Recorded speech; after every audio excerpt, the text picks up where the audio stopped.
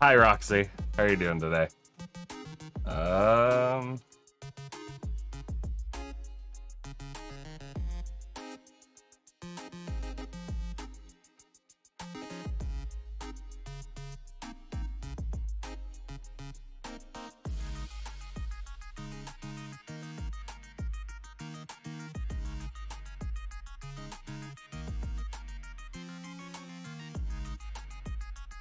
Ba-bum, bum. I think I want this up here. Okay. Just woke up. Me too, kind of. I slept in for like an hour. I was just like, yeah, I I had a little trouble getting up today. Okay.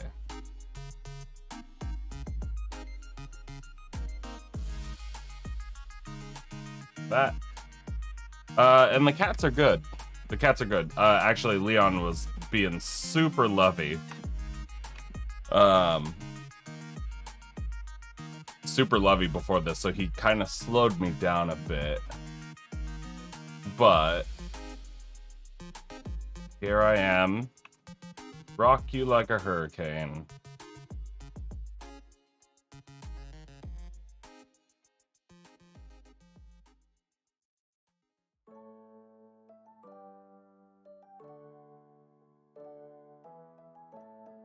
Sorry.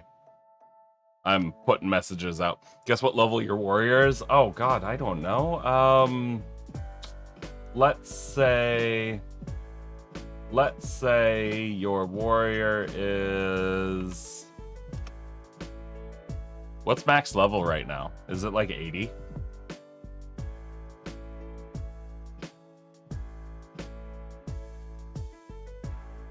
There it is.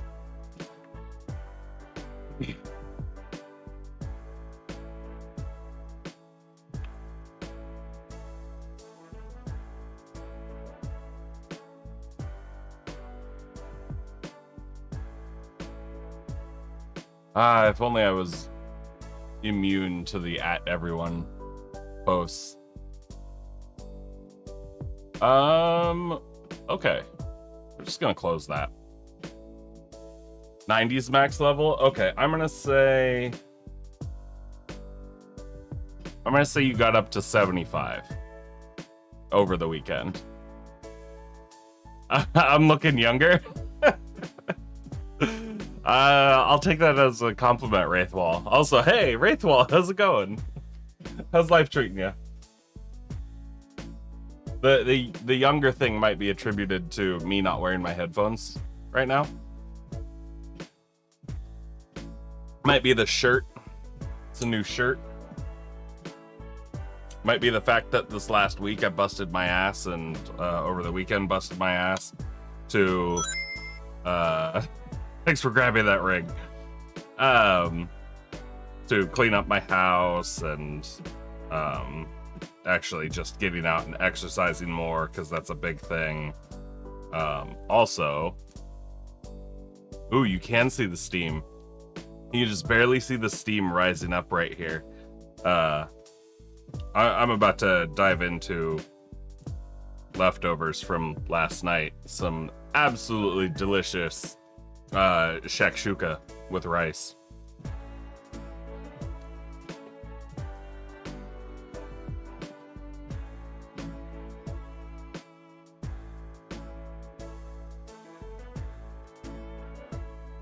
I think vegan. Hey, J-Ron, how's it going? What's that? What's shakshuka? It's a Middle Eastern dish. It's basically like a tomato stew, with just a shit ton of paprika, some chili powder. I just realized I forgot to put cumin in it, but that's okay. But yeah, it's a Middle Eastern dish. They usually have it for breakfast. And they'll crack an egg in it, and then let the egg just cook in like a divot that you create in the shakshuka. It's really good. and you can throw all sorts of stuff into it. But essentially, it's just it's pretty much just a bunch of tomatoes. Yeah, a bunch of tomatoes, and then whatever other else stuff you want to throw into it. I know lots of people do like ground sausage. We didn't do any meats with it this time, but we like to throw in like a green bell pepper, a zucchini chopped up, an onion, that kind of stuff. So it's funnily enough, it's almost like just eating tomato sauce, but it's thicker because you let it cook down a lot. But yeah, it's really good. It's got nice spice to it. I bloom my spices in the oil. So I've got like red pepper flakes in there that I bloomed in the oil. Brings that spiciness out without it being too harsh. All the paprika, it's absolutely delicious. One of these days when I have a kitchen that's presentable enough for it, I will totally do like cooking streams and stuff like that. Totally down for that. J-Ron hasn't had time to play all month. Yeah, I feel you, J-Ron. I didn't play it all this last week or this weekend. I'll be playing this week, though. In fact, yeah, I think I'm playing tomorrow. I think I'll be playing Final Fantasy Online tomorrow, or 14. Tomorrow on stream. But how's everybody doing today? How's life treating you, Wraithwall? J-Ron, how's living in the Dark Ages? And Roxy, how are things over there in the UK? I always get Roxy's location mixed up because I can't remember who comes into my chat that's from like Germany and who's from the UK and who's from like wherever. Heat wave? Woof. Ouch. Sorry to hear that, Roxy. Keep it over there, though, because it's been nice and cool over here for me.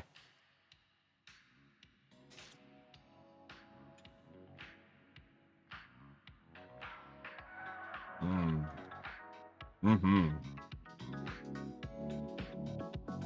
You know what I'm gonna do? Actually,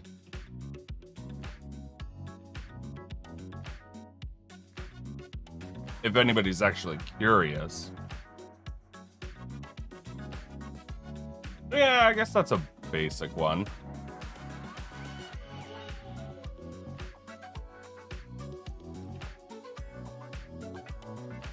Yeah, here it is. Did I? Yeah, I did. I missed out on the cumin. That's okay. Anyway, so yeah, it's my chat. I know the rules. If anybody's curious, there's a pretty good recipe for shakshuka. Pretty good. And then you can really do anything you want with it. But anyway, let's talk. Let's chat. Hey, Total Chaos, thank you for the lurk. Let's talk about what we're gonna be doing today, cause we haven't done any like D&D stuff in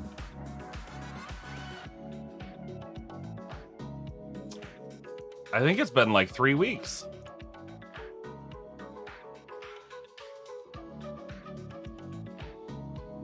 Yeah, I think it's been like 3 weeks. So let's get this shit updated. And then we'll kind of jump into it. Well, because I didn't do the stream the last 2 weeks. Actually, I don't think I streamed on Mondays the last 2 weeks. Or, no, I didn't last week. Did I the week before? I don't know. It doesn't matter. What matters is that we haven't done D&D stuff in weeks. So let's see here. I already kind of have an idea of what I want to work on today. And you're gonna see me make a lot of like typos because I'm still not used to my new keyboard. The keys are a little bit, they're spaced out a little bit more than my last keyboard. And believe it or not, I'm fumbling over that. With my giant fucking fingers, I'm still like fat fingering keys.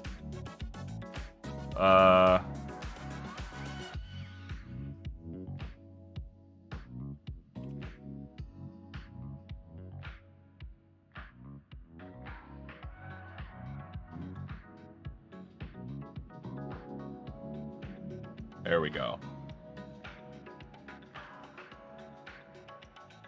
And there. We'll kind of do that. What are you two doing? All right. Cats are being cats. Typos are normal. God, I hope so. I hope so. So. Yeah. I was thinking about it over the weekend, trying to think of what I wanted to do, because I did want to come back to doing this. I like doing these streams. I haven't played D&D in a while now. You love to play D&D with me. One day we might do like we might get like a I don't know, a Roll20 game up.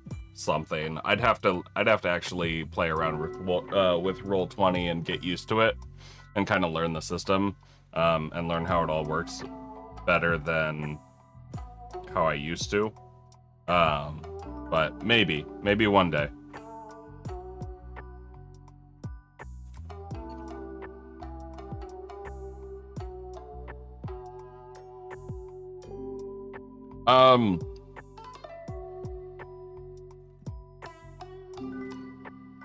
But yeah, I was thinking over the weekend, like, I want to come back to this.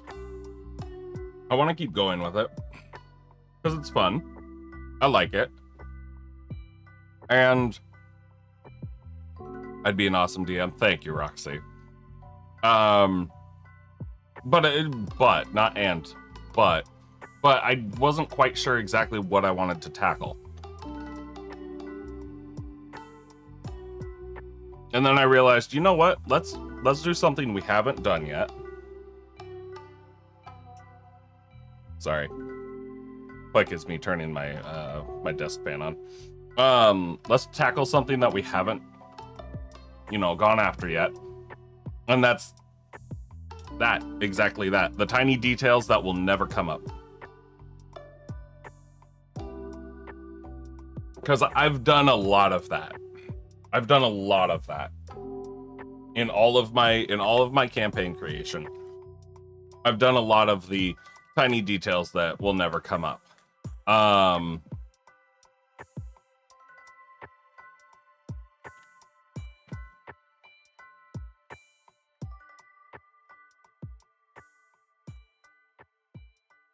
gonna get off of this page because I realize there's a bunch of stuff here that is old and is no longer accurate.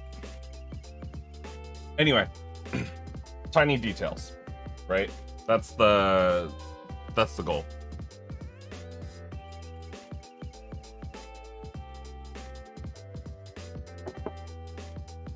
J-Ron's D&D squad is getting back into it, and you feel like you knew more than previously because of the random stuff from stream.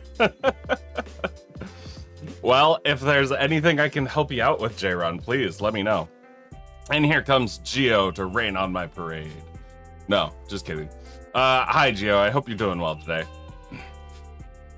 What do I mean by tiny details? Just like random small facts or more things that an NPC would not be said?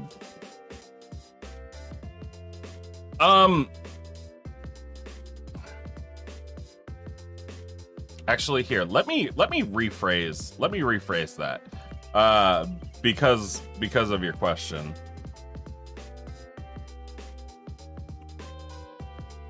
We're gonna say the tiny details that will likely never come up. because what I'm thinking of would not say about their character. Yeah, we can delve into that. We can delve into that. But really, yeah, it is gonna be, it's gonna be the smaller stuff. It's gonna be NPC details. It's gonna be, you know, small details about buildings and shit like that. So it's gonna be, what I would like to tackle today is largely world building details. So again, stuff that likely will never come up because, you know, my players aren't going to ask for every single detail about every little thing that they come across. But it's that stuff where I like to come up with it.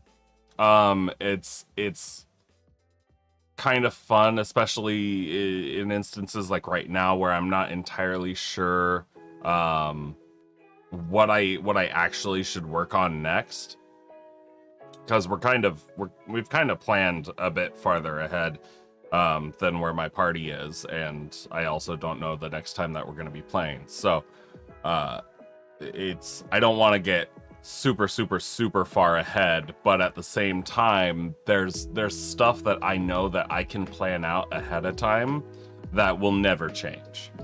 So static NPC details, static world building details,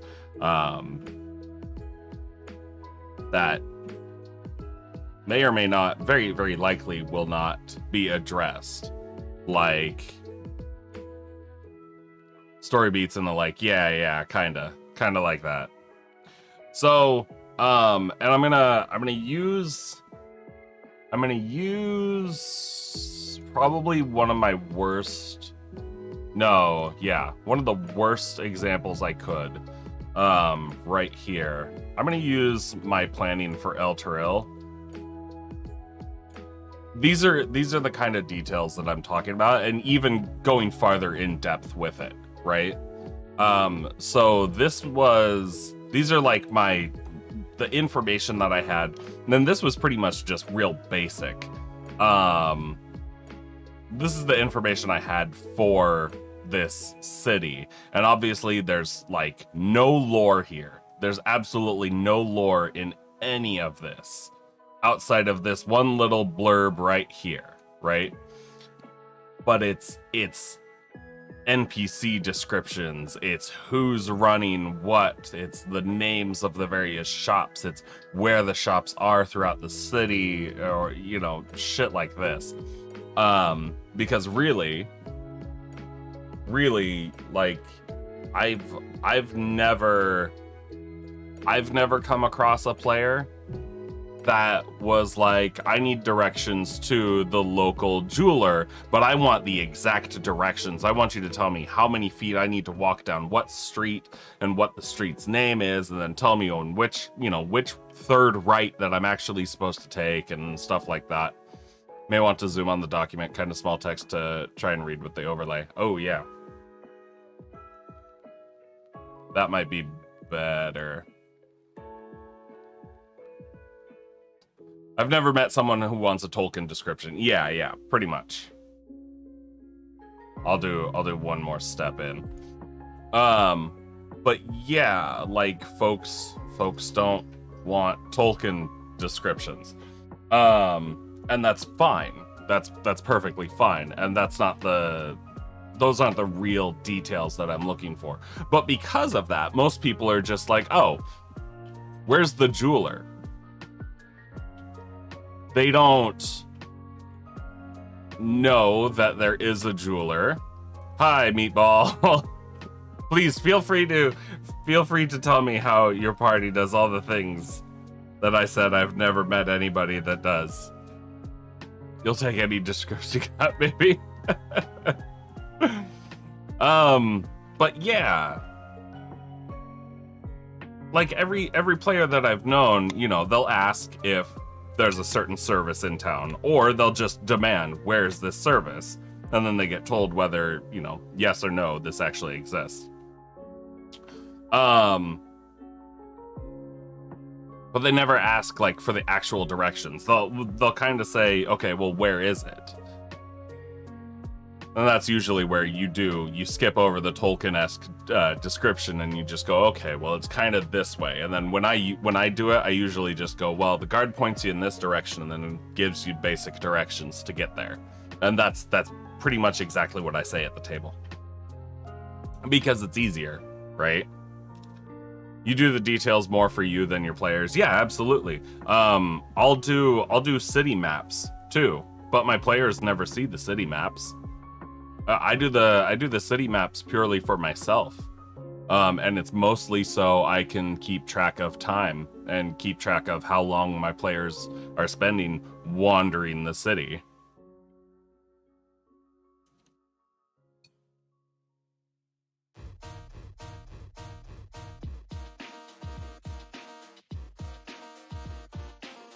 But yeah. Smaller details. Shit like this. Do they not request to see it on occasion? What, the map of the city? Generally, if, like I said, I make the maps out for myself. If a player asks to buy a map, they absolutely can. They absolutely can, and then I will share with them the map of the city or the map of wherever it is that they're looking for.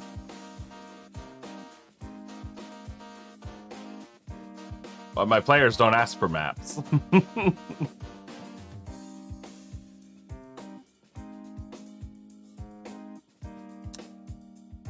You know, it's not an everyone thing, so you figured it ask. Yeah, no, yeah, my players don't ask for maps. Unless it's like they need to go to somewhere very, very specific, but it's out in the world. Otherwise, if they're in a city, they assume that they're safe and they assume that they can't get lost. And I've, you know, proven them wrong before. And I've made them get lost in a city before. And I've made them be in danger in a city before. But yeah. My players just don't ask. Not all that much, anyway.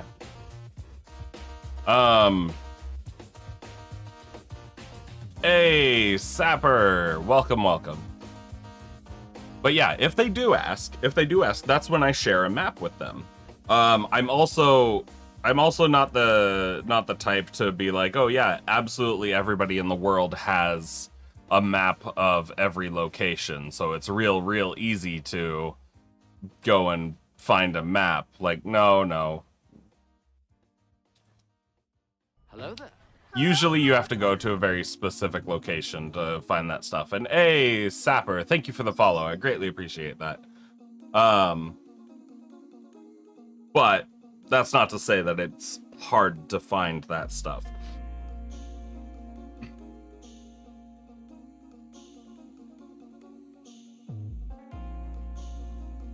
All right. Switching over to my... There we go. Lovely. Now I can really hear my music. But yeah. They don't ask, so more often than not, they don't see a map. I think once they asked once, and it was when they were in like a capital city, so it's fucking huge. Reminding you to actually work on your world map. Maps are important. And I, you know, one of these days maybe we'll just do map work while we talk about shit, but that's not gonna be unless I have like a actual pad or something, or I set up a camera to just watch me draw. You're shit at maps? Maps are... I don't know.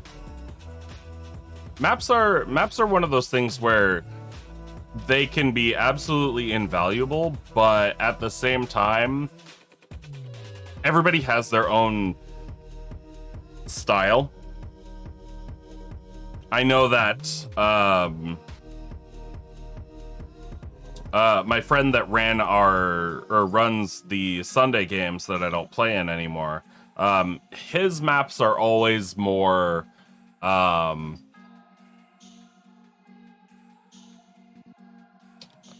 they're less accurate as far as like measurements and sizes go, and more just there to represent the general direction where things are. And that's fine. That's absolutely fine. But yeah, I guess my point in saying this is, you shouldn't consider yourself shit at maps, just because you're not able to actually produce, you know, a super awesome, amazing map that you would have been able to pick up and, you know,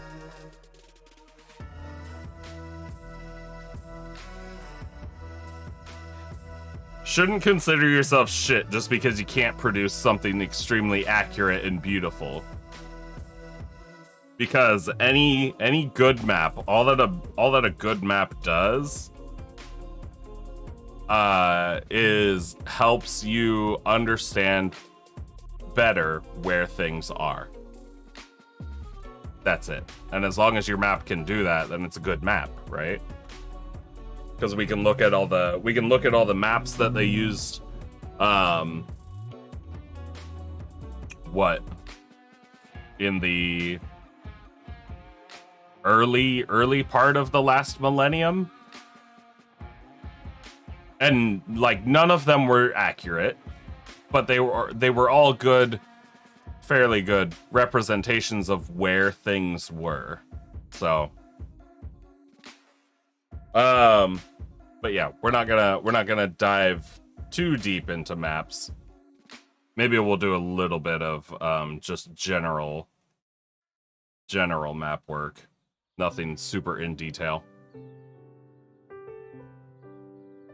France is the shape it is due to triangles, which is what made it the most accurate map for a few hundred years. Oh, interesting. What, due to triangles? In what way?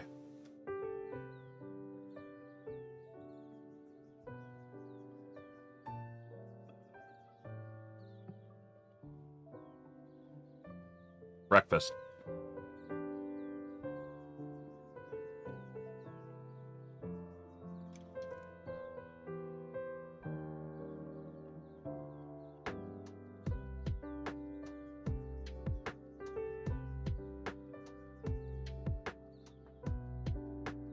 Triangles speak to God. Yeah, okay.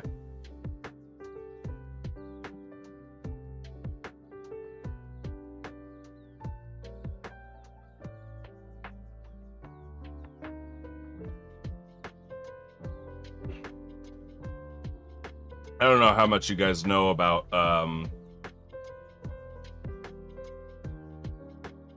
Saturn. I think it's Saturn. Saturn's aurora. You know, Saturn's northern lights. They're not circular. They're actually in a hexagon pattern. And I believe, and I could be wrong, somebody please. Yeah, Saturn's weird hexagon. Its aurora is in a hexagon pattern. We're going completely off the rails here. But some people believe that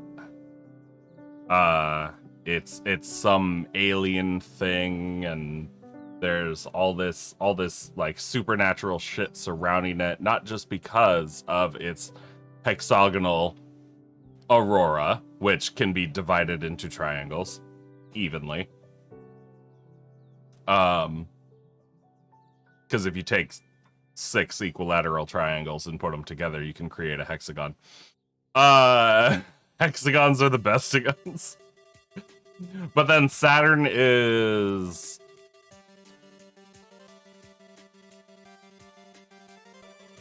Isn't Saturn also, like, supposed to be god of the gods? Something like that. I can't remember Saturn's role in Roman mythology. Yeah, Saturn is Roman Zeus. Yeah, there we go. So because of its naming and because of its weird aurora, there's also all this information that's like, oh, well, you know, this and that, this. Saturn was the father of Jupiter. Yeah. So Saturn's like, he's the god of gods, just like Zeus is the god of gods. Because we all know the Romans stole from the Greeks. But yeah. There's I can't go super in depth on it because I don't have large amounts of knowledge on it. I just know that some folks who are drawn towards cult mentalities usually end up with a fascination with Saturn because of these things. Saturn is, you think, the Roman equivalent of Cronus, who is the Titan of time? Maybe that's it. Either way, they're big, right? Saturn's big. Supposed to be big. I don't know. It's weird.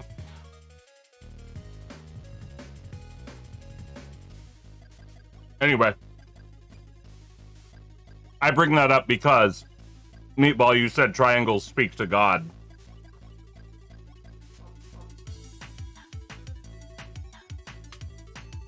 There's some truth in that.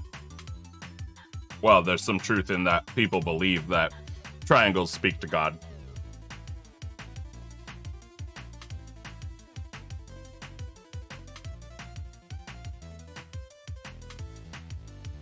Oh, Jupiter was Zeus. Oh, okay. Okay. Cool. I don't follow Roman mythology because why should I?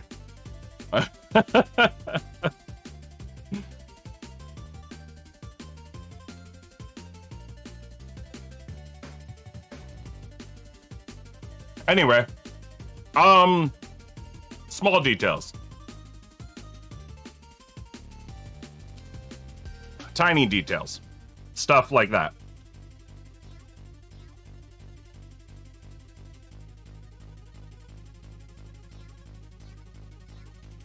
I want to make a stuff. Yeah, okay. This I can delete. Let's make a list. Let's make a list of the tiny details that, as a world builder, we're really not gonna be considering to be tiny details, right? For me as a world builder, every detail that I put into my game matters. I mean, if it didn't, why would I be putting it in, right? So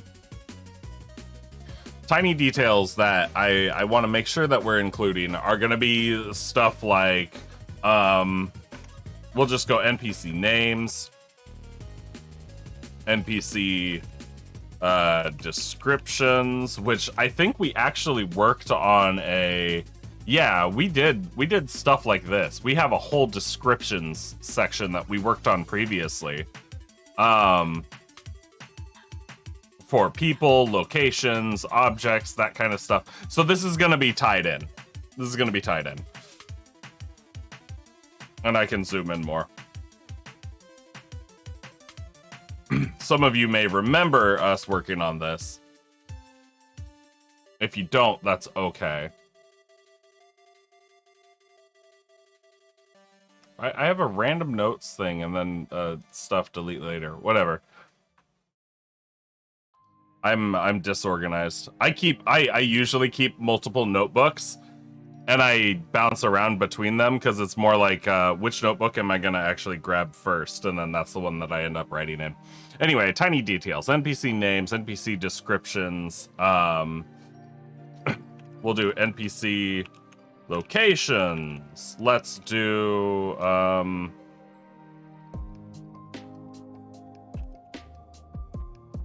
coats of arms / family crests. Let's do woof. National flags or standards.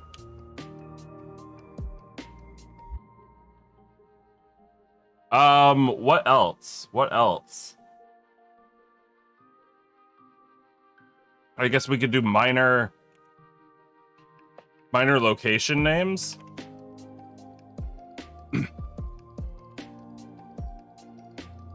Everything has a purpose, even if it is something that reverberated down generations and the original meaning is lost. Yes, exactly. Exactly. And like I said, I'm not going for Tolkien-esque levels of description here, right? Small pass-through towns. Yes, yes. Like towns that aren't on maps, right? Because if you were to look at, I'm going to use the United States as an example because I live here. But I'm sure anybody else, wherever you live, you can kind of relate to this. An entire map of the United States doesn't show every city, every town, every tiny community within the United States. Otherwise, the entire thing would be covered in text, right? Completely, and text would be overlapping everywhere and it would not be legible. Even if you were to look at the state of Oregon, where I'm at, generally, a map of Oregon doesn't show you every single tiny town. It lists the larger ones, or it lists like the main cities. It'll list Portland and Salem and Eugene. It'll list Bend. It'll show Astoria. But then the smaller stuff that's all over the place, is gonna be kind of overlooked generally, depending on its size.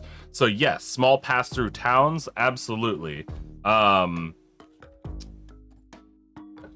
Yeah, I'll use your wording for that. Small pass-through towns, communities. Yeah, that stuff is fantastic, and I think that's also something that my world needs more of. My world needs more of, or at least this section of my world needs more of those. Needs more of the smaller locations, which we're kind of working on. Trading post, something small with like a population of 7. Yes, exactly.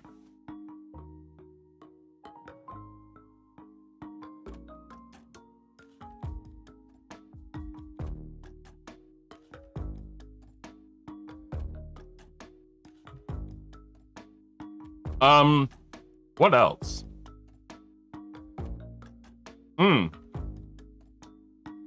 Well, I'm gonna put asterisks on this one because I think I kind of want to delve into that a bit more. Names for bodies of water. Names for mines / caves. Names. It's gonna be names. Lots of names, right? Lots of names. Names for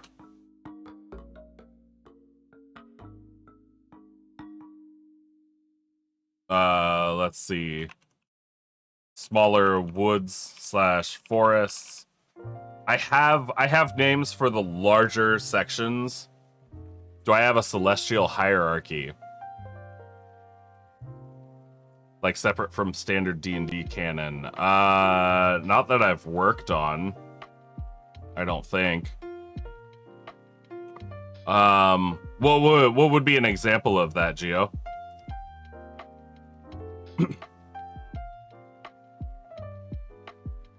But I bring all of this up because a lot of this is shit that, you know, my players, I know for a fact my players very likely aren't going to actually ask about. But when they do ask about it, or if they do ask about it, or I can work these details in somehow.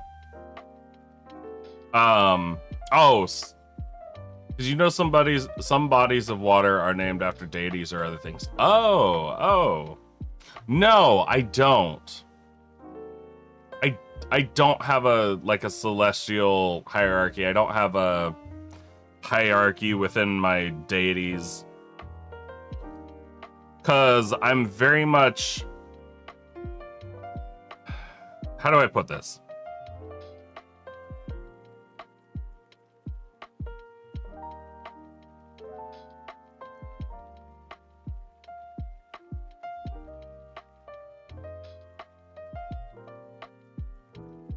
How do I put this?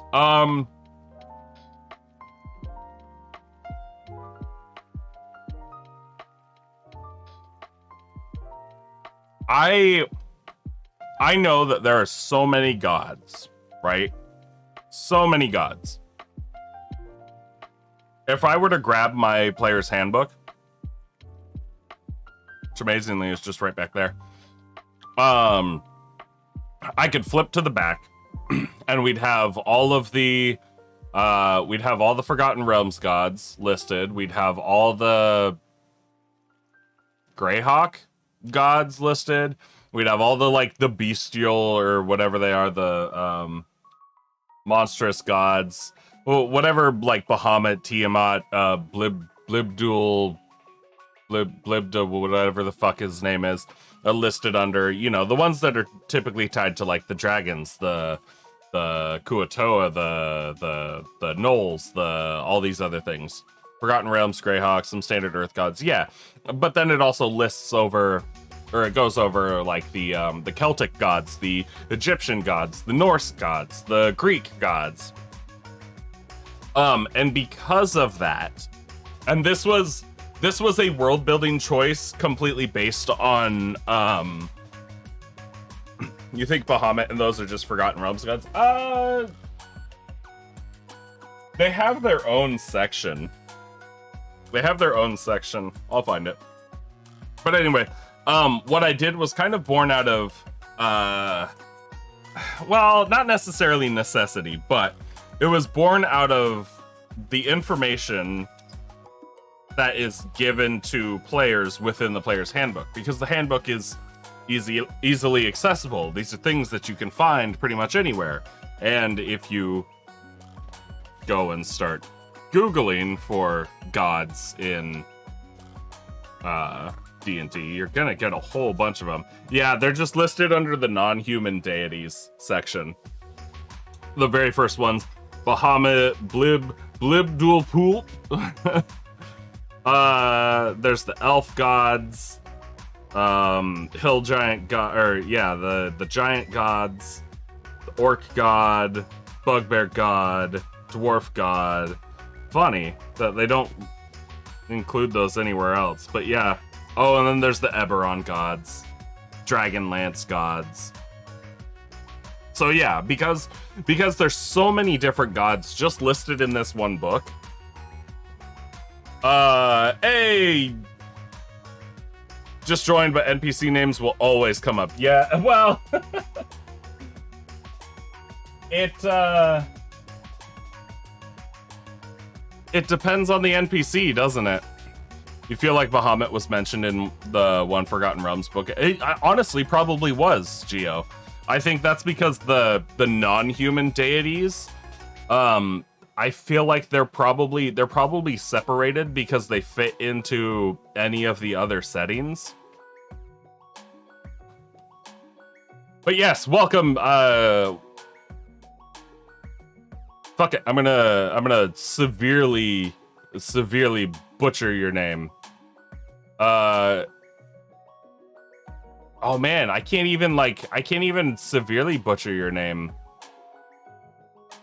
Joe Benfrey. There we go. Joe Benfrey. I know that's not right. I know I'm saying it wrong. There you go. Joe Benfrey. Fuck, I was close. Fuck. I didn't want to be close. Just make a table and what they're used for random NPCs. Yeah. But yeah, as for the gods, I didn't create like a hierarchy among that. I didn't select out a very specific list of gods because I wanted my players, literally anybody that wanted to play in my games, I wanted them to be able to jump in and, if they wanted to have a god, whether they were a cleric or not, whether they were, regardless, whether they were a class that required a god or not, that's the best way to say it. Whether they were a class that required a god or not, I wanted them to be able to jump into the game and be able to choose whatever god they wanted. Instead of me going, oh, you want to play this? Okay, here's your list. Pick from this list. I wanted them to have that freedom. So I said, fuck it. I'm going to include every god in my game. And at one point, I was actually creating a list. And I was hand-picking the gods that I wanted from all the different settings. Because I didn't give a shit. It's my setting, right? It's my setting, so I can include whatever I want. And I was hand-picking, and then it started to get a little too big, and I was like, well, shit, I need to cut down. And then I was looking at it, I was like, well, no, I can't cut down, because I want to include all of these ones.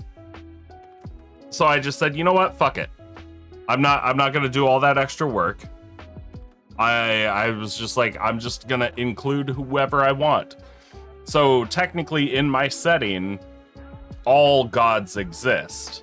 However, it's very much that I subscribe to the belief that it is a follower's belief that keeps a god alive, right? So, because all gods can exist in my world, they will only exist if there are believers in them. So I've got some basic ones thrown in that I've kind of tossed around here and there.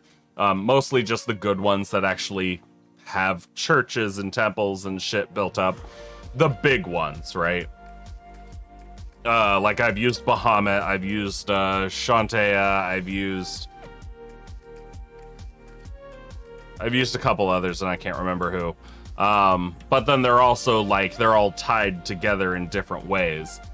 And some of them aren't just temples, some of them aren't just churches. Like, obviously, the gods of the dead, not of death, not the evil ones, but the more neutral gods of the dead, the nature gods, that kind of stuff. They're not gonna have big temples. Usually, they're gonna be confined to shrines in graveyards or forests or parks or stuff like that. Because also you don't need a giant house to be a better god than any other god, right? How good of a god you are, how powerful and how great of a god you are is completely dependent on how many people actually worship you, right? You're not a god unless you've got people that believe you're a god. So because of that, no hierarchy amongst my gods. Just because it's easier, and I think it's a little more... It's less work on my part. And the gods, although they have influence, they don't have so much influence that a hierarchy would actually matter. It also means that gods will and are going to clash all the time. You take everybody and put them on even playing field, somebody's gonna try to fight for that top dog position, right? Joe, you just stole characters from that animated movie, Mune, to be your gods? I feel like I've heard of that movie. If there's no clerics in your party, you just ignore it completely. And there's something else, because I've encouraged my players to be like, you don't have to be a cleric to believe in a god, right? You don't have to be a cleric to, want to worship a god. In fact, my monk player, being a monk, being not really a spiritualist, more a monk just for the combat, and that's fine. But she's she's leaned into, or at one point she just went to a temple and was like, I want to find a shrine that just calls out to me. And they were in the Feywild, they were in the big elf city, and I just ended up rolling a die to see, or I had her roll a die to see what shrine she ended up at. And I don't think she's in here, so she shouldn't know, but she ended up rolling for the elven goddess of luck. I can't remember what her name is right now. But yeah, it's the elven goddess of luck. And I was like, oh, okay, interesting. So she started, she's picked up on that, and she started to pray to that goddess and is trying to build a connection there. And of course, it's not one of those things that are just immediate, but she has seen a couple things from that. Mostly stuff to keep it's the shit that a lot of gods starting out will do to make sure that they have people believing in them, right? Sending angels in dreams and shit like that, right? Isn't that what the entirety of the Old Testament is just a bunch of divine intervention through different ways in order to enforce the belief that their God is powerful? And if you're Christian, I apologize for any offense that you may take over the things that come out of my mouth. I have nothing against true Christians.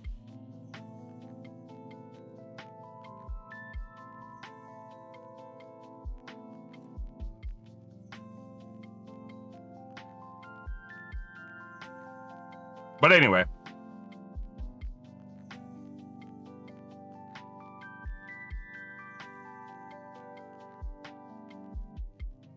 This came up because Geo mentioned the naming of stuff after different gods and whatnot. And I like that idea because it happens, right?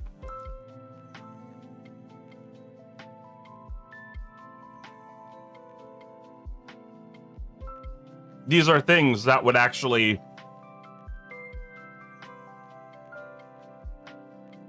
occur. These are naming conventions that people have and will continue to use, right?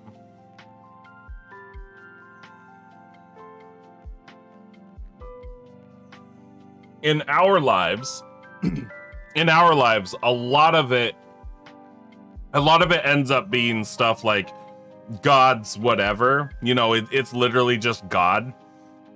No name, because it's not the Christian God, but the Abrahamic God, right? Because you've got the three Abrahamic religions, basically.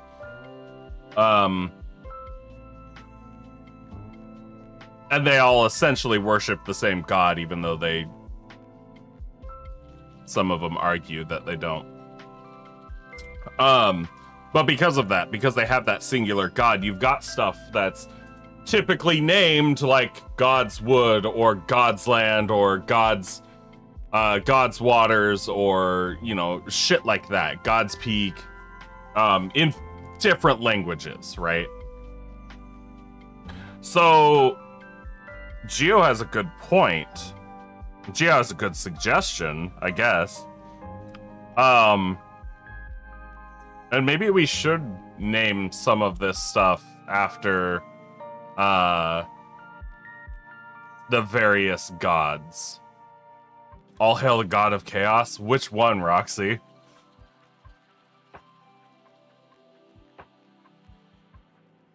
I'm gonna shrink that, and then I'm gonna, let's see. I'm gonna make another thing over here. Naming conventions. Nah, but Slanesh, maybe Nurgle. Fair. As a Christian who plays D&D, no one will ever butcher the Abrahamic faiths as much as the 5e setting for biblical times. I haven't seen that setting, Joe, but I kind of want to. Now I kind of want to.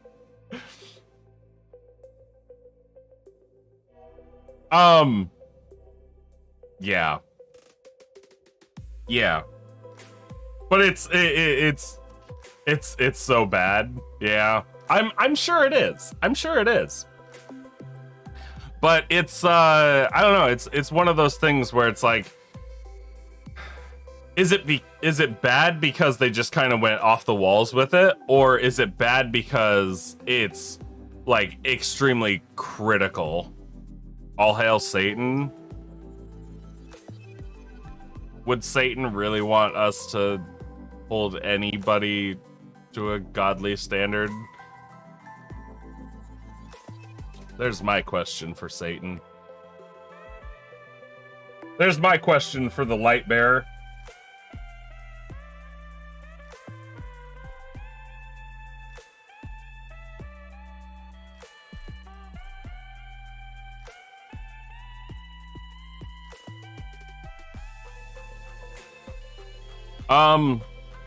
Yeah.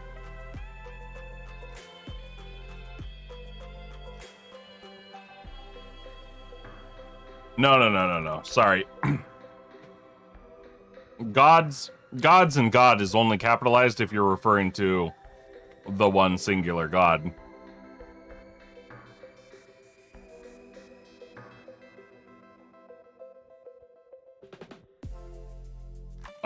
We'll also go for,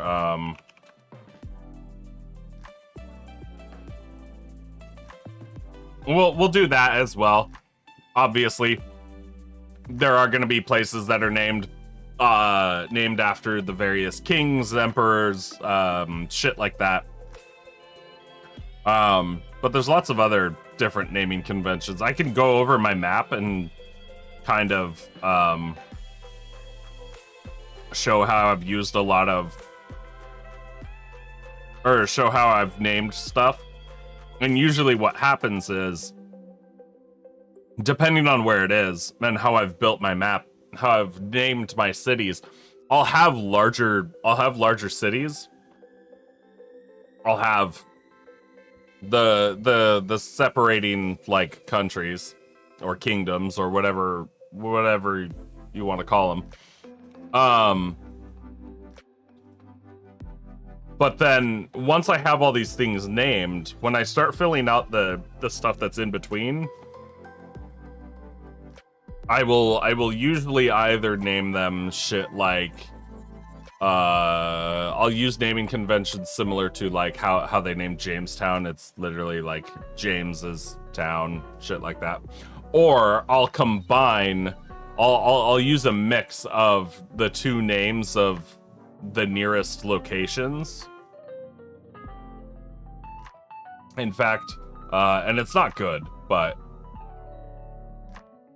do I have the map up here? Oh yeah. So here's one. This right here is a good example. It's literally like Mount Den is the mountain right here. Then the woods around Mount Den are the Den Wood. And then the town there at the base of the mountain is Denfeld, and I don't know why I said Feld.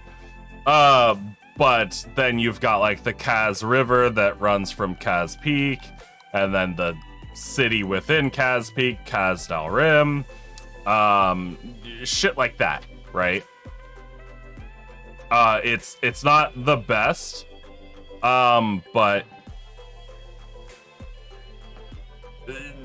different naming conventions, that kind of thing, and they kind of do. It kind of works. It's bad because they tried to do it seriously and messed up the lore, for lack of a better term. Oh lord. Father Nurgle wants to spread his gifts. They just keep giving. Such charitable God. Yes, he is. But then I've got a town, I've got this little town here of Traderstead. It's literally a town that was created because this is where traders ended up, you know, setting up shop. Kind of like a halfway point between these three large settlements and the capital. So Fort Town here, larger town here. Then you've got Wayton here, which is a little smaller, but still not just a tiny little town. It's defended. And then the capital, and of course, naturally, you're gonna set up shop somewhere in the middle. My routing for my roads don't make any sense, so technically I should have more roads coming off of Traderstead.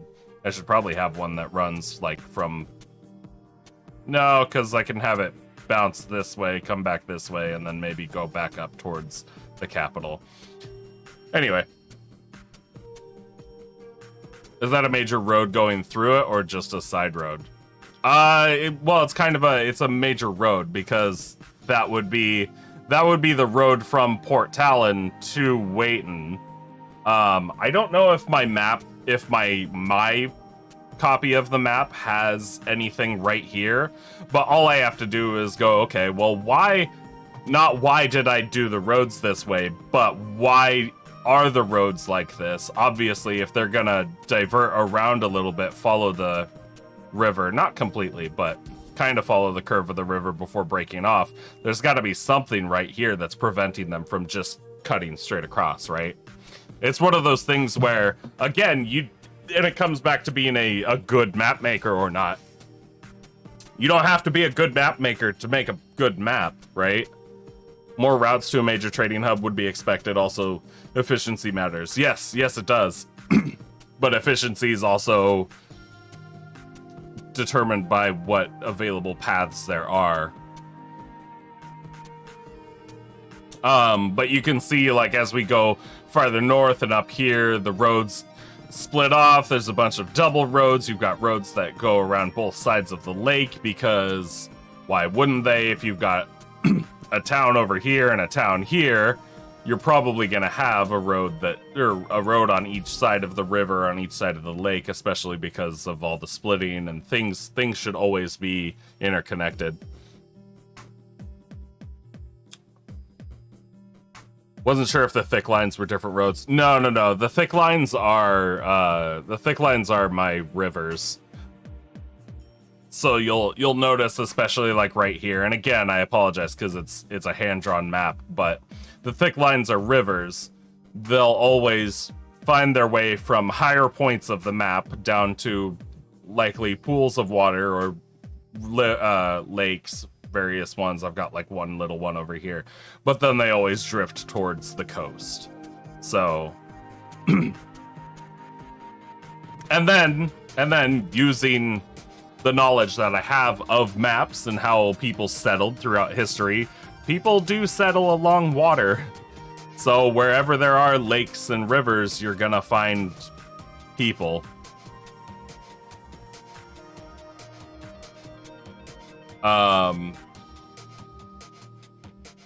So yeah, a lot of the locations that I have, unless there's something very, very specific about the location, they're going to be along locations that are going to be more I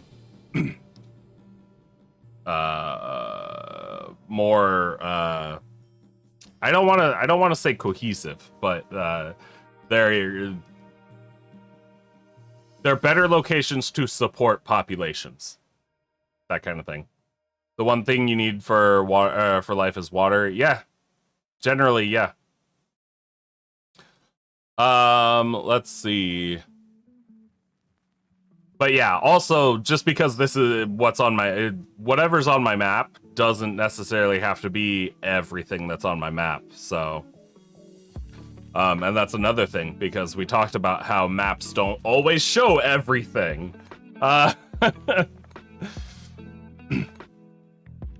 Joe, you think it's a trap to name everything? Sometimes the forest to the north is just the forest to the north until the players do something interesting enough for a name to be propagated. Yeah, that's absolutely true.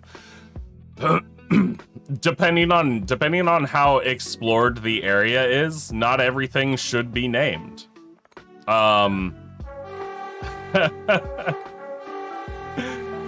Potagax coming in with the raid. Thank you very, very much. I appreciate that. But yeah, not everything should be named. How was your stream, Potagax? What were you streaming? But yeah, not everything should be named. But if it's a highly developed area, if the area is well traveled, then parts of it are going to be named. It's just one of those things. You were streaming 14. Nice. I'll be streaming that tomorrow. But yeah, you're right. Not everything needs to be named. Will there be a haunted building? I don't know, Roxy. The river could be trade if it's a large enough river. Yes, absolutely. Rivers absolutely will be used as trade routes.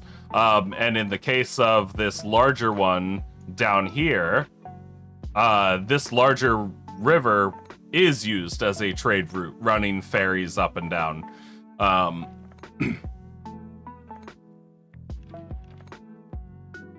But I don't have to put that on a map. Even places that are no longer on water were at some point. Mexico City. Yes, absolutely. Absolutely true. The river, if large enough, could be a way of transportation. Yes. Every river should be used as transportation. Every river should be used as transportation. That's how things have been for thousands of years. People have been using the water as a way of transportation. Am I trying to tell you there's something important about water? Believe it or not, Meatball. Yeah. A civ with no roads, just rivers. That'd be cool. That would be, Joe, that would be Venice. I need some music. A civilization that wholly relied on water for their main medium of transportation, or waterborne craft as their main mode of transportation. That would be Venice. That's about it. It could also just be an amalgamation that means northern forest in another language. Yes, absolutely. Absolutely. So these are the naming conventions, right? So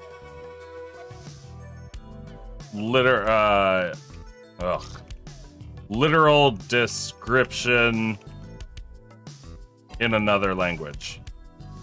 What's a good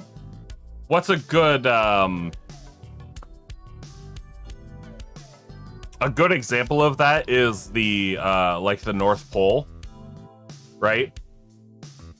Or no. What is it? Is it the Latin name for the polar bear? It's the Latin name, yeah. It's the Latin names regarding the North and South Pole and the things that live there. I believe the Arctic Circle is quite literally just the place with bears, and then the Antarctic Circle is the place without bears.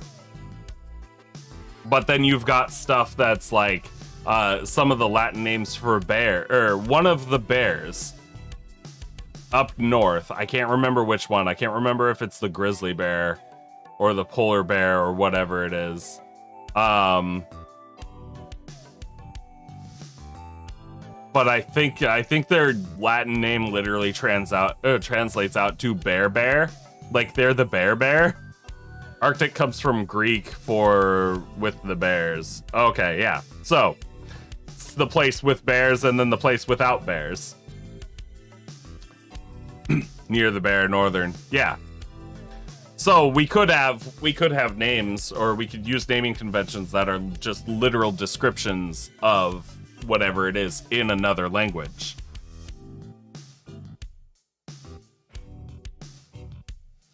Need we point out how many rivers are called Ahon? No, we don't. You just put things into a translator online generally? That works, Geo. Egypt also formed around the Nile. Yes, it did. Lots of cities. I know this because Portland, Oregon literally straddles the Willamette River where it connects to the Columbia River. Egypt literally formed around the Nile. New York. What's the river that runs through New York and breaks it up? Like New York City? Yes, Portland.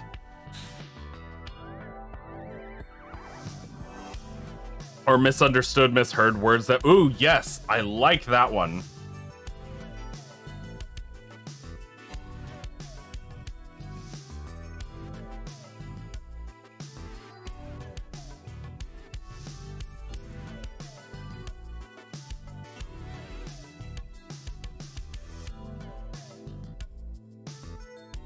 I like that one. Because, yeah, that absolutely happens. That absolutely happens. And that's usually because it comes from communicating across language barriers. Indus River Valley Civilization. Yeah, anyway, lots of places. Good. Lots of places 100% rely on the water. I could not tell you why Las Vegas or Phoenix, Arizona exists, though. A lot of Native American place names are like that. Yeah.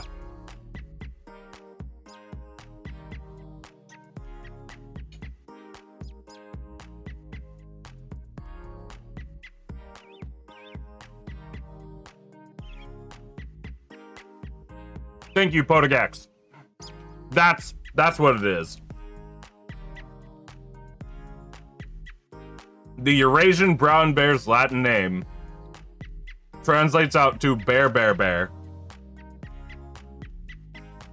So if you ever wanted to know what bear was the most bear, it's the Eurasian brown bear.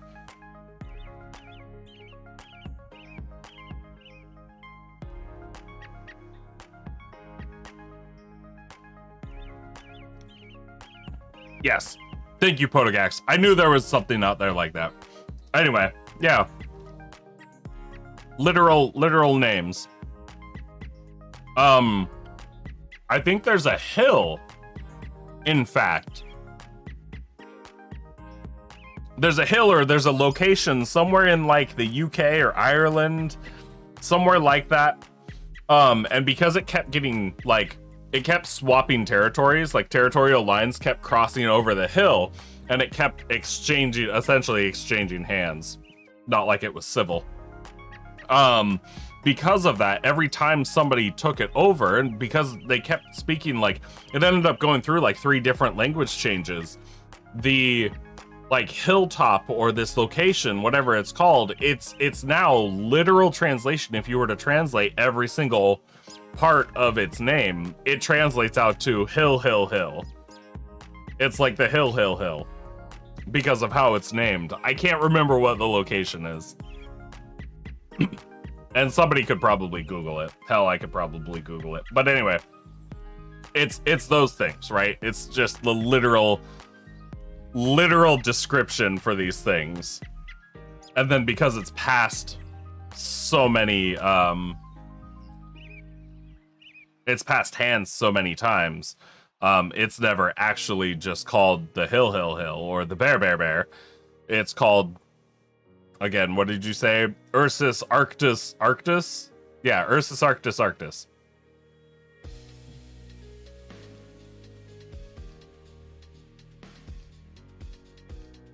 Which doesn't sound like bear, bear, bear.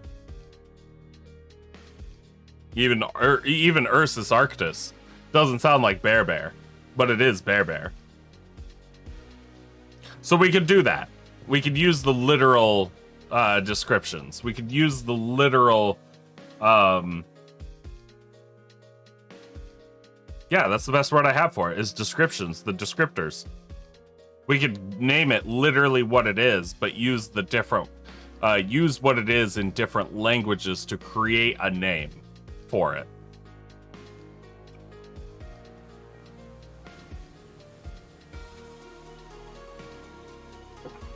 This is how real life works, folks. Isn't it depressing? That nobody stopped and thought, huh, let's maybe not. Let's maybe talk to the people that named it beforehand and see what they actually, like, what that means. Anyway, so those are various naming conventions. Let's go back to the tiny details. What else should we include? And probably less descriptors, because again, we have this whole thing right here. We have this whole thing right here that we worked on previously that was just descriptions, right? So we don't necessarily need actual descriptors. But we need the stuff that we would apply those descriptors to. And it's not bad. And I guess it is really just a lot of names. Again, we've got like the coats of arms, family crest, flags, standards, that kind of thing. Those are always good to include. Always good to include. Even as like a just kind of like a passing thing. It's like, oh yeah, as you walk into town, you see this flying high above the gate. And then you walk into town and the whole place is on fire or something.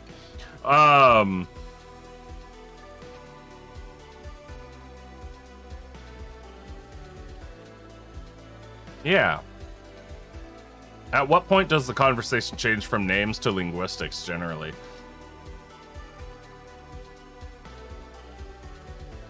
That's a good question. I think it depends on who's talking and how well they are able to move along with topics.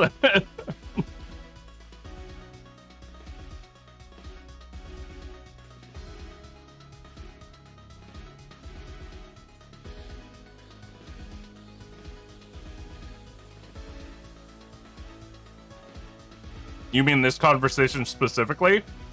Well, I think we've kind of...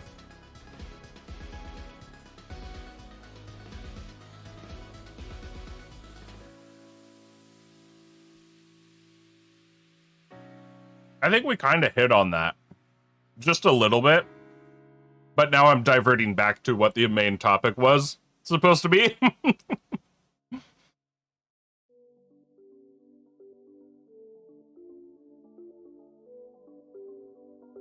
Is this? Joe, I'm looking at this site. Here, I'll share it here.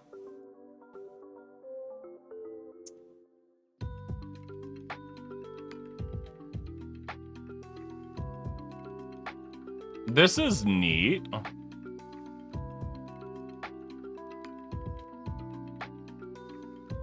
Okay, so it's literally just randomly generates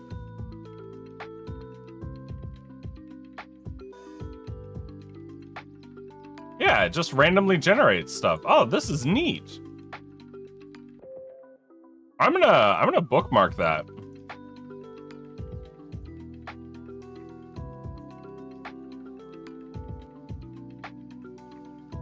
In options, you can change stuff and edit them individually too. Neat. Yeah, I'm gonna hold on to that.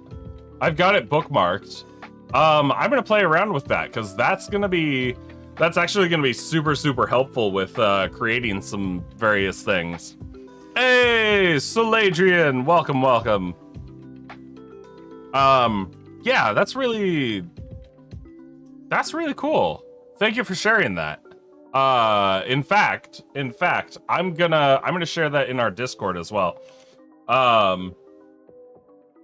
Let's see, tools and resources. There we go.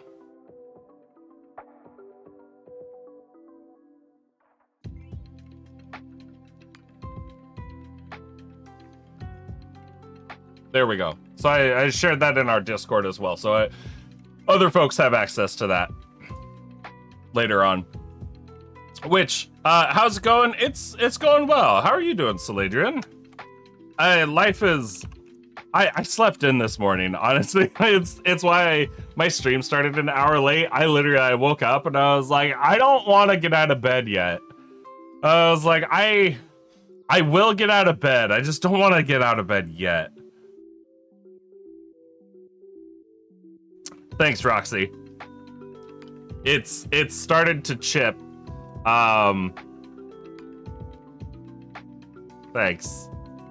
I'll be sure to take all the black off and then repaint it tonight. But yeah, there's the link to our Discord. If any of you aren't in the Discord and you want to stay in touch outside of the streams, please feel free to join that.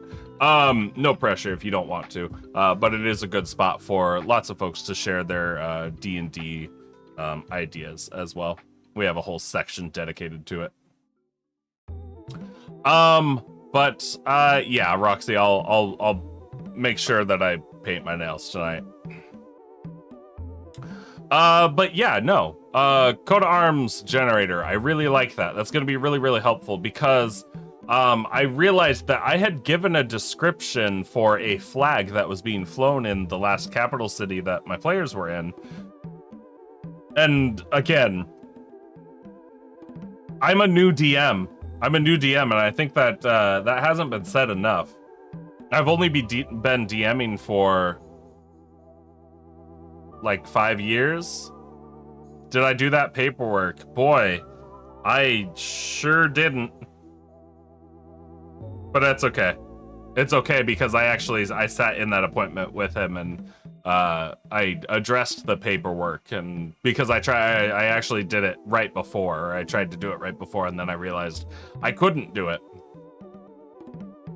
And I had questions about it, and he didn't care about it. So it was paperwork that didn't even need to be done.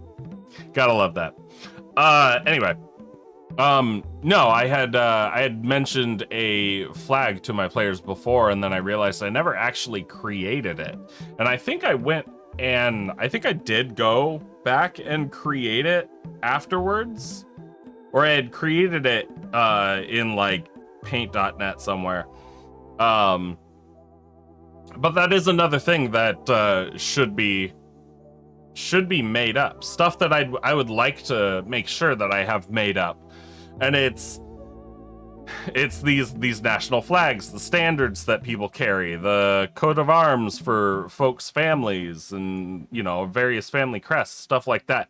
Whether they're insanely rich and they're part of the noble class, or they're poor, they've got no money, they've fallen on hard times. If there was a point in their history where they would have had a family crest, they'd still very likely hold on to that and display that wherever they could. Which more often than not is just within their house as a reminder of, their roots and who they are and who they come from. That kind of shit we love. But yeah, tiny details. Is there anything else that we can add?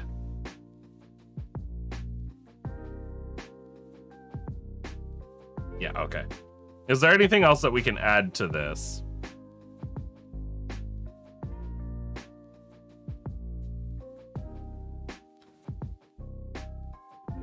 There probably is. And it's probably stuff that I'm just not fully keeping track of right now.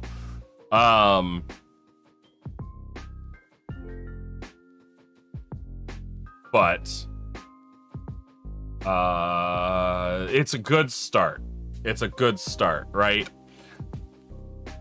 So I'm gonna still work within this one just because I don't have full.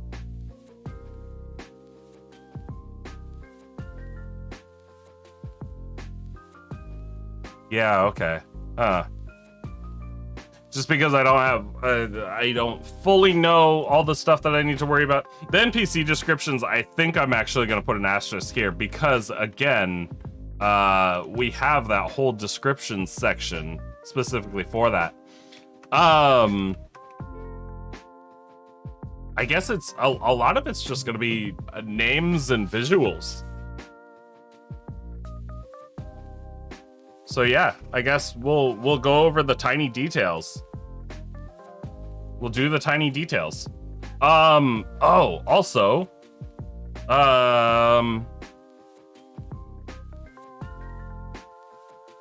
specifically for towns and trading post locations, let's do populations.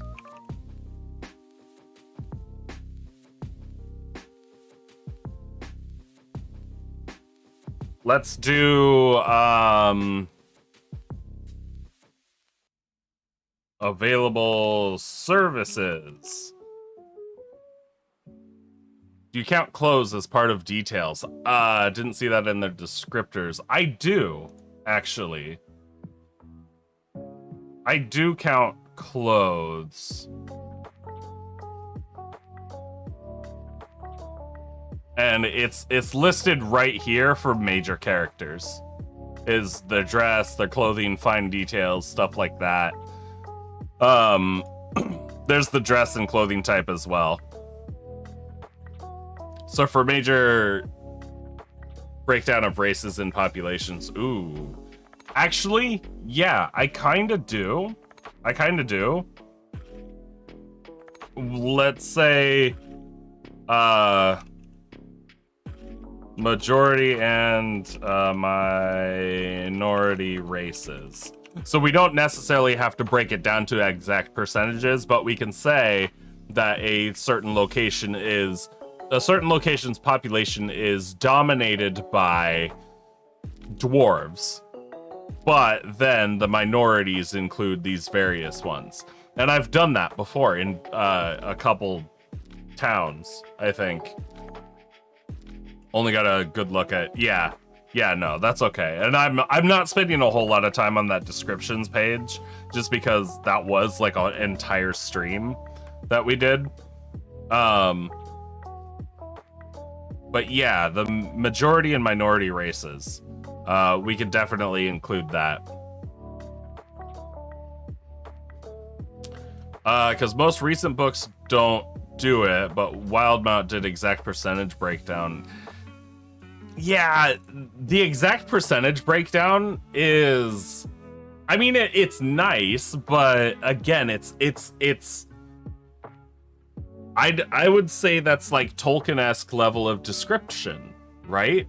That's Tolkien-esque level of detail, where do you really, do your players, do you as a DM really need to know that the high elf population within your city is 13.6% of the total population? Probably not. Just reached level 70 warrior. Congrats, Roxy. It was something that AD&D 2 did, so it may have just been to emulate that. Yeah. And you know, AD&D and older versions of D&D did a lot of stuff that just isn't, I don't know. There's a lot to it. And Gio, was it you? No, it wasn't you. Sorry. It was, who the hell was it? I think it was Puffin Forest. Puffin Forest on YouTube did a read of an AD&D book and read Gygax's notes in that, and it's very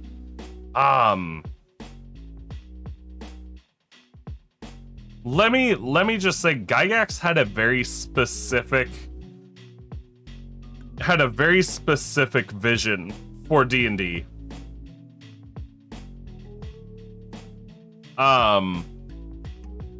He had a very specific vision for D&D, and he wanted it to be played a very certain way. You think he did the OG DM's guide? It's neat, but a lot of things that may not work today, like taxes. Yeah, that kind of thing. But yeah, Gygax wanted the game to be played a very specific way. He had an idea of what the game was supposed to be like.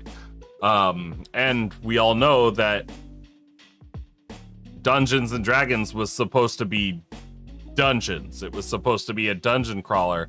And I know a lot of people don't play full-on dungeon crawlers anymore. They do a lot of overworld travel. They do a lot of free roam, I'm gonna quote, free roam stuff. Lots of stuff that just uses the rules of D&D but doesn't follow what the original vision for D&D was. And I'm one of those people. I don't necessarily want to be in dungeons all day long. I don't want to be in caves for every single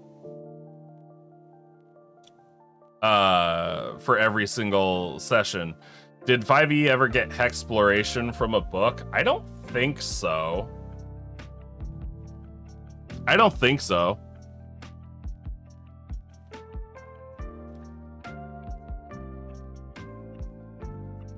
Not that I've seen anyway.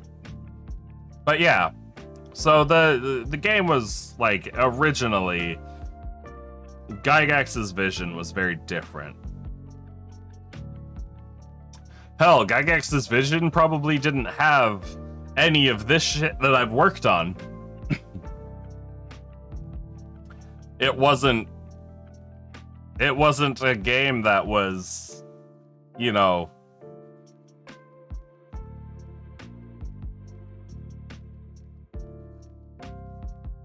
it wasn't Lord of the Rings. And I think a lot of people like the Lord of the Rings aspect.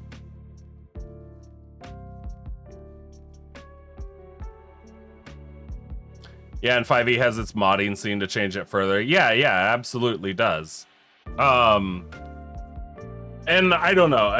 We can get in depth on my thoughts on 5e and the haters of 5e. Because I think that's kind of where we might be headed. It was but wasn't because they got sued for it at first. Yeah. Twitter's a bloodbath right now. Oh god, I haven't paid attention to any of it. All I'm gonna say is I like 5e because it does have basic rules. It does not have a rule for everything, and I as a player, I prefer it that way.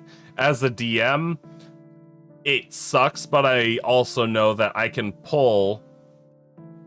Stay off of TTRPG Twitter for a bit. Okay, I will. But it's one of those things where it's like, I don't know. You adapt. I think 5e's good for people that can adapt.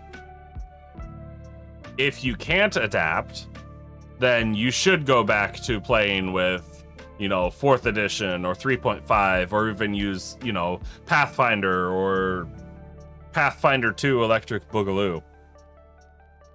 And I guess that's if you want to stick with fantasy. If you want to go more sci-fi, then you've got Starfinder and shit like that.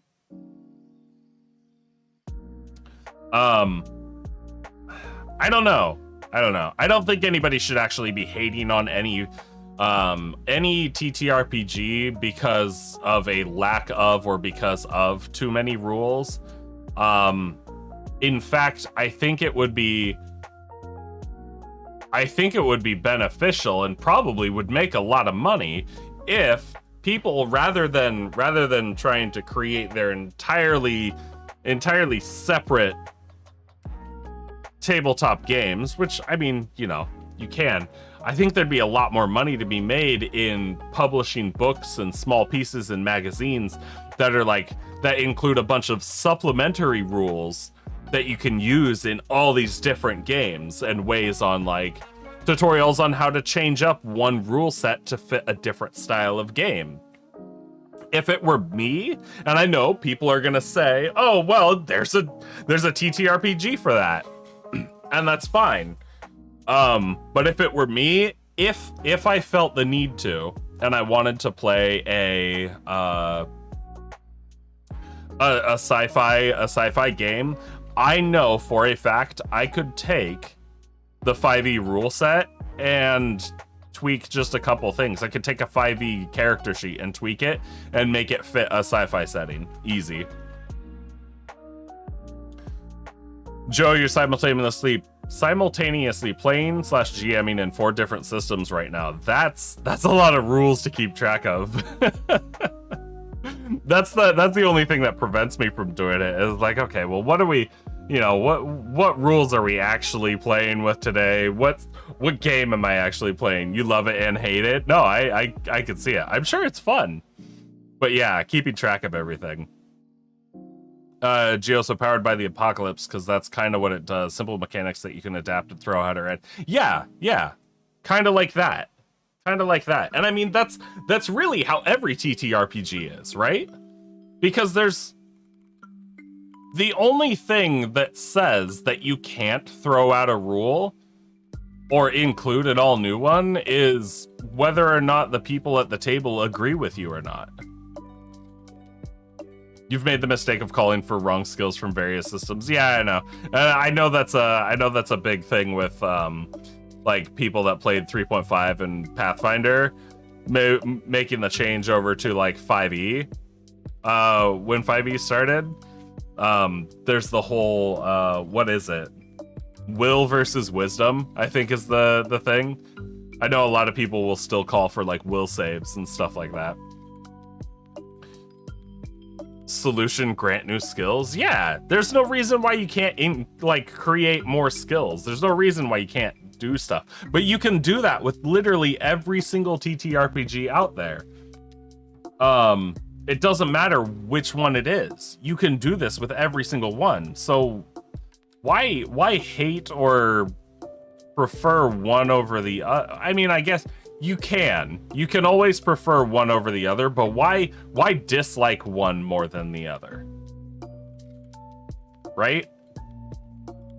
Like you can like them all the same but have a preferred one. But what's the point in like disliking any of them when you can actively change up the rules and how things work as you see fit? There's no point. For you, Pathfinder 2e is more fun to play, 5e is more fun to run. I could see that. I haven't played 2nd edition Pathfinder. I've seen the rules a little bit. It does definitely feel like it plays more like a video game. More like it looks like it plays a lot like the Divinity games. 4e is great, well, combat wise. Yes, I've looked into 4e a little bit. I know a little bit about 4e, and it seems like combat is fantastic in 4e. And welcome, I'm gonna butcher your name, Ilwin Valtar. welcome. But yeah, like 4e has redeeming qualities that I've seen, and I kind of like how just Valtar will work. Okay, Valtar. I kind of like the idea behind having very specific actions that you can choose from and do, because it does seem a lot more balanced than something that has a lot more freedom. Freedom is always going to end up with overpowered shit. The more you restrict something, the more you can balance it. It's a, 4e combat's kind of wargamey, which you love. Yeah, it all depends, doesn't it? You like 4e's power system? Yeah, it's fantastic. But again, it's one of those things where it's like, the more restrictions you put on something, the more balanced it is, which means virtual tabletop, Valtar. VTT is virtual tabletop.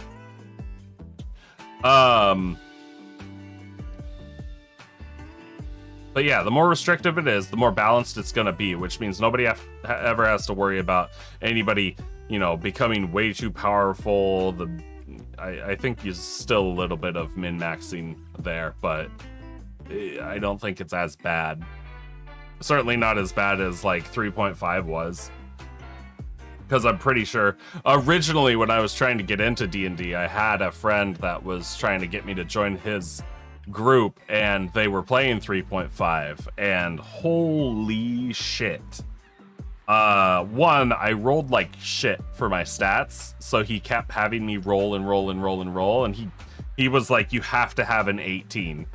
He was like, you have to get an 18 to start out. And I know that's not typical, but No, it was just like this is what you have, and then what rate, what class do you want to play? Okay, if that's the class you're gonna play, you have to do this. And he was like, you absolutely have to min-max your stats, otherwise you're not gonna be able to compete. And it's like, okay, well, that sucks. And that could just be the group, but still, yeah, 3.5 is rough because of the amount of things you can do. Yeah, there's a lot. Infinite stats at first level. Yeah, there's a lot. There's a lot of stuff. I always thought it was weird that there was an entire feat dedicated to using rope. And it threw me, right? It really encourages you to min-max. Yeah, it really does. But yeah, an entire feat dedicated to using rope. I have a friend who speaks of his 3.5 experiences and said that he made a character that was specifically like rope based because there were so many things surrounding rope. Valtar, thank you for the follow. Like it's silly and it's cool because I understand that with so many different options, you really can customize your characters and make them be unlike any other character, right? And I know that's a big thing with 5e, but rope and leather, the best combo. Keep it in the bedroom. But I don't know. There's a certain point. There's a certain point where it's just too much, and I think 3.5 for me anyway. 3.5 was just too much. Not to say that it's a bad system because I know so many people love it and I haven't ever actually played with it, but it's a lot. It's a love-hate because on one hand you like the options and makes for diverse builds, but it also makes the power gaming munchkins soar and makes it unfun for typical players. Yes, that's very, very true. Also, I get the diverse build thing, and I know that it's an issue that a lot of people take with 5e. Again, who says that you have to stick with those rules, right? I think the totem barbarian is one of it's the example that I can think of right now. In the player's handbook, totem barbarian, it's great. It's known for being extremely fucking tanky unless it's up against psychic damage, right? As long as your barbarian goes with like not bear. Which would be dumb. 5e is more or less a guideline. Yes, it really is. But I've told my my barbarian player, I was like, hey, if you don't want to take, one of the 3 totems that are in the book, at whatever levels, I'm perfectly fine with you coming up with other totems, because why wouldn't there be? Why is there only, or the only reason why there is bear, eagle, and wolf in the book is because are they really gonna include 15 different animals to be totem animals? No, they're not. It would take up way too much space. So they're gonna include a couple, but then I told him, I was like, if you want to come up with a new totem, do it. Fucking do it. Just run it by me so I can make sure it's not overpowered. And then, yeah, we'll go with it. That's it. Yes, homebrew that shit. Homebrew is fantastic. Again, it's why I like 5e. It's less, there's less heavy duty math. You really don't have to worry about a whole lot of pluses and minuses. Totem of the Sea Urchin, if you got something, absolutely go for it, Valtar. But yeah, anyway, you guys got me ranting about all of that, and it's not what we're supposed to be working on. But yeah, those are my thoughts, right? Those are my thoughts on that whole situation and whether or not people should actually be, I guess, disliking any system.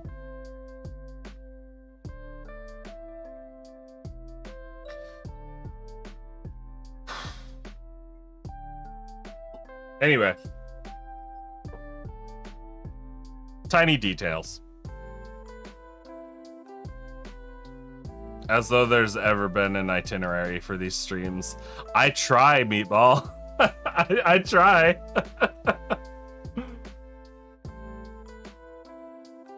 But there's the, you know, there's the other part to that where it's like, you know, I want people to be able to bring up and discuss whatever they want to during these. The main goal is really just there so I have something to fall back on when conversation lulls, or I run out of something to, you know, I run out of something to talk about. So we talked about, or Geo mentioned the majority and minority races. Again, I'm not gonna go into like percentages on populations. I might do ratios.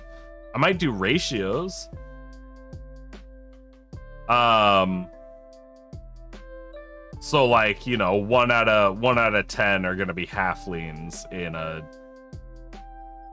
elven city.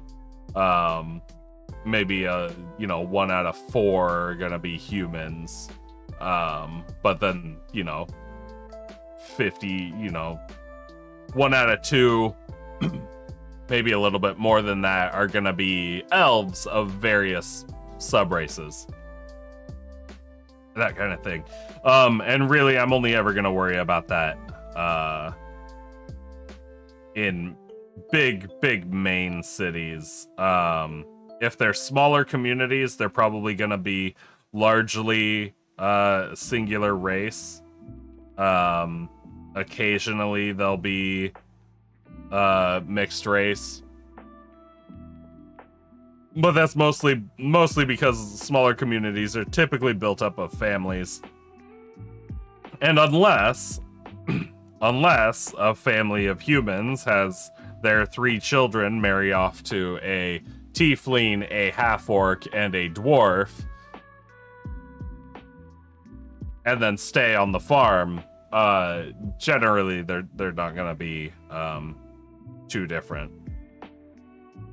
So you might find like you could find a mixed race family, I guess, of like half orc and human, or elf and human. What would a elf and a tiefling make? Because technically, isn't a tiefling just a human, but with devil genes mixed in? But then if an elf can breed with a human, an edgelord? If an elf can breed with a human, does that mean that an elf can breed with a tiefling? Can an elf breed with a half-orc? Can a half-elf breed with a half-elf or a tiefling? Or, sorry, no. Can a half-elf breed with a half-orc? And then create a full human?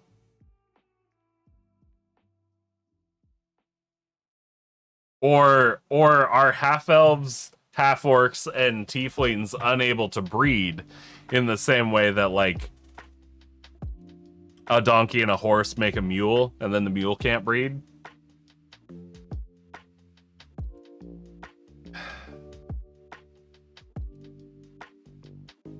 These are the important questions that we need to ask.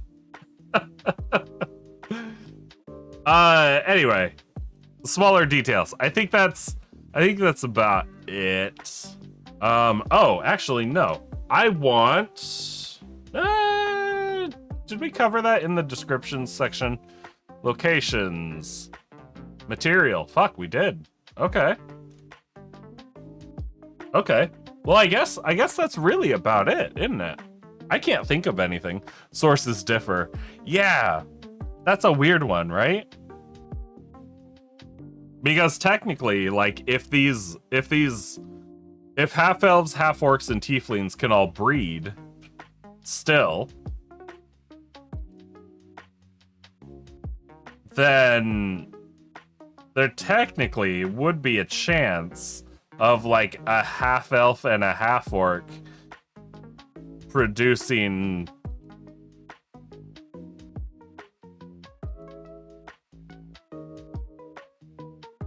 an abomination.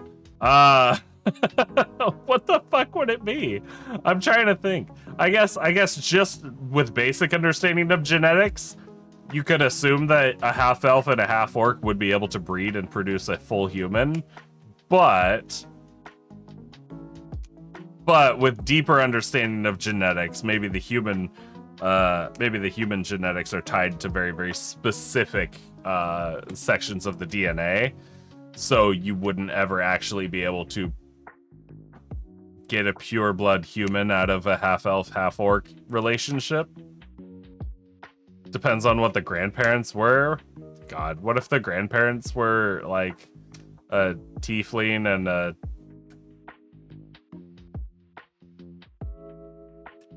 Can an elf breed with a tiefling and create... Well, yeah, because an elf breeding with a tiefling could create a half elf.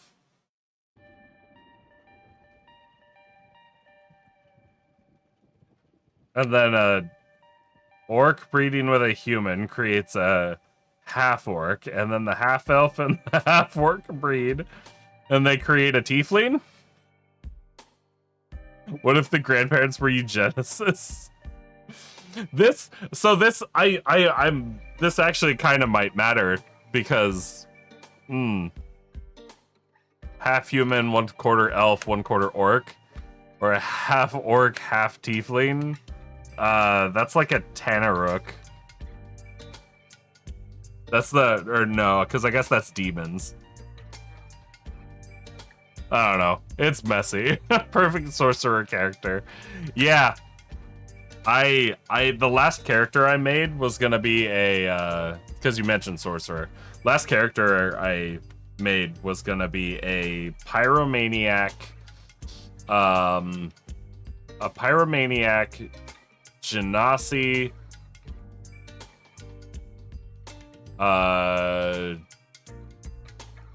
Genasi sorcerer, the whatever the dragon ancestry is. Yeah, dragon ancestry sorcerer.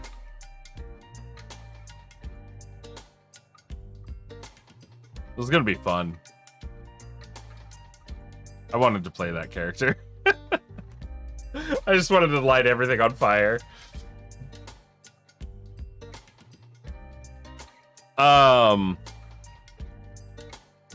Yeah, half elf, half orc with a little bit of demon blood flowing through them. That's assuming that everything gets passed on. Also, tieflings are weird, right? Because they're not necessarily like, aren't they created through not just sex, but also through deals? Or they can be created through deals, so technically wouldn't have to have sex. It would just be not necessarily like devil blood, but just devil magic. You wanted to make a genie skeleton alchemist in Pathfinder 2e, but don't have the Skella book. Oof. Sorry to hear that. Okay, anyway. Let's take this information. And let's apply it somewhere. Let's tackle...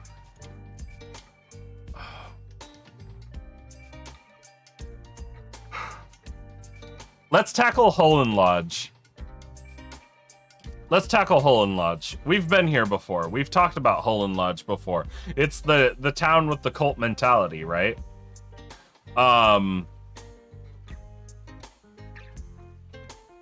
Yeah, it's the town with the cult mentality. I think we talked about this the last time I did one of these streams. Pick a town, any town. Nice map. Thank you, Valtar. I hand drew it. It's not a cult, it's a union of warlocks. So, these are the details for the cult, everything that we kind of worked on. In the town of Holen Lodge, this is not... Over here. This is not it's not beautiful, it's not perfect, it's not pretty. It's just kind of all the shit that we were talking about before, how we worked through things. We actually talked about what cults are and all of that. That's not what I want to talk about. That's not what I want to talk about. I simply bring it up because anybody that's interested, here it is. Here's all the information. What I do want to talk about is what else is in this town. What else is in this town? I'm gonna go back to the map real quick because the map has very, very specific information that I need. Holm Lodge. So I'm sure everybody noticed I used different symbols depending on different symbols for the different towns and whatnot. But some of them are kind of repeating. These ones, like Port Talon right here, these are larger like fortified cities. These are probably some of the largest, right? These ones that they're more of a tower symbol, like Waiton right here, or Radin, I don't remember how I pronounced it, doesn't matter. They're a bit smaller, they're still fortified, they've still got walls, right? But they're more like kind of like larger outposts. Fortress, city, state, or not that militaristic. Not that militaristic. It's more like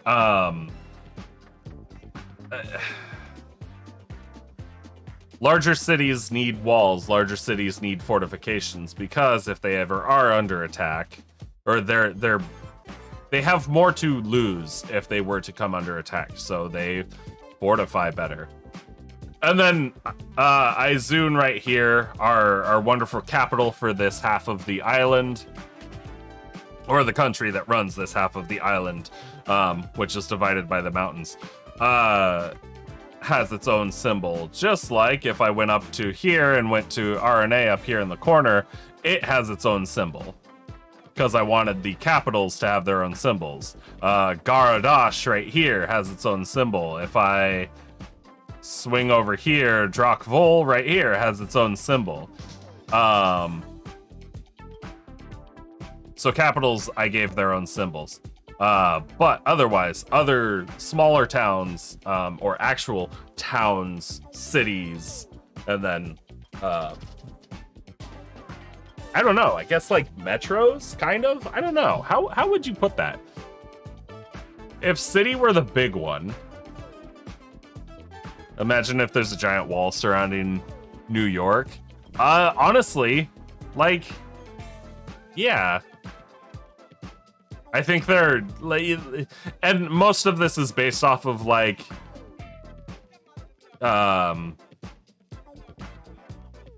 older civilizations where they did actually wall their cities.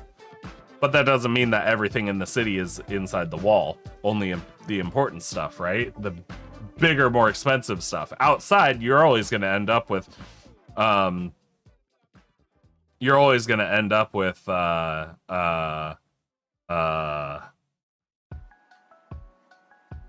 like homes and farms and shit building up around the outside. Izun is very, very specific, and I want to, maybe I'll kind of futz around. I'll pop like paint up, and I'll kind of give an example of how Izun was built. But yeah, it has a lake, river, strait, something like that. Essentially, a natural wall. Yeah, a lot of stuff. Like a lot of places do have defenses in some way. But again, the symbols are just kind of representations. Doesn't mean that they're necessarily exactly walled, but larger places, more often than not, or more important locations were walled. A small city of slums, like a crumble zone. Yeah, kinda.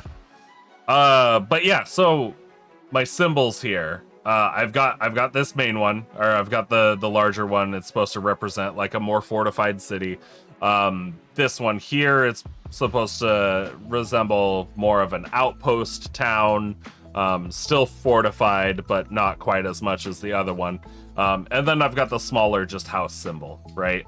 And it's hard to see because my drawing, I drew this on like in a 8.5 by 11, so I had to get real small with some fine pens.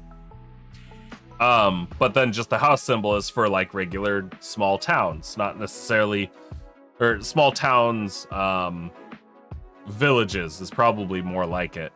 And that doesn't even count all the various like farms and shit that might be scattered all throughout the world that just aren't on the map.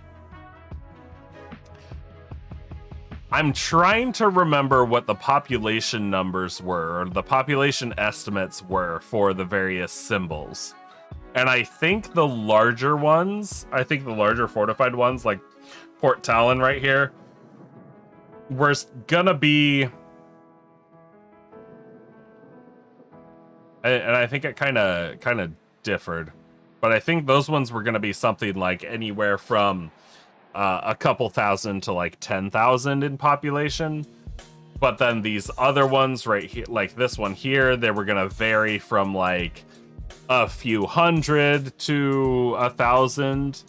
And then the small ones, the small like villages and stuff, were gonna be, you know, 100, maybe 200 people at the very most, and that's kind of tipping it, but are generally gonna fall underneath that. Like probably anywhere from 50 to 100 people. So smaller locations, smaller towns. And if anybody's driven through the country, you know how small those towns can be. There's a few houses, stuff like that. They've got not a whole lot of stuff going on. As far as like, they're not huge, bustling, bumping locations, but they have a couple things, like a general store and shit like that. 3 houses in 1 barn. Not quite that small, but a little bigger. But yeah, Valtar. it'd be like, you know, 6 houses, a couple barns, a little bit of farmland, a general store, maybe a blacksmith, that kind of thing. Trader's Stead is gonna be different, though. Trader's Stead is definitely gonna be different, but it's also gonna be more of a like a walking through, like an outpost that folks would just walk through. Kind of there as like a truck stop. It's like a truck stop, but with a bunch of shit. So it's a rest area as well as various other things. I should include another road that stretches up. Just like right along here.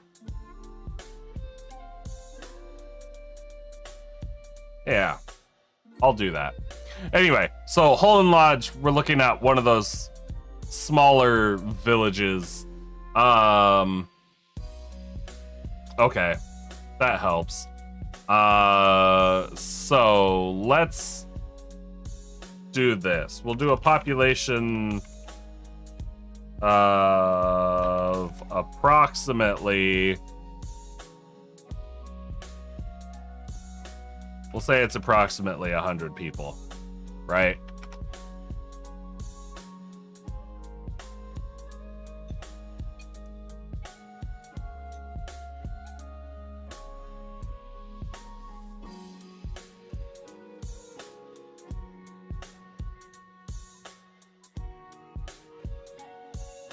What about majority and minority population?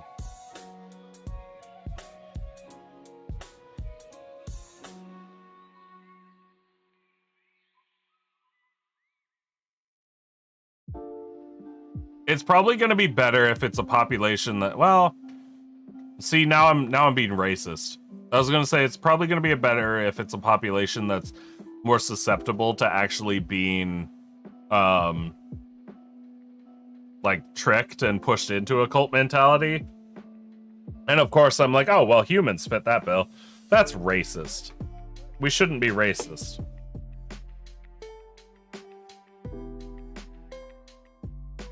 I do believe though that outside of the large hubs for various races, the large hub cities and large hub regions, I do believe that humans are a fucking plague, so you'll always find humans everywhere you go.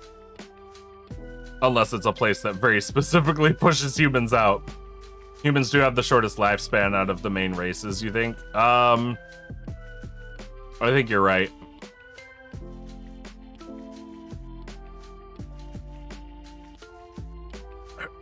They're a little longer than half-orcs, but again, half-orcs are half-human, so they could be enticed to try and extend their lives. I mean, technically they are. Easy reason to join a cult. Oh yeah, did I say join a cult? Because it's not join a cult. It's more support a cult. Or allow a cult to continue on. But of course they're not referring to themselves as a cult. Nobody calls them a cult because cults more often than not aren't referred to as cults if they're successful. We had this discussion too.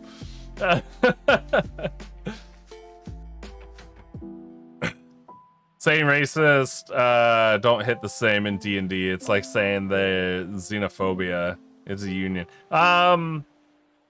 Yeah. I like the union. Xenophobia, maybe? Yeah. I don't know.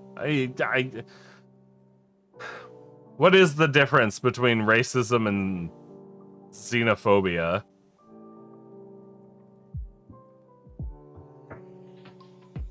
I guess with xenophobia, you aren't like genetically similar, but technically in D&D, if you've got a bunch of races that can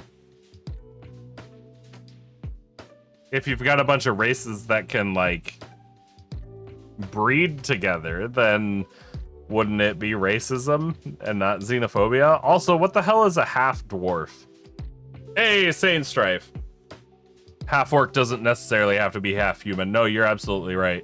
That just happens to be the ones you see the most in D&D. No, you are absolutely right. Absolutely right. Technically, if you want to go by the D&D lore, then I believe there are certain places somewhere that say very specifically, no, you can't have a half orc, half dwarf. And I've never seen a half dwarf race before. Of course, I think that would just be a stout halfling, wouldn't it?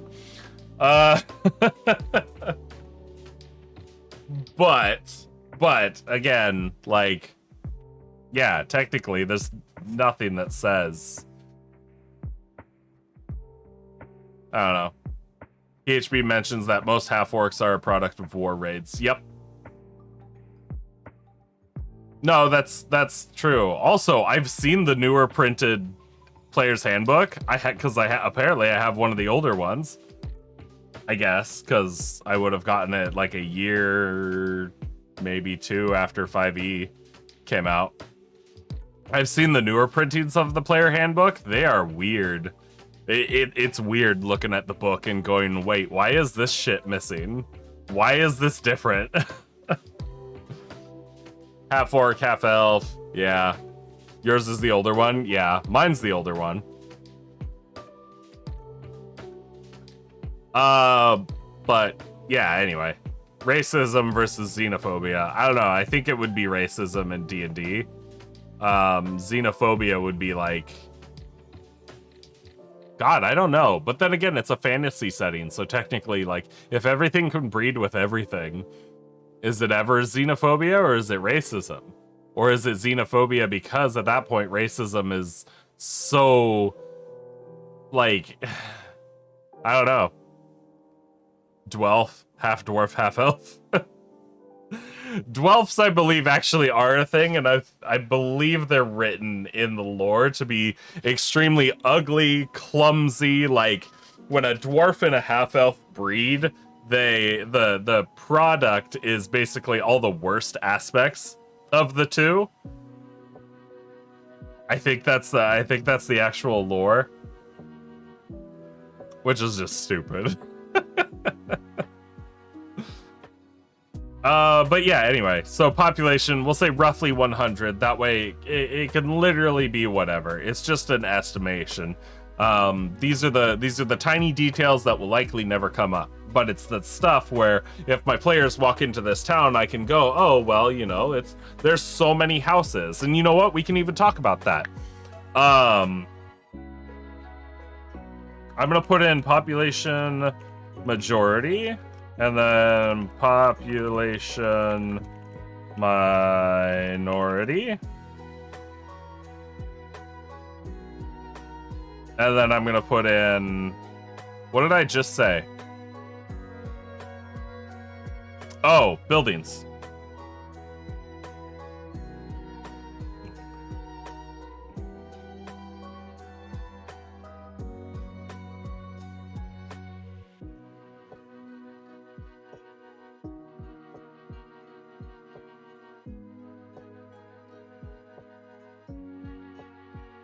I'm gonna put in services as well. This one, obviously, that one's gonna come up because my players are gonna want to know, okay, where can we stay? Where can we get food? What can we do? But I'm still gonna count it as like minor details. A population that a single necklace of fireball can take out. I mean, with the right planning. With the right planning, you don't need a fireball to take out an entire city. With the right planning, you can destroy an entire population of 10,000 with a simple magic missile. You've only heard the word xenophobia used in Warhammer 40k universe. Yeah. It's not one that's used in real life because again, it's the fact that xenophobia really is used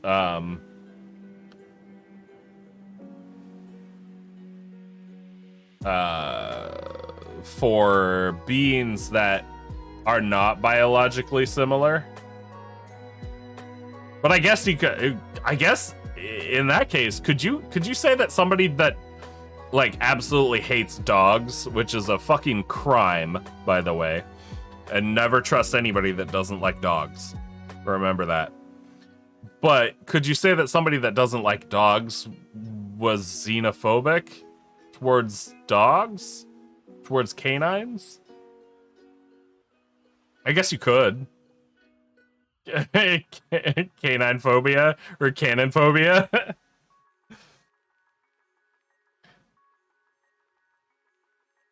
Because we have not met aliens yet. Yeah. Keyword yet. Fair. It's not a part of the vernacular, but it's just a really fancy way of saying hates foreigners. True. True. Okay. Population majority, population minority. Minorities.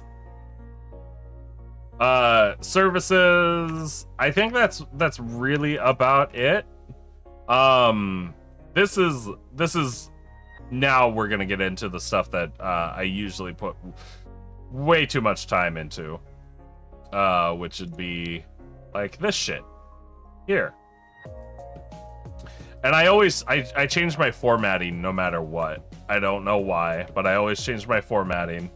So like this is how I did weight, and just a couple things listed here and there. But then I've done Izun, and it's a little bit similar. Little similar, but then I've also shown you El Trill, which is like color-coded and fully sectioned with bullet points and shit like this, and it's all very, very different.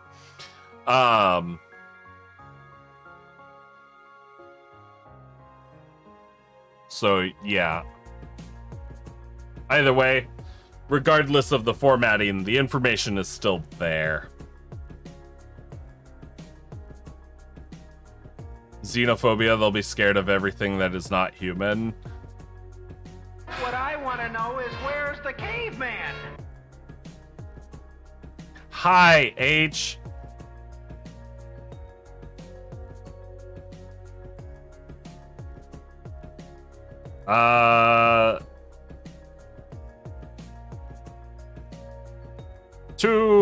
Two time on the clock now.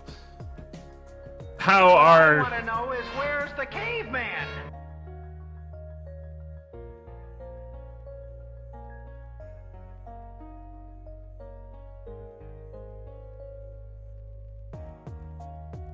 Two more time on the clock now.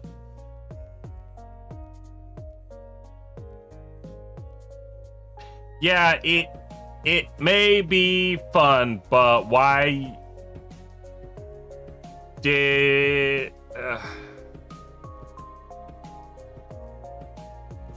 I won't talk on it now. But how are you, H?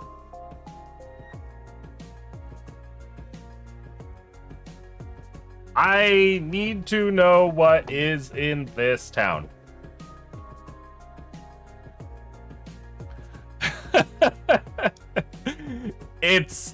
It's fine, H. You are good but hot. I am sad to hear that.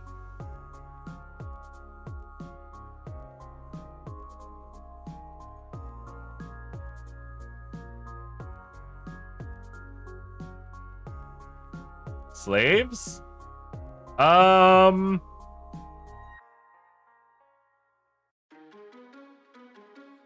I have not put slaves in my game.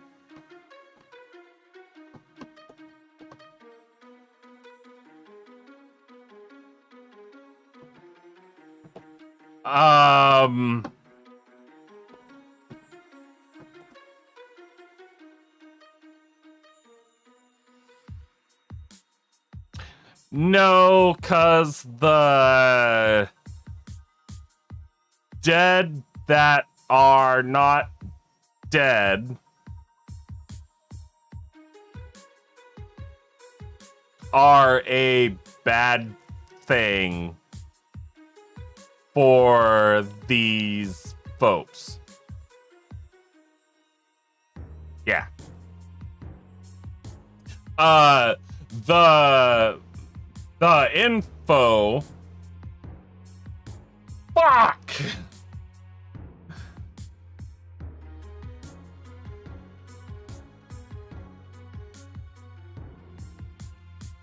Okay, I'm restarting back up to 2 because I was sub 2. Watch your profanity.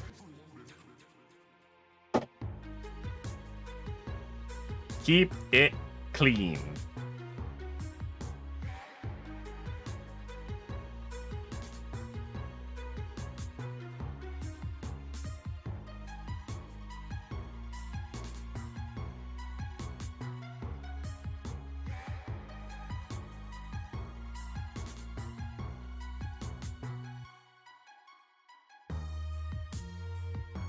Okay.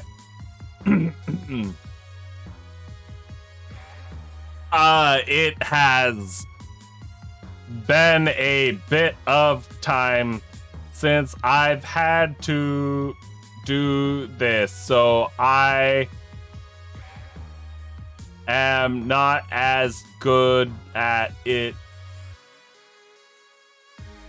now as I was in the past.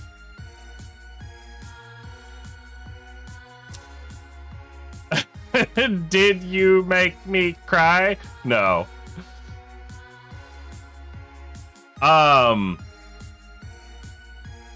But the stuff we had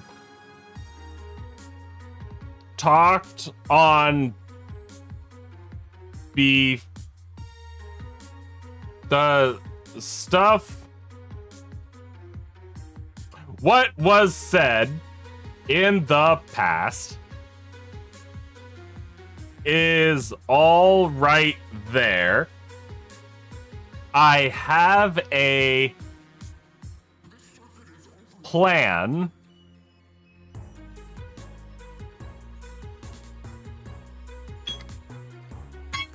Single syllable ended now.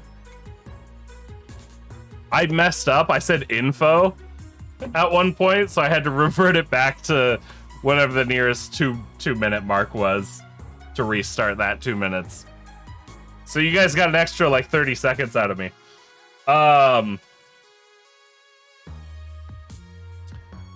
yeah, what was discussed previously was pretty much everything that's up on the screen right now.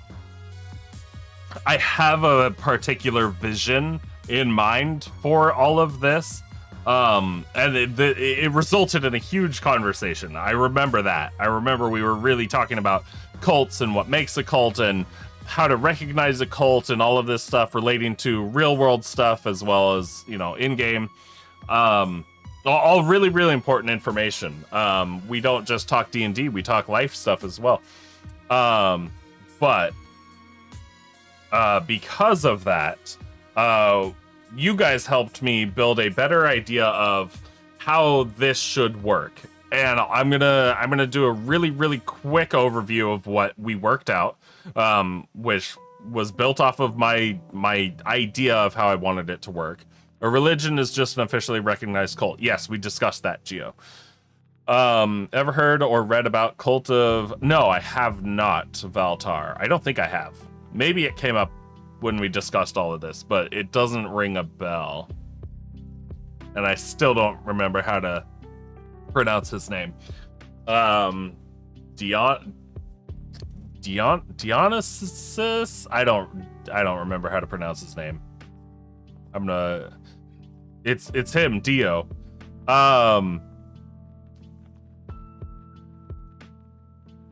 Dionysus. Yeah, Dionysus. But yeah, anyway, so we had just me but we had discussed it. So the idea was that some bad stuff was happening to the town. With a nearby, essentially an undead incursion happening. Dinosus? Yes, I like Dinosus. It's a Greek cult which then moved to Rome. All they do is get laid and get high and get drunk. Oh yeah, because isn't that the god of like debauchery? Not debauchery. He's the god of the drink, isn't he? So yeah, they're just a they're just a cult that god of wine and fertility. Yeah, debauchery. I don't know. The god of wine, insanity, and rebirth. It's where we got theater festivals from. Neat, lovely. So yeah, this is a cult that has essentially it is a town that was being plagued with various problems, and I think it's listed right here. The people had been suffering from undead popping up out of nowhere, people getting possessed, and wild unnatural weather. All of these things had been caused by the cultists, unknown to the people of Hone Lodge.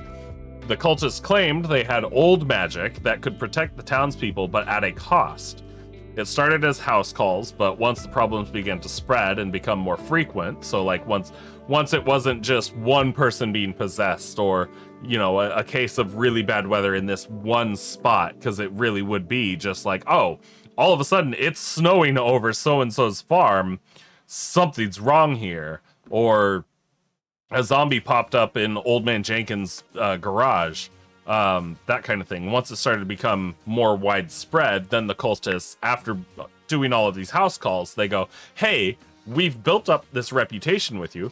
we have this rapport. You guys know you can trust us. We have some magic that can save you and protect you from all of this stuff, but it comes at a cost.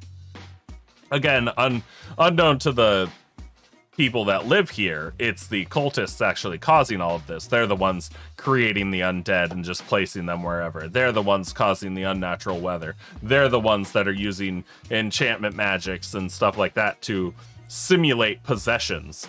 So once they build that rapport with the townsfolk, and the townsfolk believe them, because boy, it shouldn't be hard for these cultists to come in, or these people, these strangers to come in and fix the issues that they're causing. So they come in, they fix the issues. As the issues start to become more widespread and a larger issue, it starts to panic the folks a little bit more. They come out and they go, hey, we have this fix. We can fix this. But it comes at a cost. It comes at a severe cost, and we're only going to do it if you guys are willing to do it. Cause the problem and then present the solution. Exactly, Saiyan Strife. And it's a horrible thing to do. It's a horrible thing to do. And that's why these are bad guys. And this kind of stuff happens in real life too. But yeah, so they come in, cause a problem, offer a solution. The people take the solution.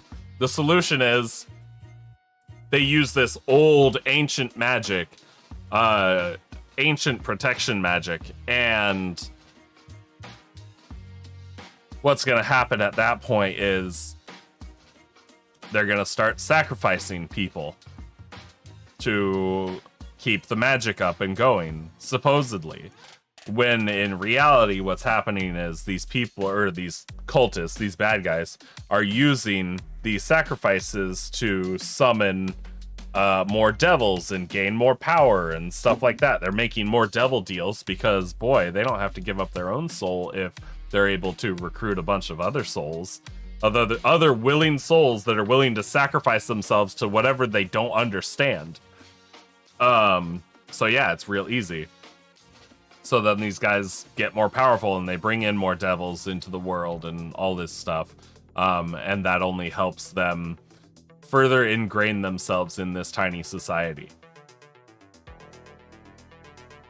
So that's the situation. The people of the town know this. And they've also been told to keep it quiet because obviously these old magics sounds like the Aztecs in real life, but yeah, very much so. There are a lot of different, a lot of societies use sacrificial magic in the name of various gods, in the name of protections, in order to, you know, help save crops or make crops grow, stuff like this. It's very pagan, right? But these guys are obviously liars. Sometimes they actually believed that what they were doing was to appease their gods, right? In human history, oftentimes it actually was believed that what they were doing was to appease the gods. But sometimes it wasn't. Sometimes it was just a scam. Fuck you. Anyway, so that's what we're going with. We're going with a cultists committing a scam, tricking these people, but then they also they also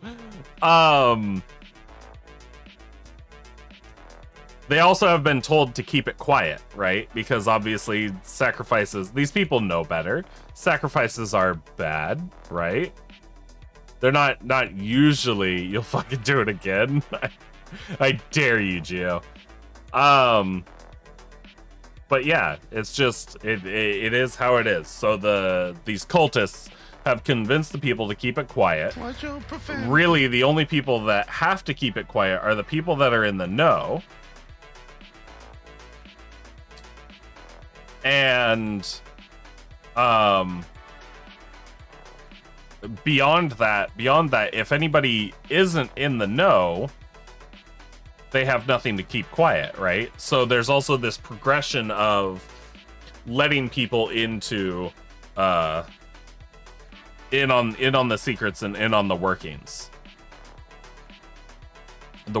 of right down here. We specified the adults know about the sacrifices, the children don't.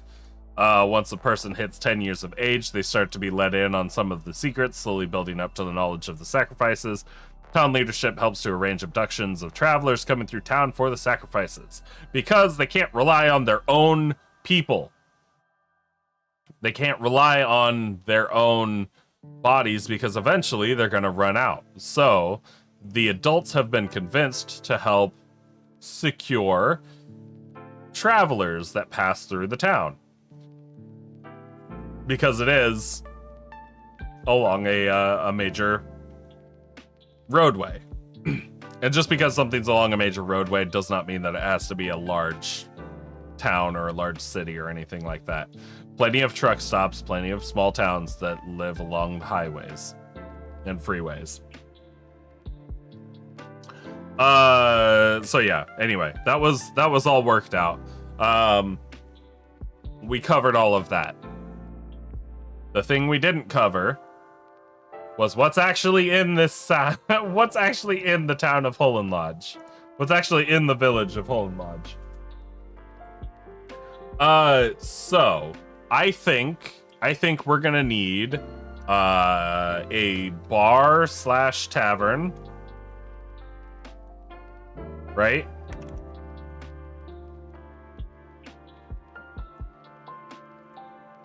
I think we're gonna need I guess in a small place like this, the bar tavern, it would also work as the inn, wouldn't it? We're also gonna need a general store.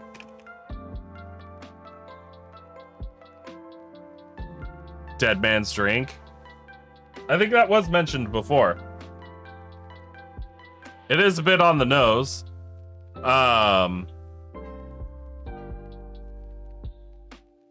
Not that that's a bad thing.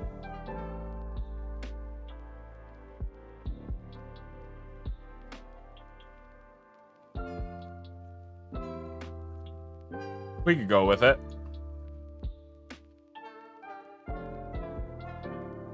Also open to other names. I like the idea of places being named without naming, like without putting the actual name just written out on the sign or on the door or wherever. I think one of my favorites is the tavern. The only sign that it has is a picture of a chicken, or it's like a chick maybe, but a baby chicken, a baby hen, next to a bowl of like ramen or something, and it's literally the chick and noodle, or the chicken noodle. One of my favorites. Stuff like that always gets me. And I don't know if I have a list of... I think I have a list of names somewhere. I do, don't I? Now that I think about it, I've got my big bag of D&D right here. And I forgot about these notebooks, or I always forget about these notebooks. Little tiny notebooks. I held on to those I've had these for a couple years. And what happened was I had one, and I used it for a couple months, and then it started to get beat up and battered, and then I bought a new one, this one, much nicer, and then I just never used it. Got a nice pen with it too. One of these has names. Oh god, this is... Okay, I have really old stuff in here. This town sounds like a supernatural episode where this backwood town captured young traveling couples to sacrifice to this god of the harvest. Yes, I like that episode. Actually. I like that episode. I remember that episode. And yeah, it's pagan stuff, right?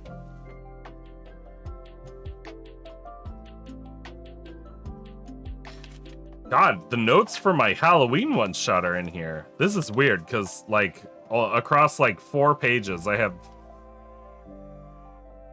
Maybe I planned this stuff a lot closer together than I thought I did. Anyway, so that's one of them. I'm gonna check in here because I think I have a bunch of names in here.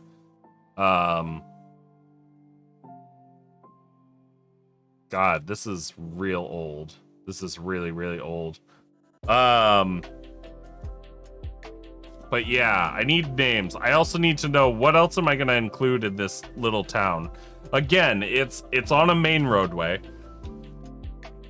So it's not like it's completely barren. It should have a couple things, but what all am I actually going to include?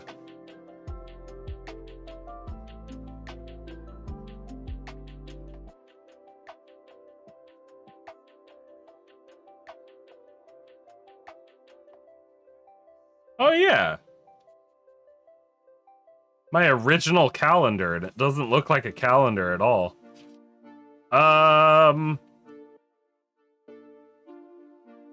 God. Okay.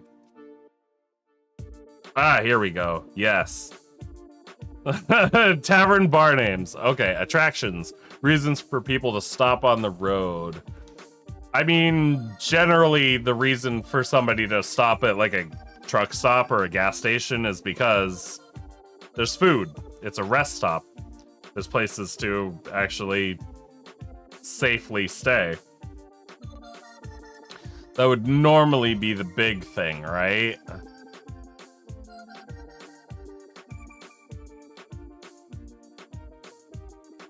But okay, let's say there were attractions. What kind of attractions would you include, Meatball? Also, I forgot about some of these names. Oh, these are pretty good. I forgot about these. I think I did. Yeah, okay. Pint Pounders is somewhere.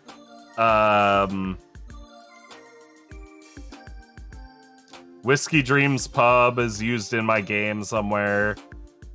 Drink Drunk Dead is somewhere. Guzzles is somewhere else.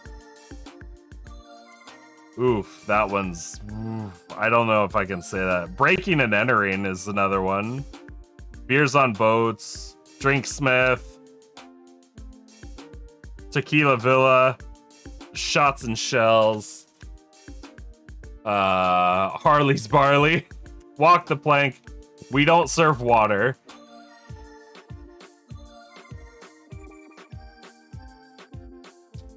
Chugging Champs.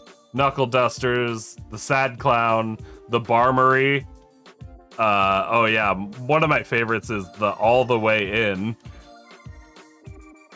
Giant Peanut. No idea you're on a lot of pain meds. Oh, okay. Okay, I see. So Giant Peanut, like the world's biggest ball of yarn, or that kind of stuff. The Inn Tavern is famous for having great hospitality, seeing how it's on the main road. Yeah, absolutely.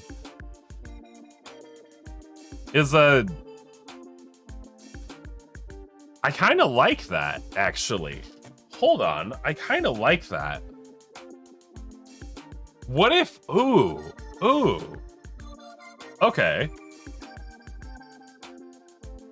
I'm gonna put attraction. Large attraction. What are we gonna do? We're not gonna put, like, roller coasters or anything like that. But what kind of stuff would we include? We could include...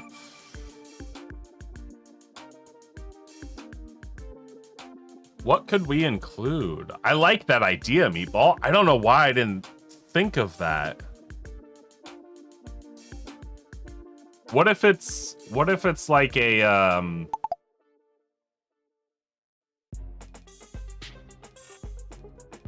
Fuck you, Geo.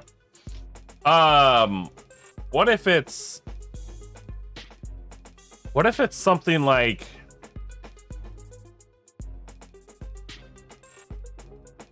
there's a it could be as simple as a statue, right? A fighting arena. Fighting arena is not bad. Could be a pony ride, says Night Prophecy. I like that. And welcome, Night. Welcome. It could be a pony ride. Like a petting zoo. For all the kiddos.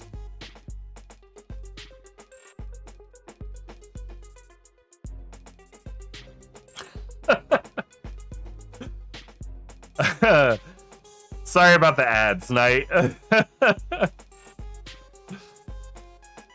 A pony ride. Okay.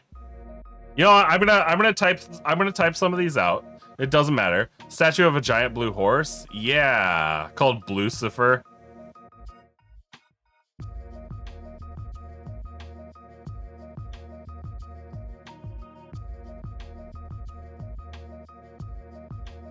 Based on a real statue. Wonderful.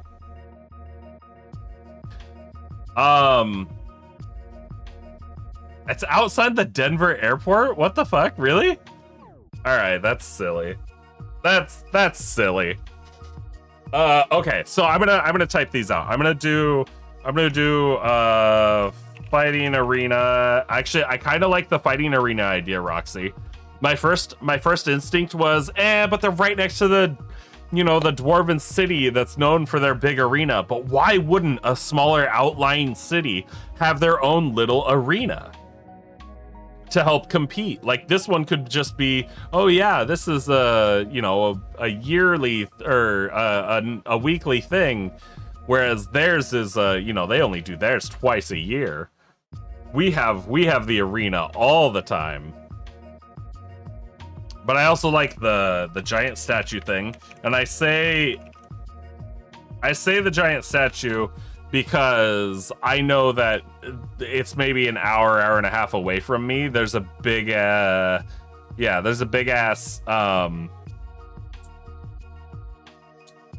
Bigfoot statue that I could drive to if I really wanted to.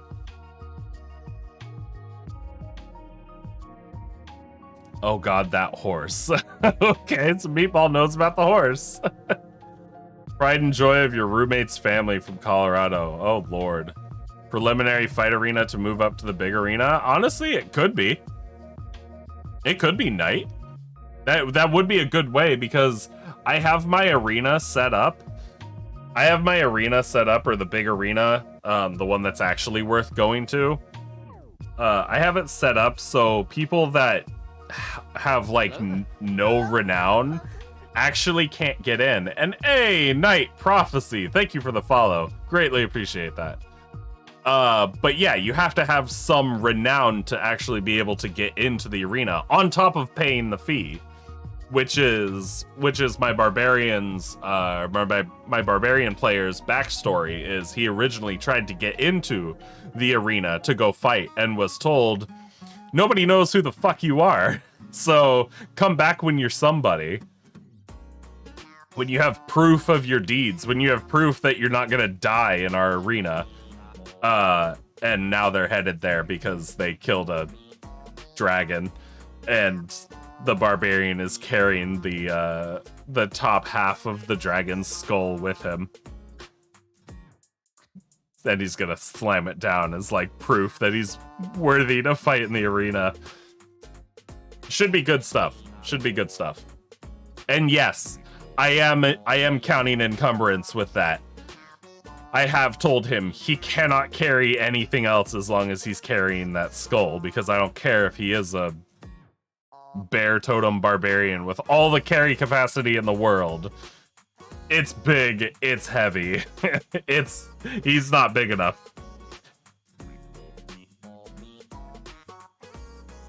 We did do a rough estimation on how much a skull that big would actually weigh too.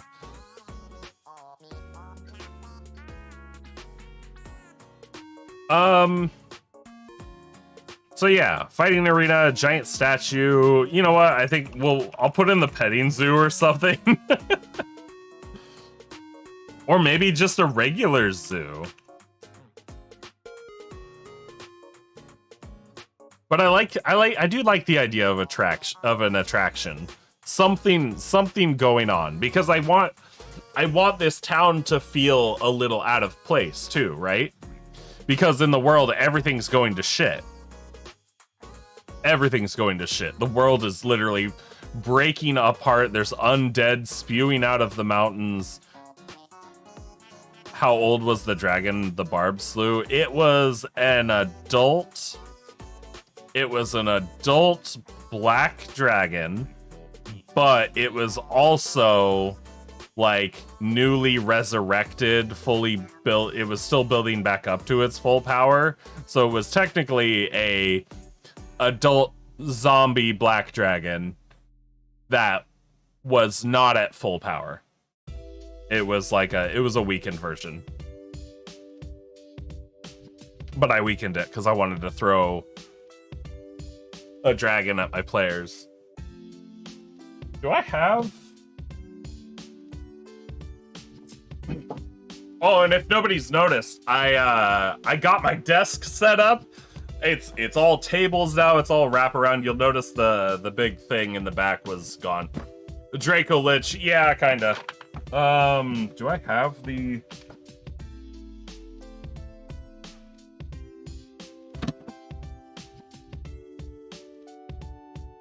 I don't know where it is.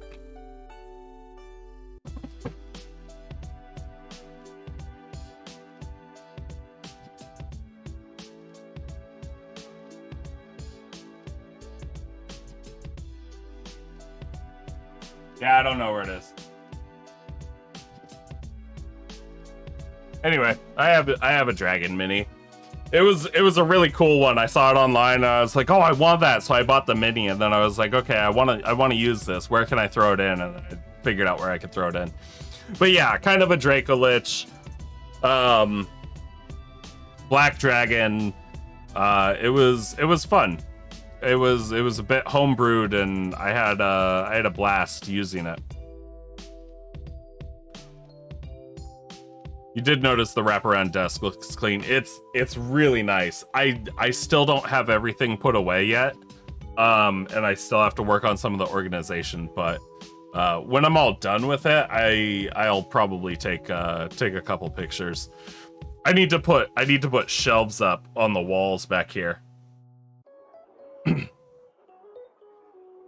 They need people to sacrifice, so they need a way to attract people. Yeah, no, Roxy, that's exactly it. That's exactly my thoughts here. When Meatball said an attraction of some kind, it made sense. Carousel with real animals / magical statues of animals. Ooh.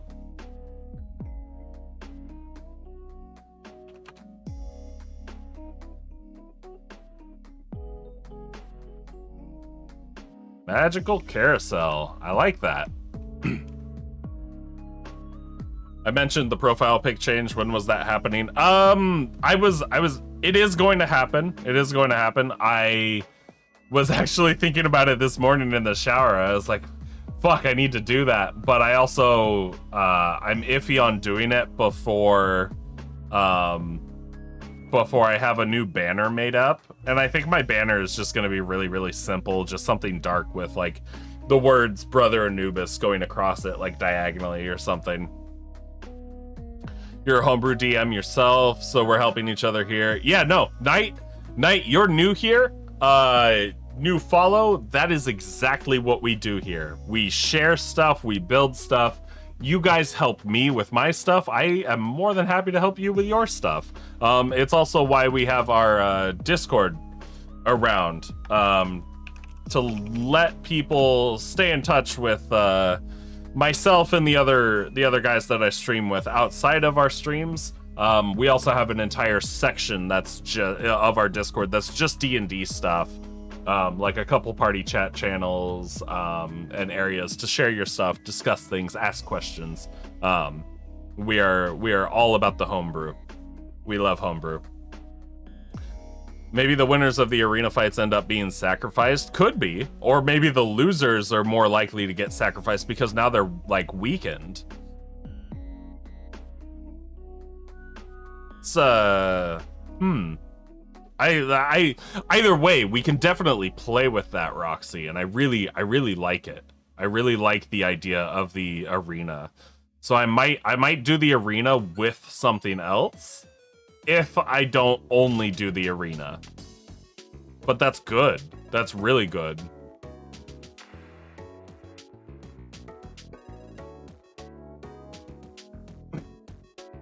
Satan Strife, you mean an arena is a perfect way to sacrifice people and no one would bat an eye? Yeah, exactly. Exactly what I'm thinking.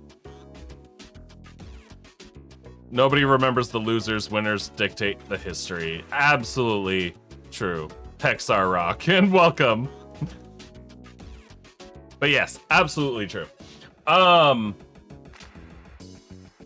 Yeah.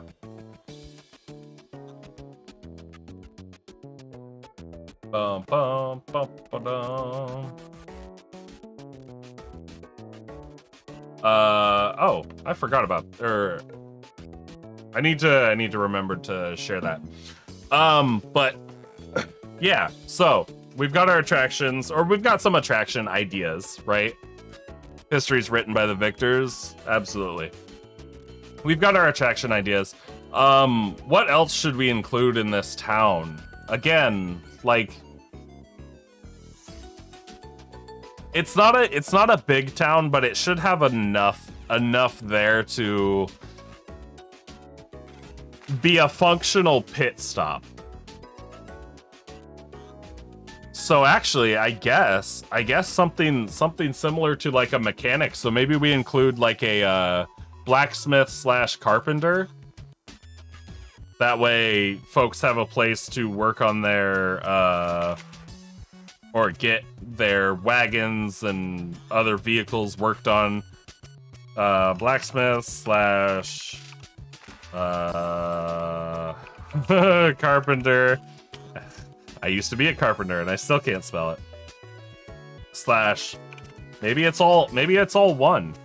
Maybe it's all the exact same location, right? The blacksmith, the carpenter, and the stables are one building.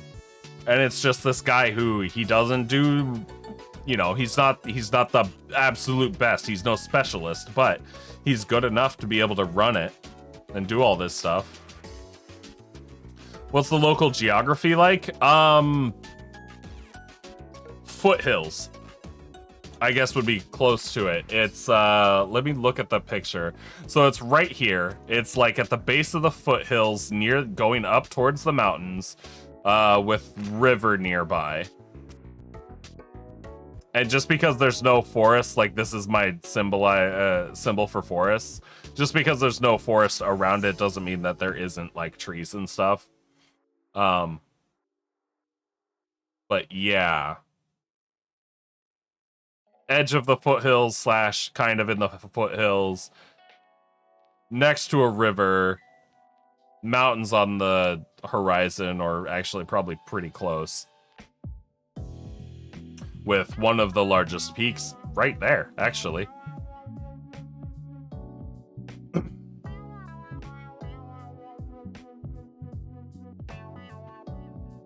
Bum ba dum bum bum. General store where people can load on supplies, rations. Yep, got a general store knocked down. We will need a name for the general store.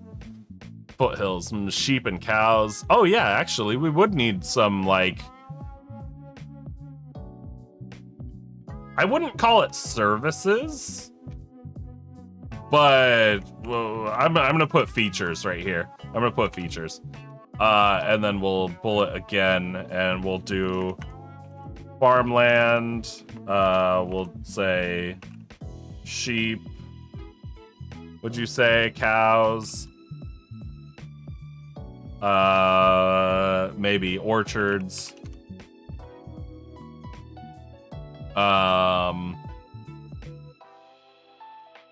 We'll leave that so it can continue to build.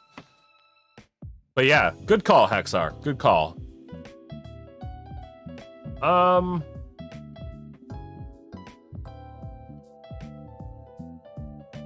goat milk for cheese. Ooh.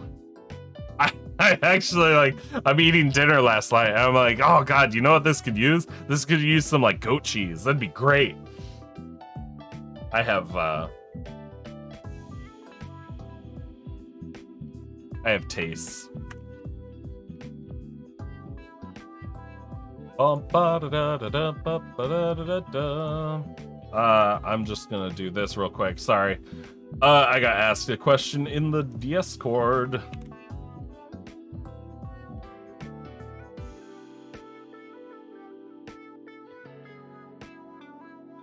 Ooh, Geo, I like your map. Okay, anyway, I'm gonna focus on my own shit too. Call it the Emporium because it's got various items. It's not a bad one.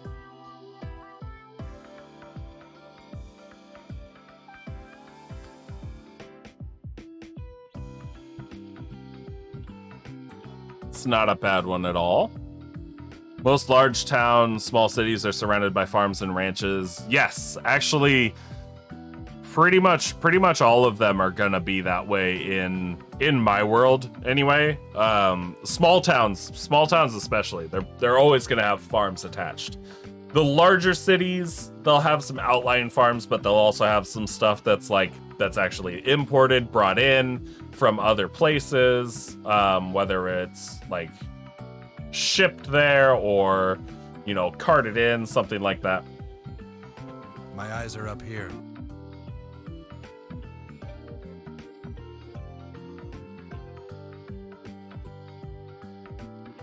Happy. And hi, Val. There's an old coal mine in the hills. Years ago, a wizard set up a tower in order to research trying to magically turn coal into diamonds. Never went anywhere. Tower was abandoned. Local huckster uses the legend to impersonate the wizard and sells crystals to passerby in town, claiming their magic. Oh, I like that. I like that.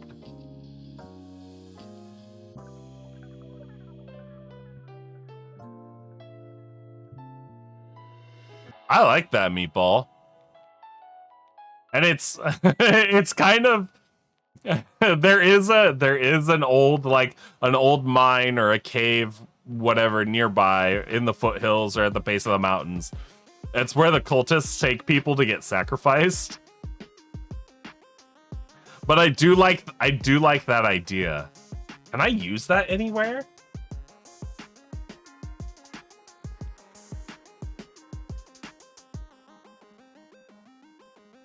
Can I use that anywhere? I might be able to use that somewhere. And for those of you that have been here before, you know that this is my copy of my map. For those of you that haven't been here before, this is my copy of my map.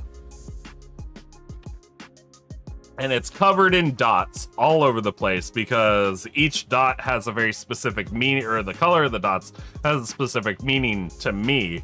And this is also how I can keep track of all the smaller stuff that happens around my world that I'm not gonna just be putting on the map for my players to see. So they have a copy of this map. They actually have the original of my map, and then I have a printed copy of my map that I can do all sorts of stuff with. You wonder what happens to those children that discovered the truth by accident too early. Are they brainwashed? Ooh, the children that discovered the truth to the cult? That's a good question.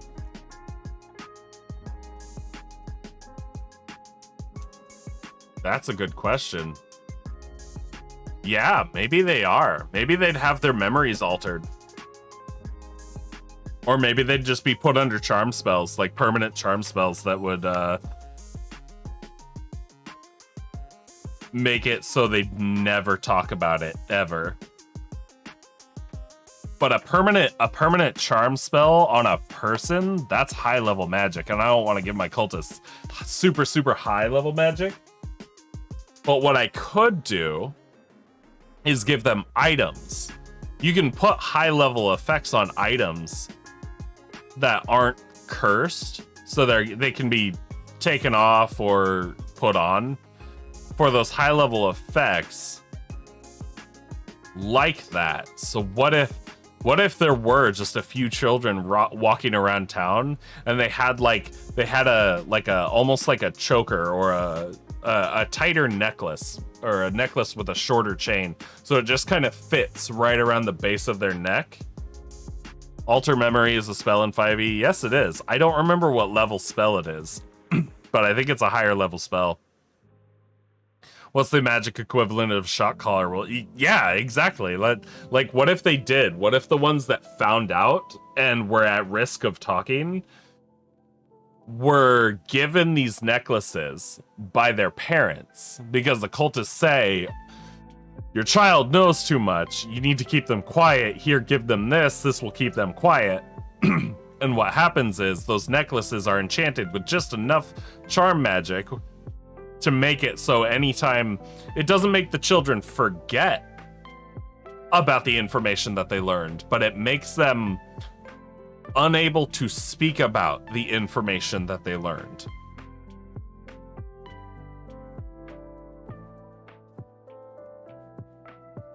And then they're never told. Modify memory is a 5th level spell. Okay. Okay.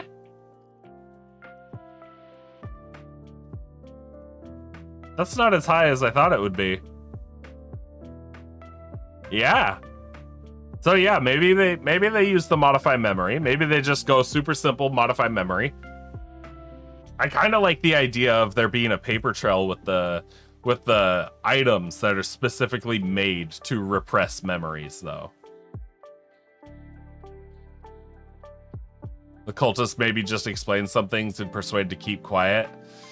It's possible. That's possible. More often than not, doesn't work in real life.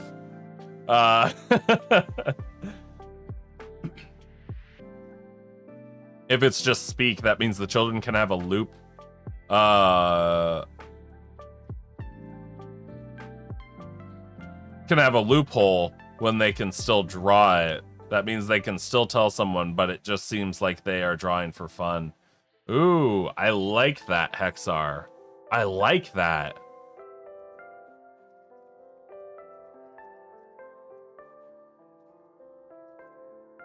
Let's see. If a child learns too much for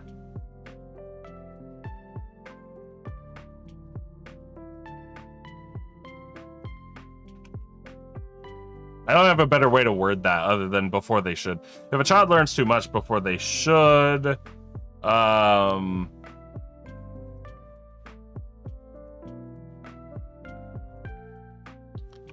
they are, yeah, we'll just say, we'll quote gifted. They are gifted a necklace that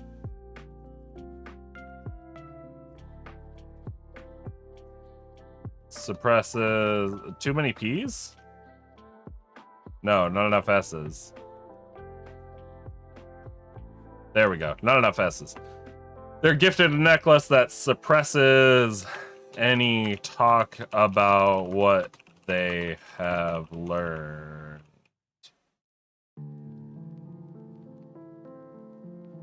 Loophole. They can still draw about what they've learned.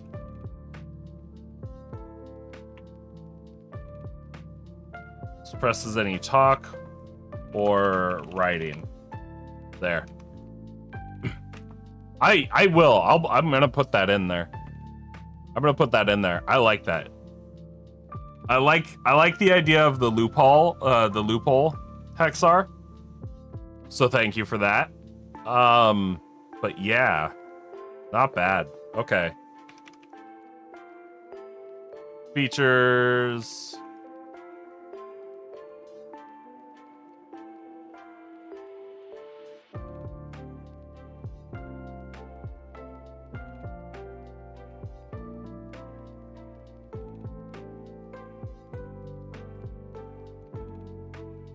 Okay. So how many? Maybe this is enough. Enough services.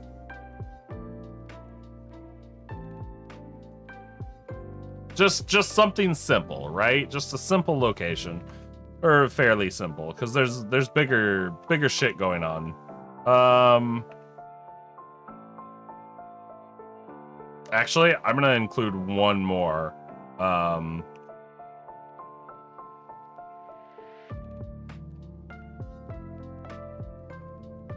Very specific building just for farming and fishing.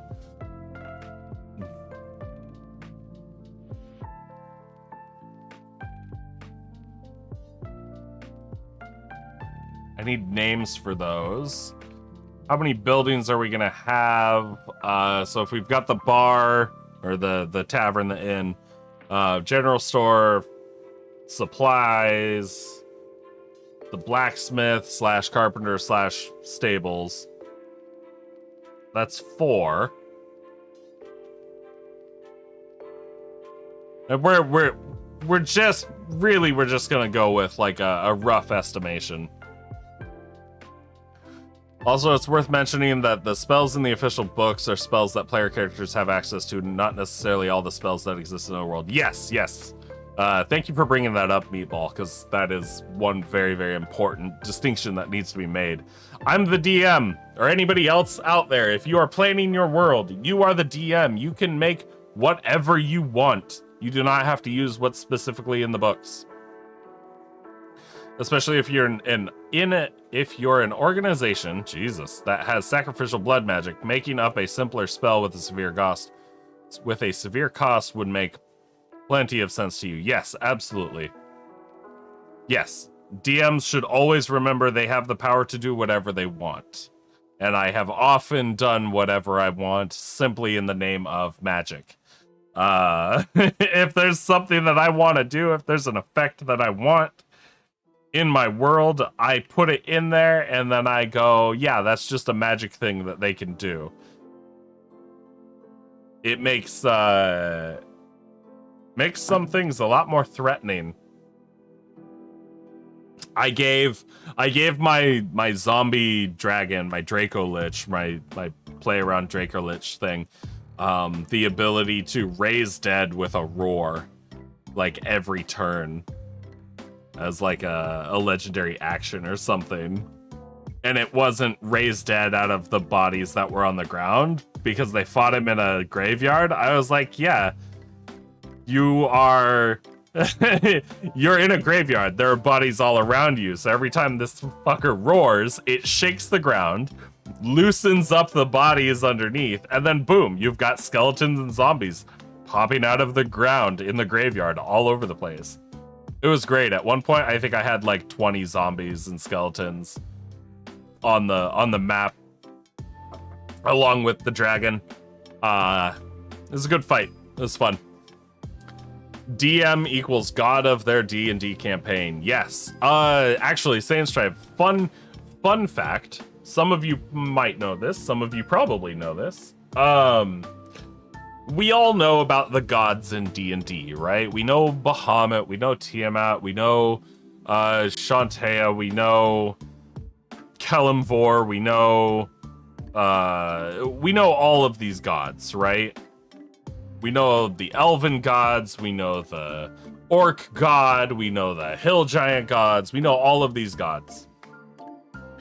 But in D&D lore, there's basically like one super god, right? There's one super god.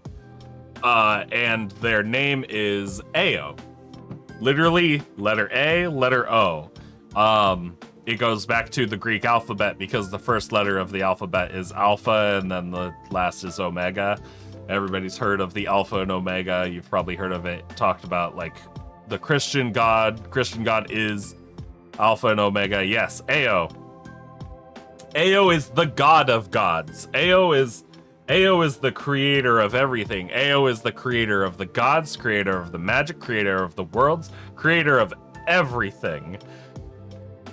His name is Ernest Gary Gygax. Ao is the DM. it's funny. It's funny that they worked like the DM into D&D lore, but AO is the DM. You are the god. If I decide that one day Bahamut turns evil, Bahamut's gonna be fucking evil. If I say so. I can do whatever I want. If I want magic in the world that shifts water into lava, but also turns people into creatures that can swim in lava, then I'm gonna do it.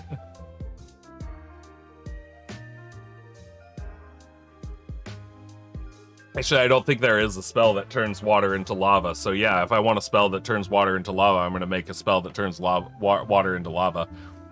Or vice versa. We can call it element shift. We call it element shift. And you can take a 5-foot cube of any element, whether it's water, earth, fire, or air, and then you roll a d4, and depending on what it is, it switches into that one element. So technically you could take a 5 by 5 by 5 square or cube of air, roll a d4 and turn it into earth, and then it's just like a rock just appears out of nowhere and then drops.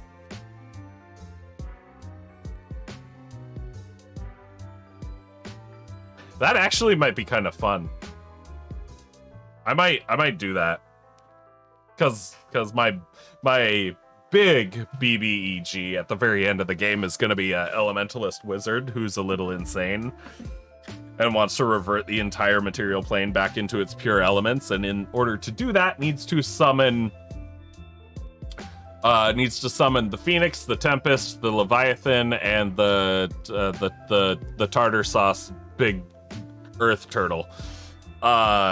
In order to do that, and then he's also going to have the ability to control 4 different orbs, one of each elemental. Yeah, the dirt guy. I can never remember his name. It's like Zatarans or something, but Zatarans is the rice. It's something. I don't remember what book it's in either. Whatever. Titan. Yeah, we can call him Titan. It's not Titan, but yeah, we can call him Titan. AO never concerns themselves with goings-on of the gods and mortals unless they break his rules. Yeah, sure. Tomophos, maybe?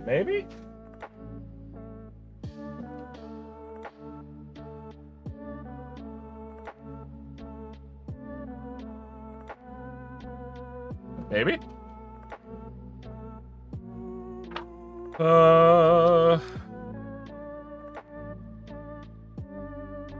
Ooh, the Eldrin. Yep, Elder Elementals. Here it is. So Leviathan, Phoenix, Elder Tempest, and... Oh, I was close. Zaratan. This big fucker right here. Zaratan. I was close when I called him Zatarans.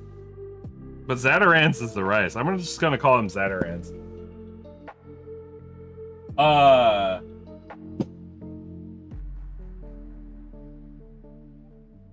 don't know if I ever want to put my books on display in the camera or not, but maybe one day. But yeah, the big bad is gonna be just some guy that they're gonna have interactions with. They have had an interaction with him already, but they just kind of like brushed him aside, and I was like, okay, all right, I see how this is gonna go. You take this guy who's a little weird, who has his own goals, and you just kind of like, meh. Well then, he's gonna be a big problem.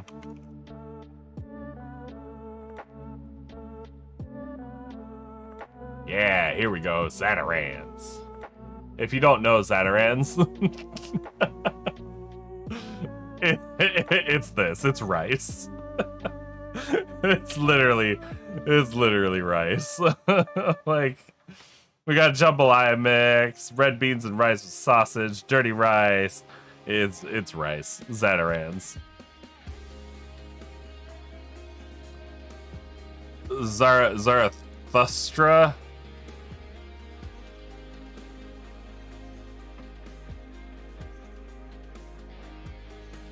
Oh, but anyway. Yeah. So I like that. I like that. I like the idea of shift element. It's gross. It's very gross. But yeah, anyway.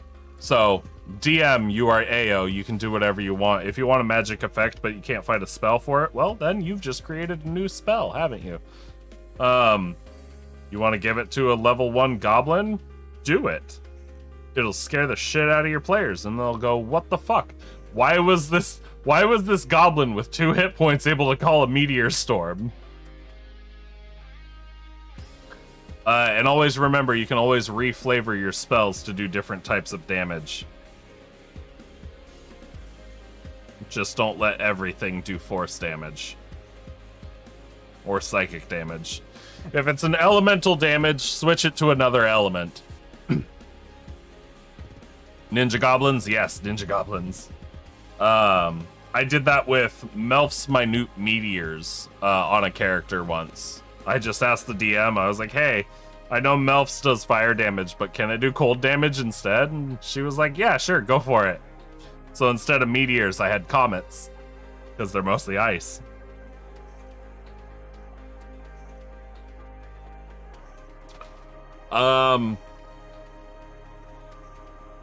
Yeah. So how many buildings are we looking at? If we've got a population of roughly 100, give or take, 20. Plus these buildings for the services, we're probably looking at...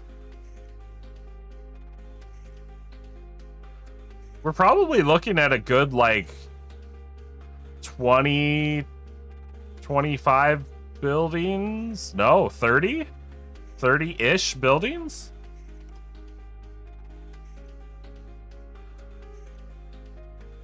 Maybe? That's if everybody has their, that's like if every family has their own separate home. But I guess in a small town like this, yeah, 30 to 40 buildings probably. Yeah. Families of mostly 3. Yeah, I'm figuring families of 4 to 5, very likely. Especially if a lot of them are running farms, you're gonna have more people staying on the farm.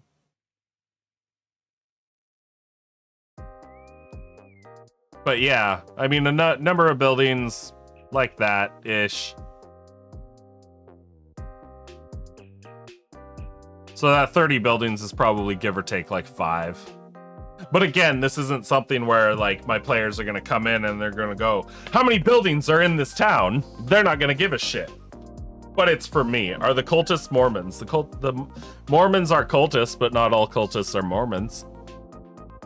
Give a little credit to 8 children apiece. If it's a family of 4 to 5, then around 20 to 25 for families and 5 to 10 of service buildings. Yeah. Yeah.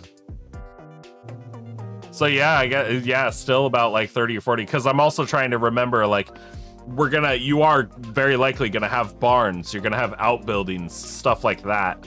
So maybe it is gonna be closer to 40.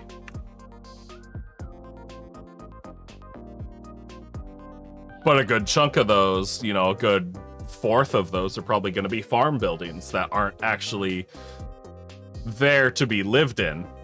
They're there for storage. They're there for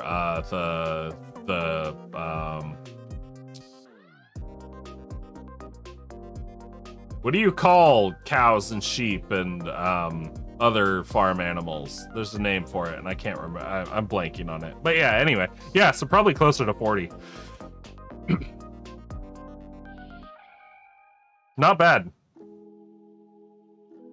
Livestock. Thank you, Meatball. Thank you, Saint Strife. Livestock. Jesus. Storages, warehouse, barns, kennels. Yeah, lots of stuff. So I guess even for a population of 100-ish, you still are going to have quite a few buildings. And this again is assuming that each family is going to have their own building, that we're not using any like duplexes or apartments or anything of that style where one building would house multiple families.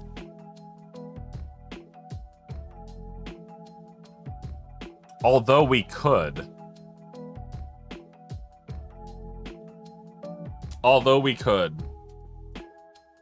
But I think that's more of an issue of like space, and they're really not gonna have a space issue out where they're at. So yeah, no, I think that's good. I think it's good. Good little details that we don't have to worry about. God, that reminds me. I got a bunch of videos uploaded to YouTube. I need to make them all public because they're all private right now. I need to go in and do the descriptions on them. Population majority. Let's go with what is the I know elves live forever. I know dwarves live forever. It was mentioned before that humans have the lowest life expectancy, which actually makes them more susceptible to stuff like this. Per the book, dwarves are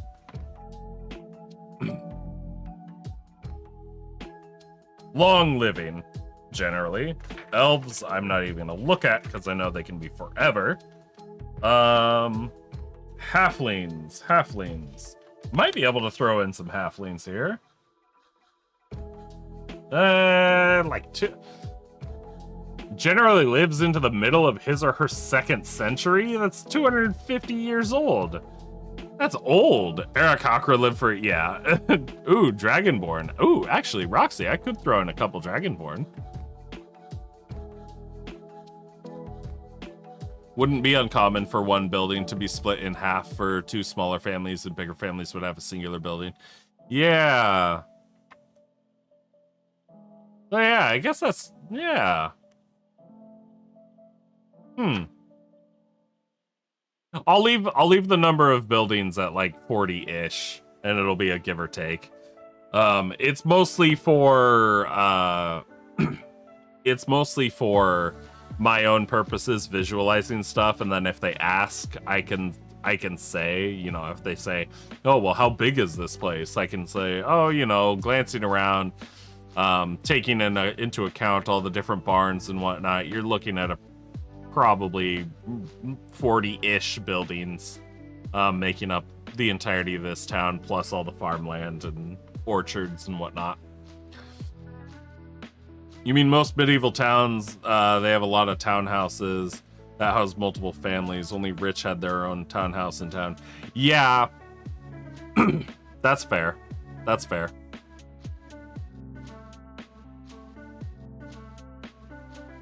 At this point, we're looking at the size of over 600 population. That's another thing. Like Sane Strife, in those situations, they were more densely packed in. This is more village. This is more medieval village, less medieval town.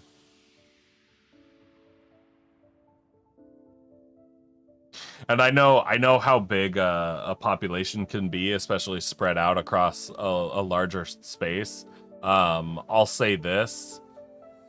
Oh, that might dox me a little too much. I used to live in a town of I used to live in a town like 10 years ago. I used to live in a town of 10,000 people. 10,000 sounds like a big number. It's really not, especially when you're spread out across, you know, many square miles. 10,000 is not a lot, especially when you've got multiple apartment buildings. It's yeah, people can get packed in pretty well. Humans, yeah, humans. Dragonborn don't live very long, do they? Around 80, sure. Gnomes live forever.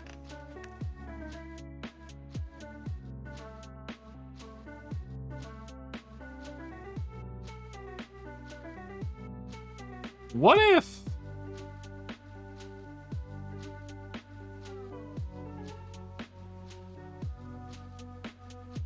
half-orcs, tieflings. What if... and here's a... I don't know if this is going to be a radical thought or not. But what if the population majority is human?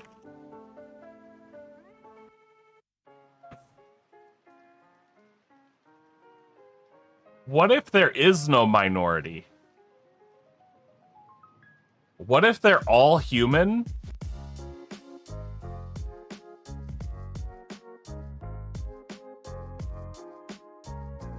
What if they're all human because the other races were driven out of town? So just humans? Yeah. What if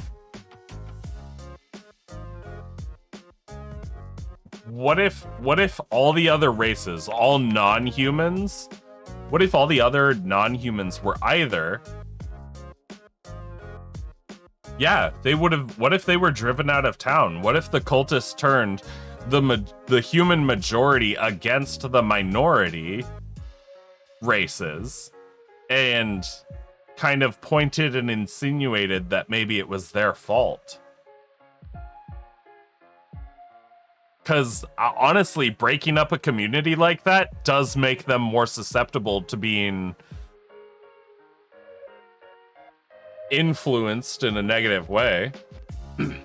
UA just dropped for more multiverse shenanigans. Nice. Yeah, what if the cultists convinced people to drive the others out? So they didn't live there, right?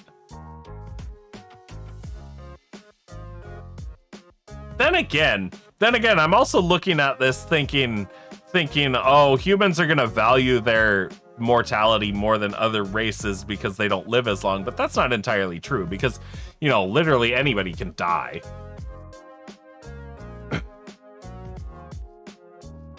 How Stepford Wives is this town? Or the non-human races got sacrificed because of that. Yeah, that would make it a lot more darker, and I think would make it... I don't know, maybe I will use that a little bit. In most rural villages in D&D, that is common. Most rural villages would have only 1 or 2 non-humans. Yeah, and I think I mentioned that earlier too. It was like, well, you know, it's not... they're not actually gonna be super diverse with smaller populations because they're usually gonna stick with more like family ties. They're gonna have more family ties, and it's not gonna be a location where people are just moving in for the fuck of it, right?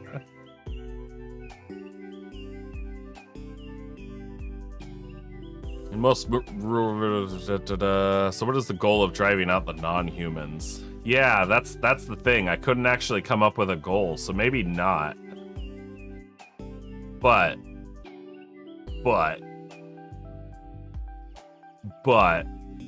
let's say the majority is human, and then there's a halfling. There's a halfling minority, and like maybe that's it. Maybe that's it. The majority is human, the minority is halfling. That doesn't mean that there can't be a half-orc running the tavern. That doesn't mean that there can't be a Goliath working the, you know, farming and fishing supply store. But that's just, they're like singulars, so they don't count towards, they don't count enough towards the population to actually be counted as anything, because again, I'm not gonna do percentages. Non-humans are harder to mind control, while most are. Yeah, maybe, I guess. I don't know. And if some escape, would news spread of why from this town? That's part of the keeping the sacrifices and stuff secret and keeping it out of the kids' mouths. And really, it would only be the adults that could be trusted, right? A dragonborn blacksmith, yeah. In fact, I'll do that. I need more dragonborn in my games.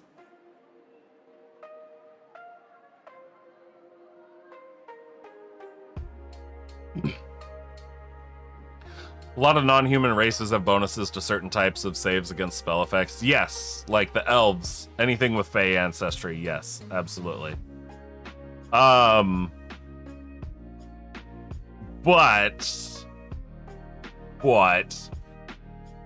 how do you guys feel about races being given specific bonuses? Or are you guys happy with the rules that I believe came, or the change to the rules that came with like Tasha's or something? One of the later books. How do you guys feel about the rule that made it so you could pretty much choose whatever your bonus stats were and it wasn't dependent on race? Because me, I like that. Because I don't like min-maxing and getting stuck with a certain choice because I want to min-max. I like being strong. It doesn't mean I have min-maxed before. It doesn't mean I will always min-max. You like having the dedicated ASI, but you can see the other side being favorable. Yeah, it's like I like being able to choose what my +2 and +1 are in, or my +1, +1, +1 are in. Mostly because what if I do want to play a dexterous dwarf? Right? It's a little racist to say that all of these, this race is always strong and this race is always charismatic, right? Decouples the races being preferable for classes, but also makes min-maxing easier. Yes, it does. But it's also the only reason why I would ever actually play, like, a lot of other races.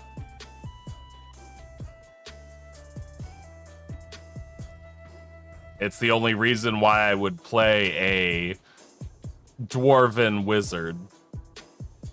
Or a smart half-orc, yes. Why do people always make half-orcs and Goliaths dumb?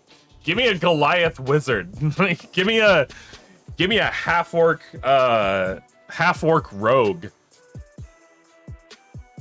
Some work, some don't. You think dwarves having a con boost makes sense, but all tieflings being high charisma is iffy. Yeah. It's like, I don't know. I get it. I get the lore behind it, but I am a big fan of being able to just choose what your bonuses are, rather than having the book choose what your bonuses are. It's more freedom with with character creation, and honestly, I don't think it changes that much.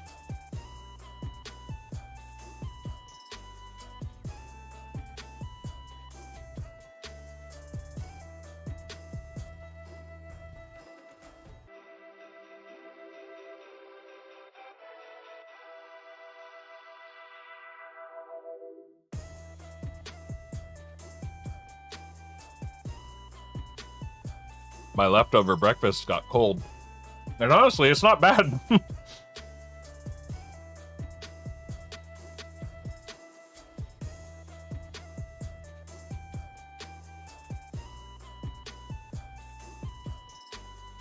There we go.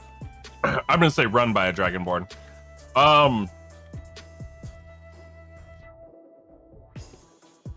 Anyway. New spells based on deck of many are in the UA. Ooh, gross. On your last book? Nice, Roxy. So... yeah. Human majority, half lead minority. Technically, like, again, people want to live, not, and there's no race that's just immune to death.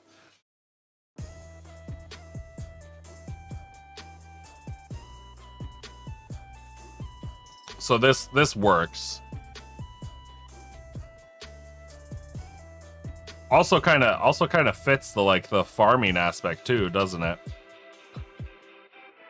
As someone who grew up playing 2nd edition 3 and 3.5, you got to where you couldn't take Dwarven Wizard or Source seriously, and definitely couldn't take any Gnome or Halfling Fighter seriously. But you've changed when you got older. See, I like the idea of those weird ones, right? And I've played a Halfling Fighter before. And Feat Trees might be making a mild return. Interesting. Interesting. But I've played a Halfling Fighter, and it was really good. It was a it was a Dex-based Halfling Eldritch Knight. This might sound somewhat familiar to Geo. But yeah, Dex-based Halfling Eldritch Knight. And it was busted in in combat. As a druid, you support trees. Good, you should. But yeah, I played a unarmed gnome barbarian once, Sane Strife, and it was so much fun because it was just out there. It was out there.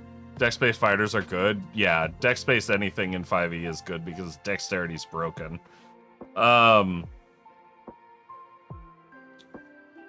But yeah, unarmed gnome barbarian. It was great. It was fantastic. It was just this tiny little angry dude that beat the shit out of everything. Always love a good unarmed combatant. Yes. But yeah, no, I get it. Like, I do. But when you look at it and it's like, oh, dwarves make the best clerics, that's gonna make every single cleric in the world a dwarf. If you look at it and go, okay, well, orcs are the best fighters, every single orc out there is gonna be a fighter. Hell, I mean, even with the books and the more they added in, it's like, okay, well, tieflings are now the best paladins, and oh, look at that, tieflings are also the best sorcerers, and oh, hey, check that out, tieflings are the best warlocks, and what do you know, tieflings make the best bards. Like,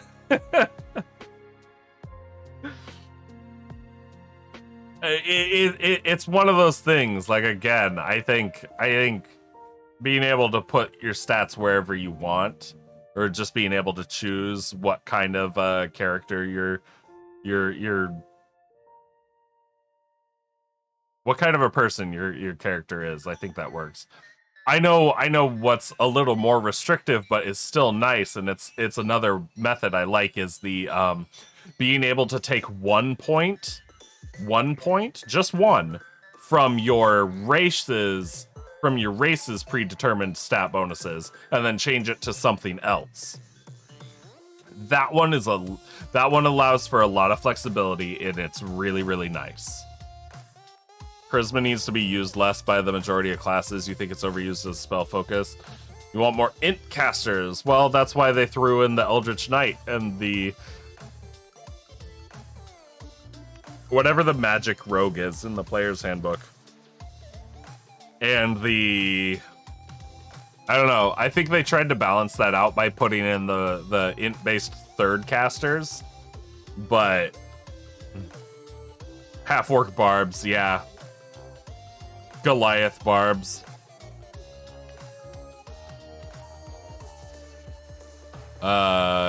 Think the character that changed you was the Dwarven Druid from the Drizzt books. Oh yeah? In what way, Sane Strife? Arcane Trickster, thank you. But they still had to add Artificer. Yeah, and there's Artificer. No, like I think there is too much imbalance with how the stats are used in 5e. That is one thing that I'll say, because honestly, like I said, dex-based fighters are broken. Dex-based fighters are broken. Rogues are broken. Rogues are, I think, the only class that relies solely on one stat. Right? Solely on one stat. But then if you go Barbarian, if you want to be the unarmored Barbarian, which people stop playing unarmored Barbarians, put some armor on your Barbarian.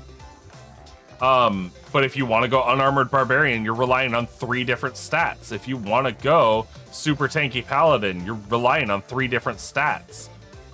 Monk's not bad because they're relying on 2 stats, but boy, like, guess what it is? It's Dex and Wiz.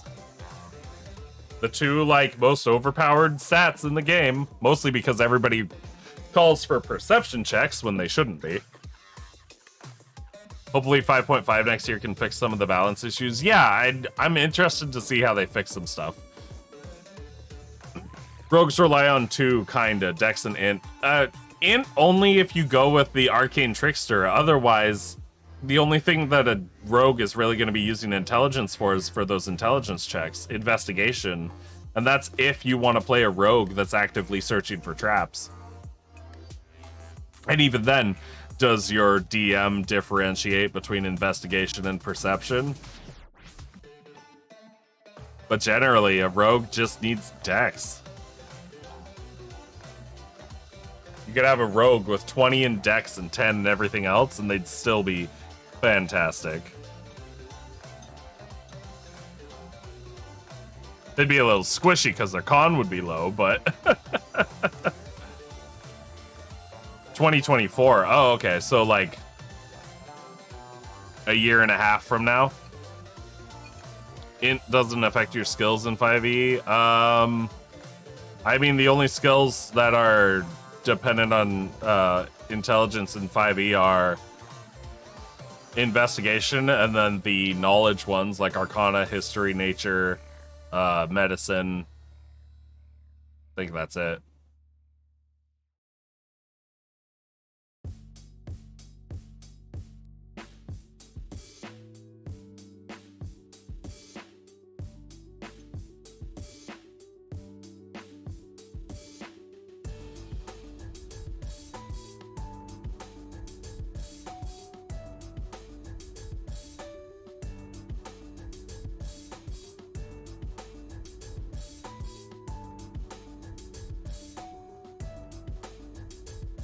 Anyway.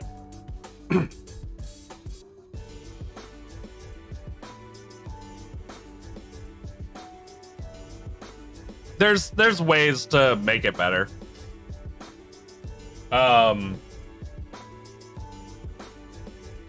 Do I have I do. Hold on. Let me pull up a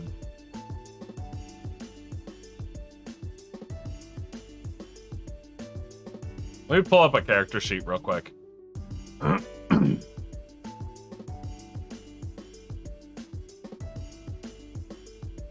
me pull up a character sheet real quick. This isn't the one I want.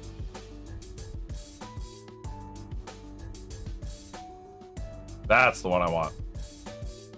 The one that actually sorts the skills by their typical running thing. So I've come up with ways to make the other stats a little bit better. Only one strength skill. Yeah, athletics. I mean, there's the benefit to intelligence. Is Arcana, History, Nature, Religion. I run those all the time. I always ask for those kinds of checks for my players anytime they want to know something. It's like, well, roll. Let's see if your character actually knows this, if it's not something they haven't learned in the past. In 3 and 3.5, it affected how many skill points you got each level to spend. Ah, yeah, see? Not in 5. Not in 5. But there's stuff that I've done, like house rules that I've implemented to make these a little bit easier. Like for initiative rather than initiative only running off of dexterity, I've let my players choose between dexterity or wisdom, whichever one's higher. Because I don't see any reason why your perception wouldn't be able to be used as something to help you move faster in combat, right? If you're more aware of your surroundings, your initiative's going to be better. If you're more dexterous and just be able to act quicker, you're going to be better or quicker to act in combat. That takes away from the dexterity. The intelligence thing, again, like I make my players roll intelligence all the time. Some classes get to change the initiative mod as well. I think that should just be naturally baked in, right? I don't think initiative should always run only off of dexterity. I think it should be wisdom or dexterity, only because of the perception thing. But yeah, intelligence isn't used a whole lot. Some get int? Really? Which ones? Specifically a few wizards and artificers. Oh, yeah, I think they do, don't they? I think you're right, yeah. And you know what? That's fine. That's fine. I'm fine with that. Blade Singer's one of them? Great. Love it. Couldn't care less. Actually, I'm happy with it because it does. It takes away the importance of Dex, which is a busted class. You feel AC should have been based off of your con instead of Dex? Honestly, probably should have. Yeah. But I also understand why it would be Dex. Why couldn't it be con or Dex? Why are so many of those things very specifically like this one stat? Why couldn't it be this or that? I think this or that gives a lot more flexibility with how you do things. Of course, heavy armor is just the base AC, right? And a lot of it runs off of your strength. So technically your heavy armor AC is strength based. Your light armor AC should be dex based, I'd think. And then yeah, maybe medium armor is con based.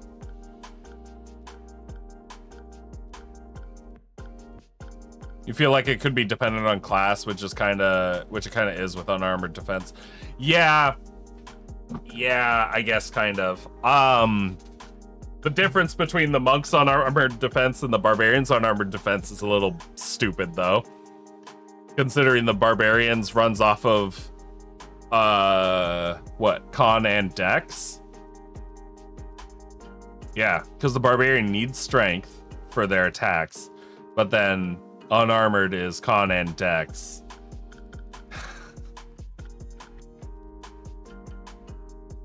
But then the monks is dex and whiz? Oh, it's not con and whiz for the barbarian. It's con and dex. Pretty sure.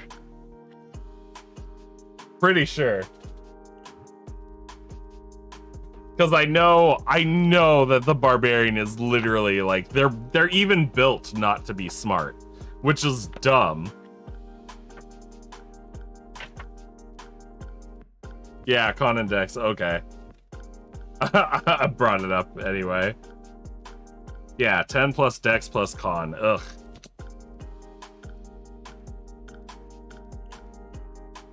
Which is silly too, because you can't have a dex-based barbarian. Because then the rage only affects strength-based weapons or strength-based attacks. You can't have a dex barb, which is kind of lame. You'd change it to strength and con, would you? Because I get it. Like, your dexterity is supposed to be your ability to dodge incoming attacks, right? Your constitution is your ability to handle incoming attacks, like how well you're able to withstand them when they strike. Dexterity is your ability to dodge them.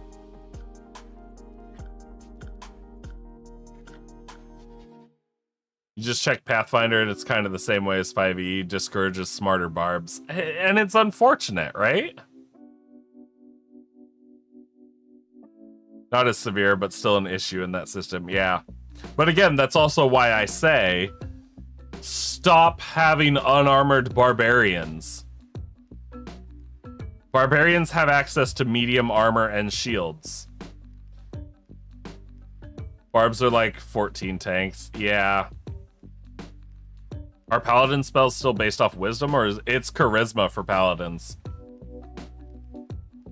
It was it's kind of the differentiation between clerics and paladins.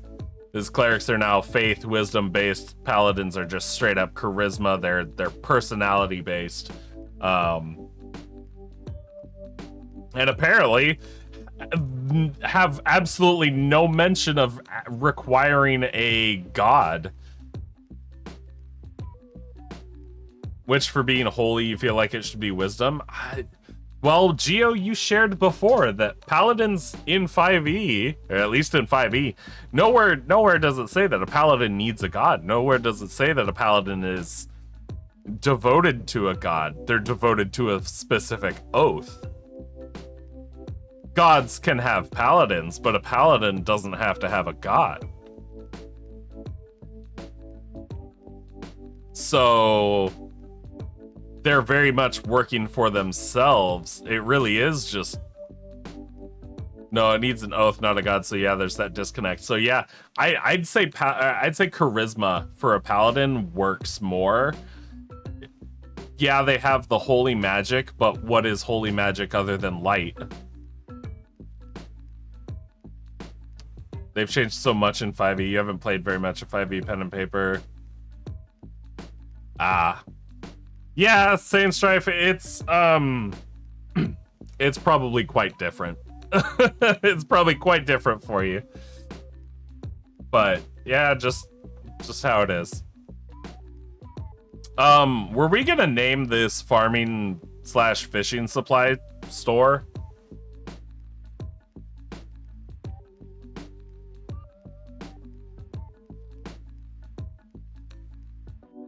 5e has made the step away from being strictly holy in nature and more towards the magic inherent to language or to a promise. Yeah. Which, like, I don't know, I can see the benefit. I can also see the downside, because that does turn paladins just into magic fighters now. Paladins really are just magic fighters, right? More consistent magic fighters than an Eldritch Knight. Although I think Eldritch Knights get better offensive magics. Paladins get more burst and defensive magics with a little healing.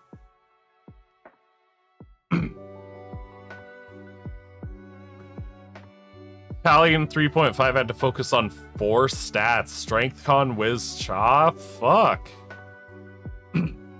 That's too much. But then again, I also don't know what, like, how I don't remember how ASIs worked in 3.5, so I don't remember how well you were able to raise your various stats. Paladin more supportish, but Eldritch Knight more offensive due to wizard spells. Yeah.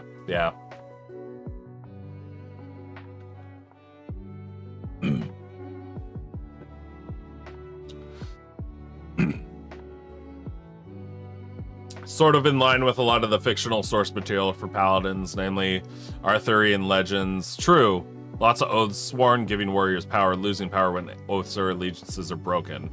But there's still the undercurrent of Christianity running through those stories. Yeah, there is, but you're right. A lot of the time, knights during the Crusades, they really were, they They swore an oath to their king to fight. It's not that they were good people either. So they're not holy people. They were just... They're not holy. They weren't holy warriors, but they were holy warriors. Right? They weren't holy themselves, but they were warriors for the holy. Ranger had to focus on 3, Dexcon Wiz. That sounds about similar with 3.5. I mean, I guess if you're always counting con just because it's good for everybody to have health. But yeah, I don't know. Paladins. I like paladins.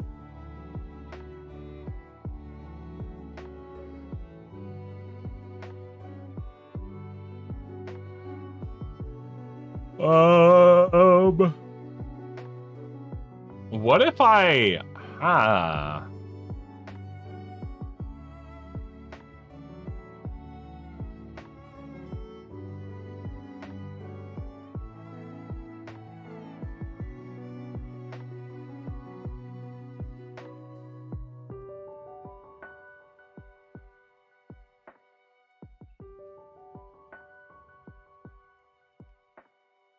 I forgot about this one.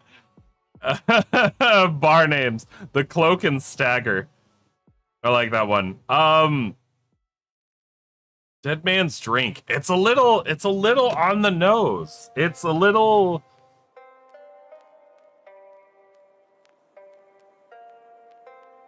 But then again, it's not like the poultice would be able to come in and that's... Yeah. No, we'll leave it. We'll use Dead Man's Drink. The general store is just going to be the Emporium, although that implies it's a huge place.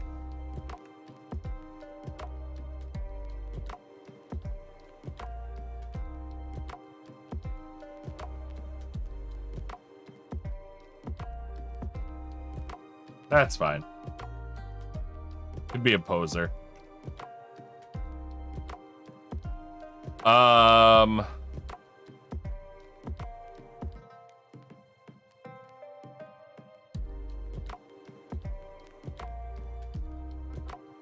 Real. There we go. Call it the Real Seed Supply. Most Splash Tip shops are named off their owner. True. True. So what are we gonna name the Dragonborn?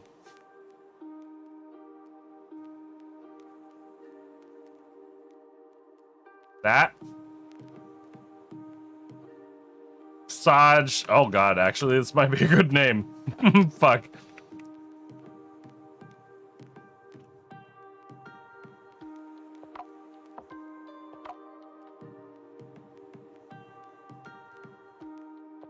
Shit, that might be a good name. Terrence? Ooh. Ooh, Terrence. Balazar? Or Kassaj Quadwex.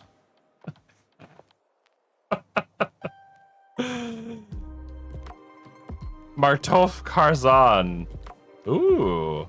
Martoof? Martof? Martof. Toof.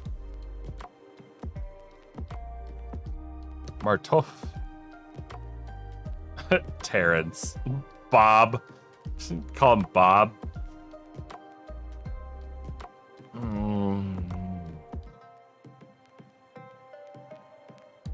What does that mean? Why does that look like an actual word?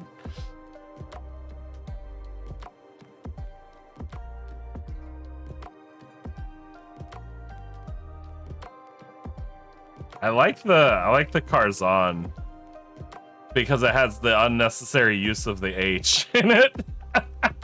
That's actually what's pulling me to it. It's like there's an H in there that has no reason to be in there, and I love it. Combination of the German words for metal worker. Oh, okay. Garthaxiar? Sure, why not? Fuck it. Garthaxiar Karzan. How's that? What color is he? What color is this Dragonborn? Black, white, red, blue, green, gold, silver, copper, bronze, emerald. Oh shit. I forgot about the gemeralds.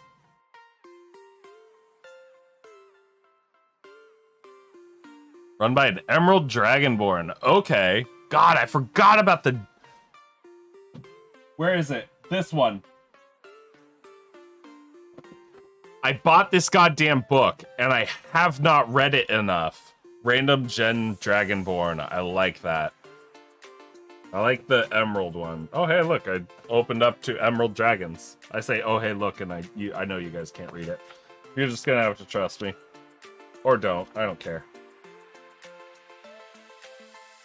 Amethyst dragons. Dragon gods, dragon campaigns, dragon encounters, cult of the dragon, ancient dragons, dragons in play, draconic familiar, dragon magic.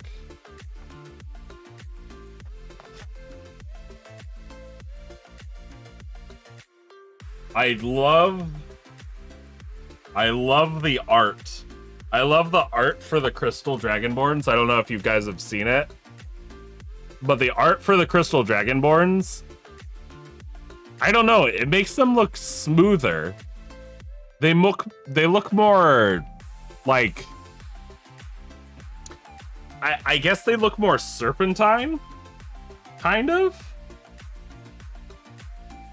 Also, their horns and shit just kind of float.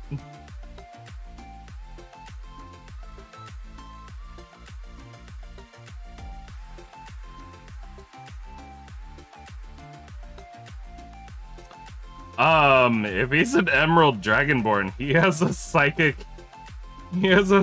breath weapon, doesn't he? He does. He has a psychic breath weapon. Oh. Okay.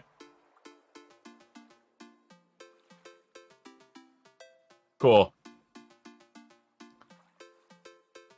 Platinum? No, we can't do platinum. We gotta leave platinum for Bahamut and Bahamut only. Fizban's best book in a while. Yeah. I need to read Fizban's more. Chromatic Dragonborn generally do not mingle with what they perceive as lesser races versus the metallic ones. True. I think that's also more, that speaks more to their upbringing, right? Because you're not racist unless you were raised racist, right? Ooh, onyx. Ooh. Amethyst. Yeah, he screamed real hard and it give you headache, Hexar. Emerald Dragonborn, he go raw real loud and it hurt the brain.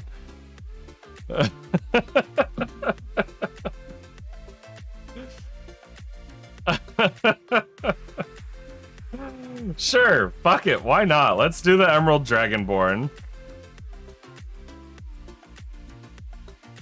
He plays in death metal bard band. Oh god.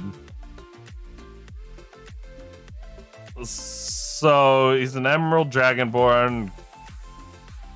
Garthaxiar Karzan. It's probably all we really need to know. Actually, who's the bar gonna be run by?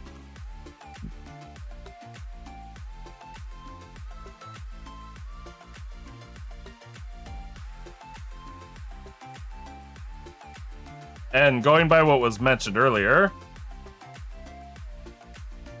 there, Karzan Crafts, spelled with a K. Not that he's dumb, but maybe he's a little clever. Maybe he likes being silly. Also, I'm a huge fan of alliteration, so if it doesn't rhyme, it better be like, it better have alliteration to it. Dragonborn only bard band, Crystal Metal. Oh, I love that.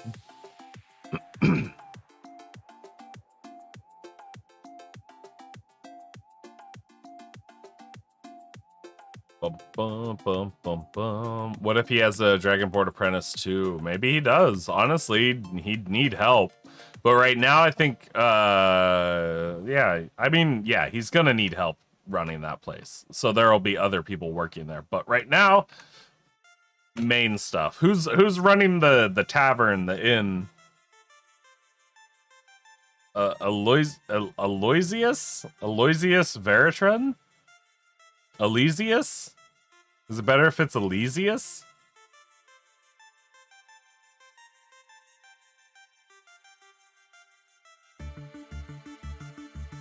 And this is probably the most control I've let you guys have over my game. Oh, Karzan. Oh yeah, is Garthaxiar Karzan a guy or a girl? Aloysius. Ooh. Aloysius.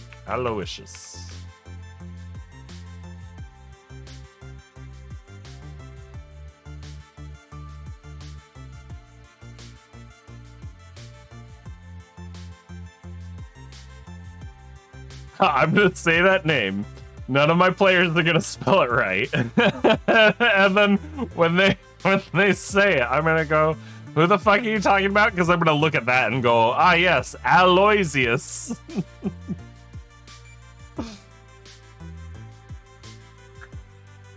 Neither, they just are. Ooh.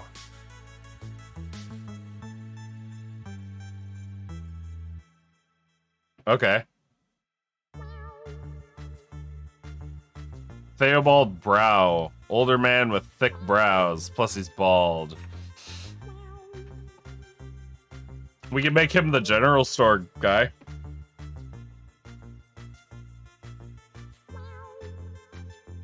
Theobald Brow.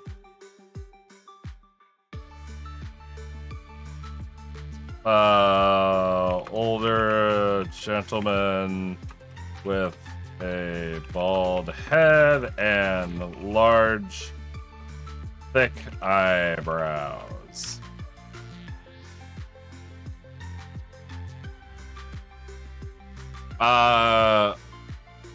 Aloysius. Male or female? What's their race? I'm guessing Theobald is a human.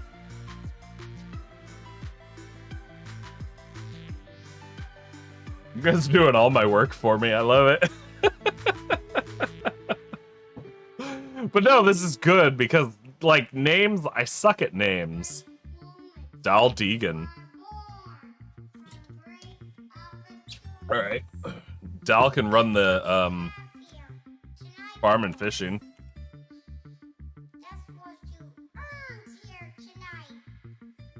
I like that name, Dal Deegan. I like that. I like Theobald Brow. Although, I mean, don't make him 100% bald, more like a monk's hairstyle. Give him the George Costanza. Or do we give him the really long side hair? So he's bald on the front and top, but then he's got the strip that goes around the side. He's got the horseshoe, but it's also grown out, so it's like super long.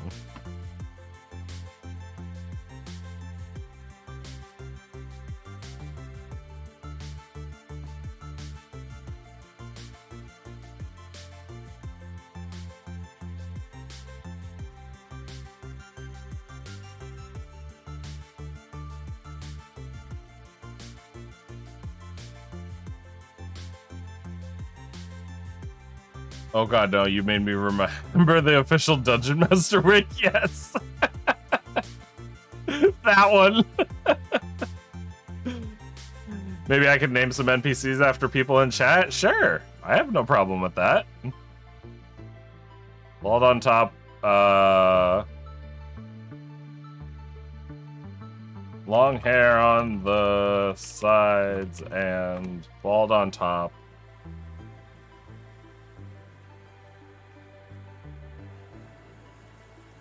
Large, thick eyebrows. Daldegan. Geo. All right, anybody. Literally anybody. Aloysius. Aloysius. What's their race?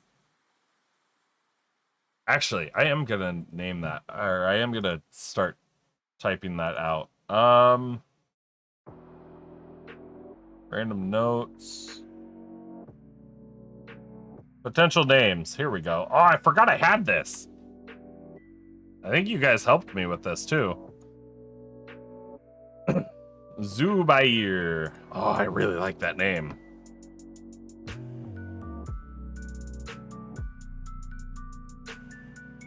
I will put these in.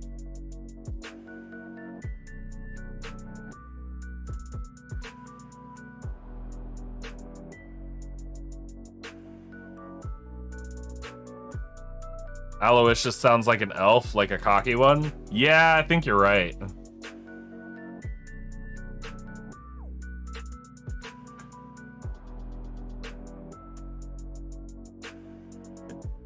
Half-elf? Alright, I can see half-elf. A half-elf. Aloysius. Male. I'm gonna make an executive decision right there. Male.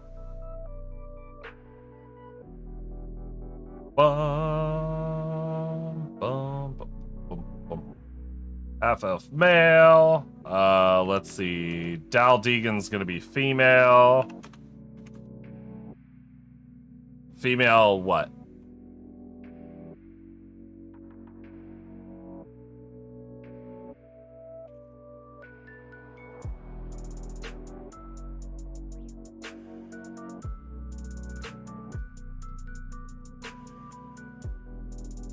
I do. I really like the idea of the fight arena here.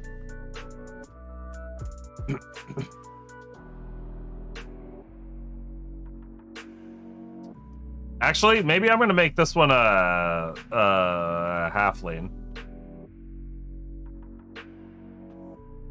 I'm gonna make Dale.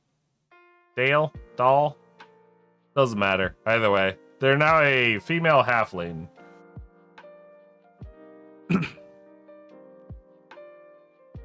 That way we can kind of fit our population, our populace.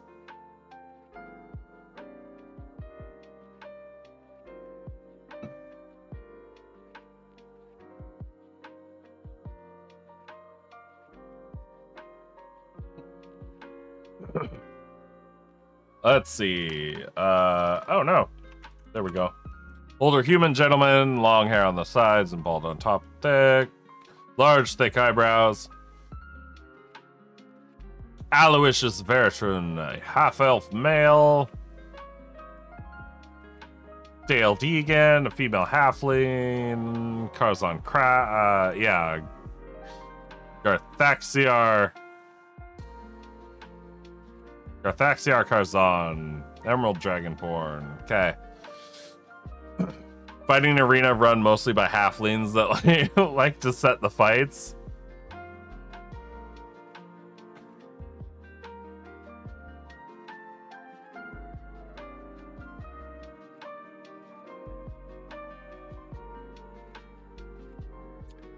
I just remembered something.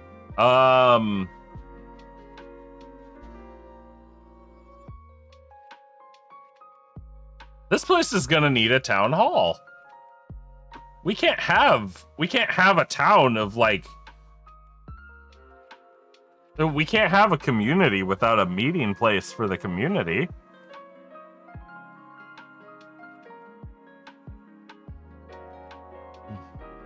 Half-elf male with an overly self-worth mindset.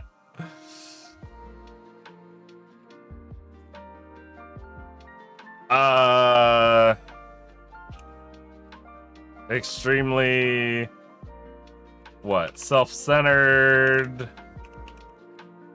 with a large ego. You like that? Oops. Wrong one. There we go. Aloysius. It's one hell of a name, Geo. One hell of a name.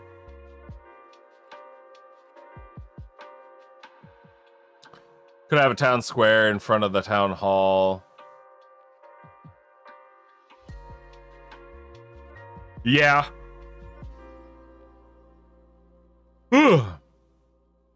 Have I played Neverwinter Nights 2? 1 second.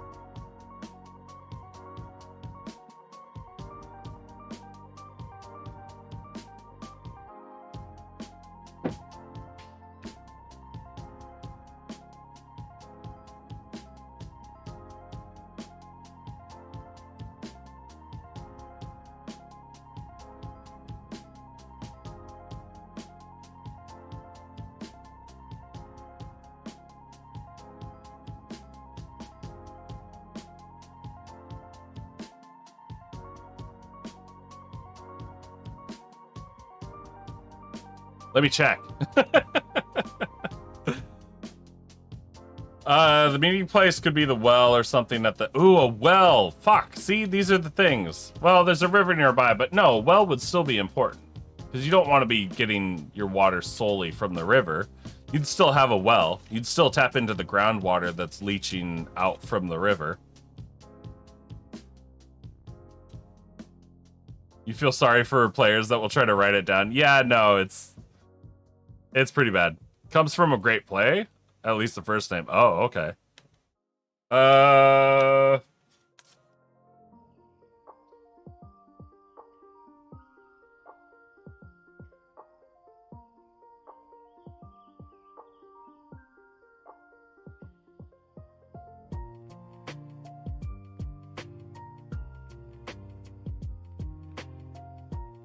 Huh.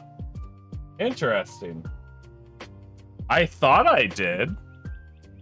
I thought I played Neverwinter Nights 2. But apparently...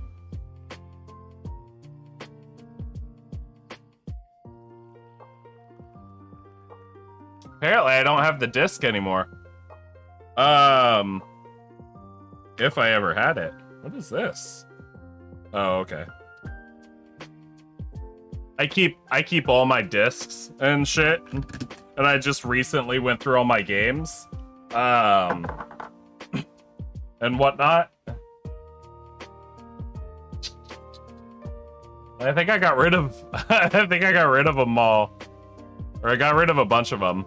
If so, do I remember the follower Sand, the elven wizard you meet after getting to Neverwinter? No, I don't, because it would have been a long time ago.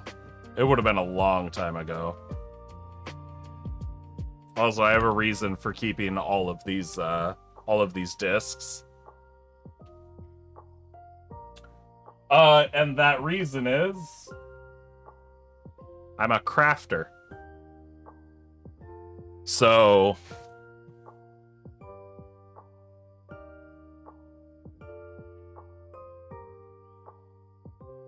my crafting usually can make pretty good use of old CDs and CD-ROMs, shit like that. I thought I had the discs. I guess not. It is a game that I'd like to replay though.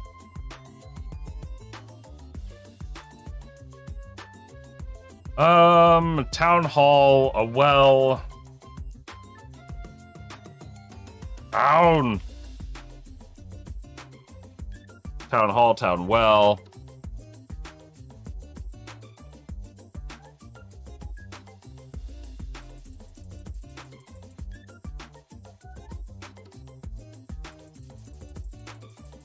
No, wait, hold on.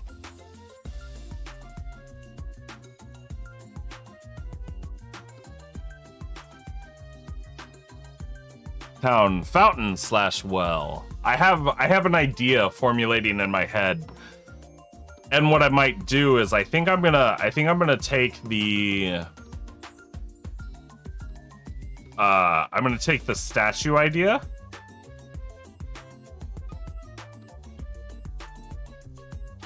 I'm gonna take the statue idea and I'm gonna mix it into the town fountain well statue thing. I'm gonna make it something that's being done like it's new construction, so it would be a point of interest. It would be one of those things where it's like, oh hey, what's going on over here? This is new, this is strange, this is changing. Hunt's Lantern, how's it going? How do I prep for a session? Do I just prep the setting they're in and just improvise the rest? That's definitely a way that you can do it. Hunts, if you're asking for advice, that is certainly one way you can do it. If you're asking how I specifically do it, I like to prep as much as I can beforehand. While not over prepping, but that's a balance you have to work out between you and yourself. But I like to prep as much as I can because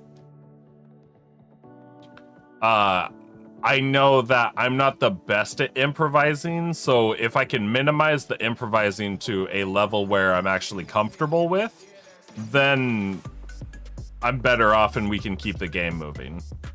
So when I prep, I try to get basic details down, descriptions, various things like that. I never try to prep roleplay stuff unless it's like a whole speech that I'm going to be giving my players, which is almost never. But yeah, that's about it. That's how I do it. Sand thinks super high of his talents and constantly thinks everyone is beneath him, which fits your half-elf tavern keeper. Yeah, that sounds about right. I mean, there's lots of characters like that, right? So they always end up finding their way into various folks' writings and movies and stuff like that. You've always got the pompous ass. Now, important part. Which hole does the water come out from? Mouth or eyes? To which I say, why not both? if we do both, oh god, if we do both,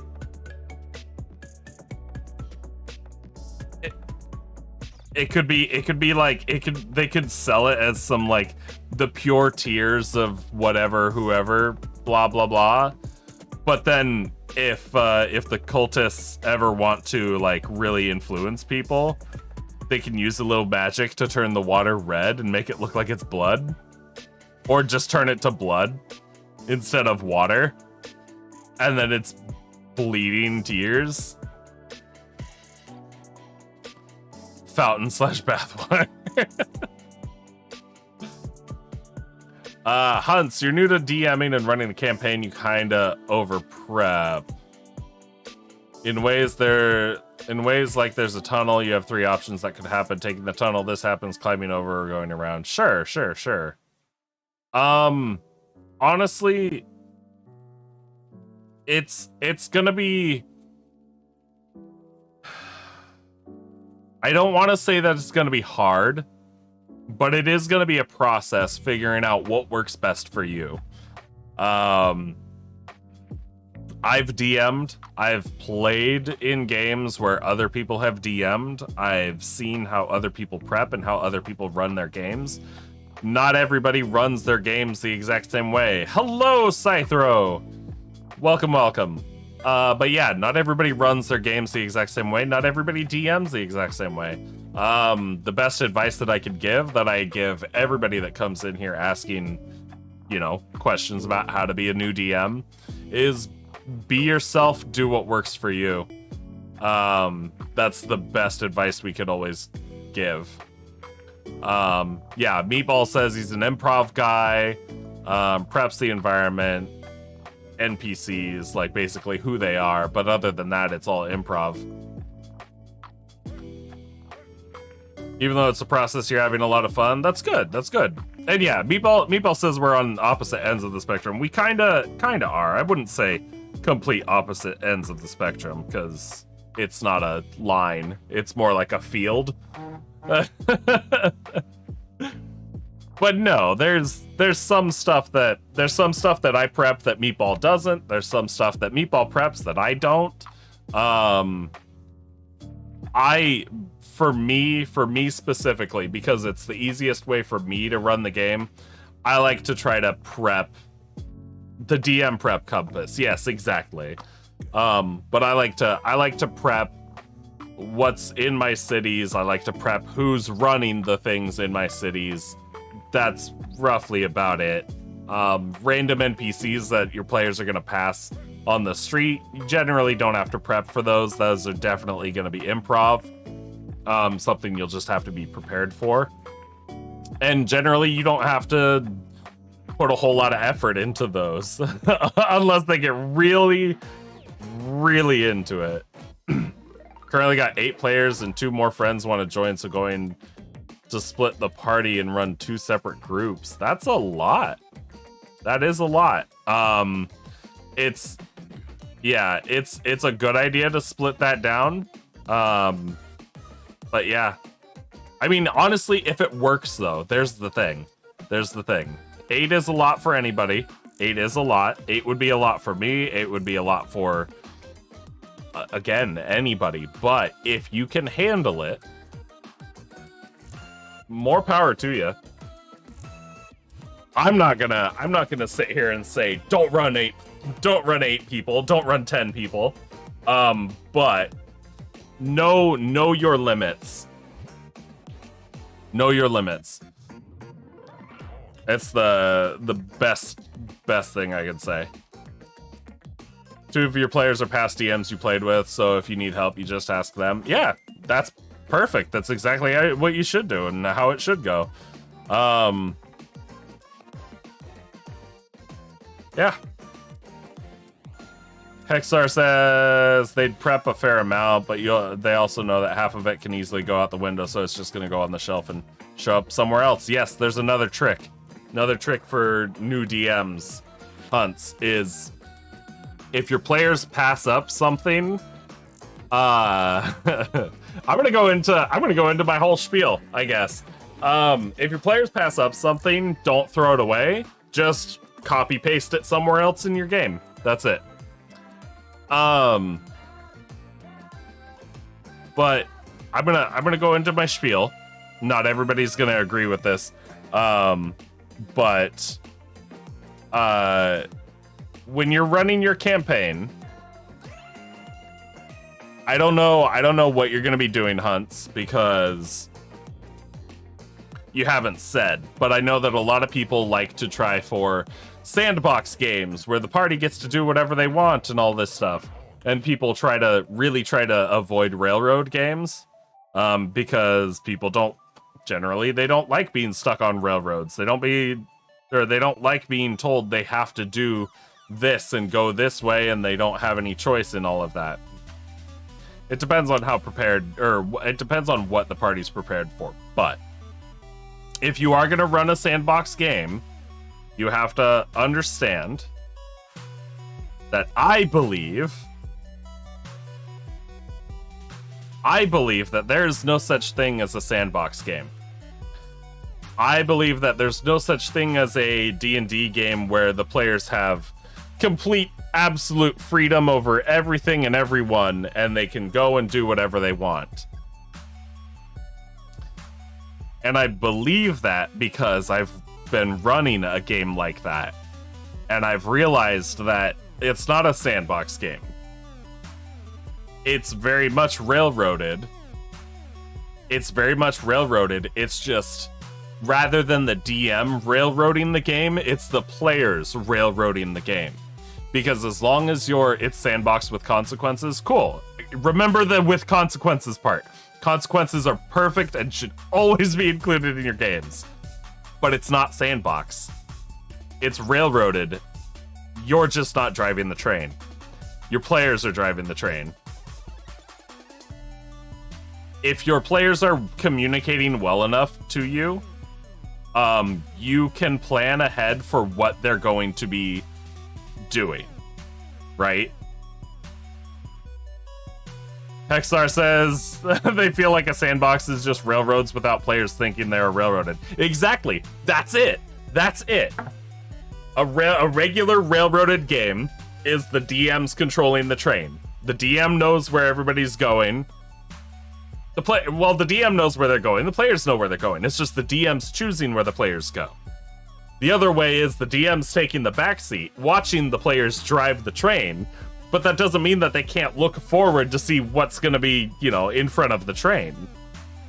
It very much is railroaded. So when it comes down to your 3 paths, or you're asking your players, okay, well, which way are you guys going to go?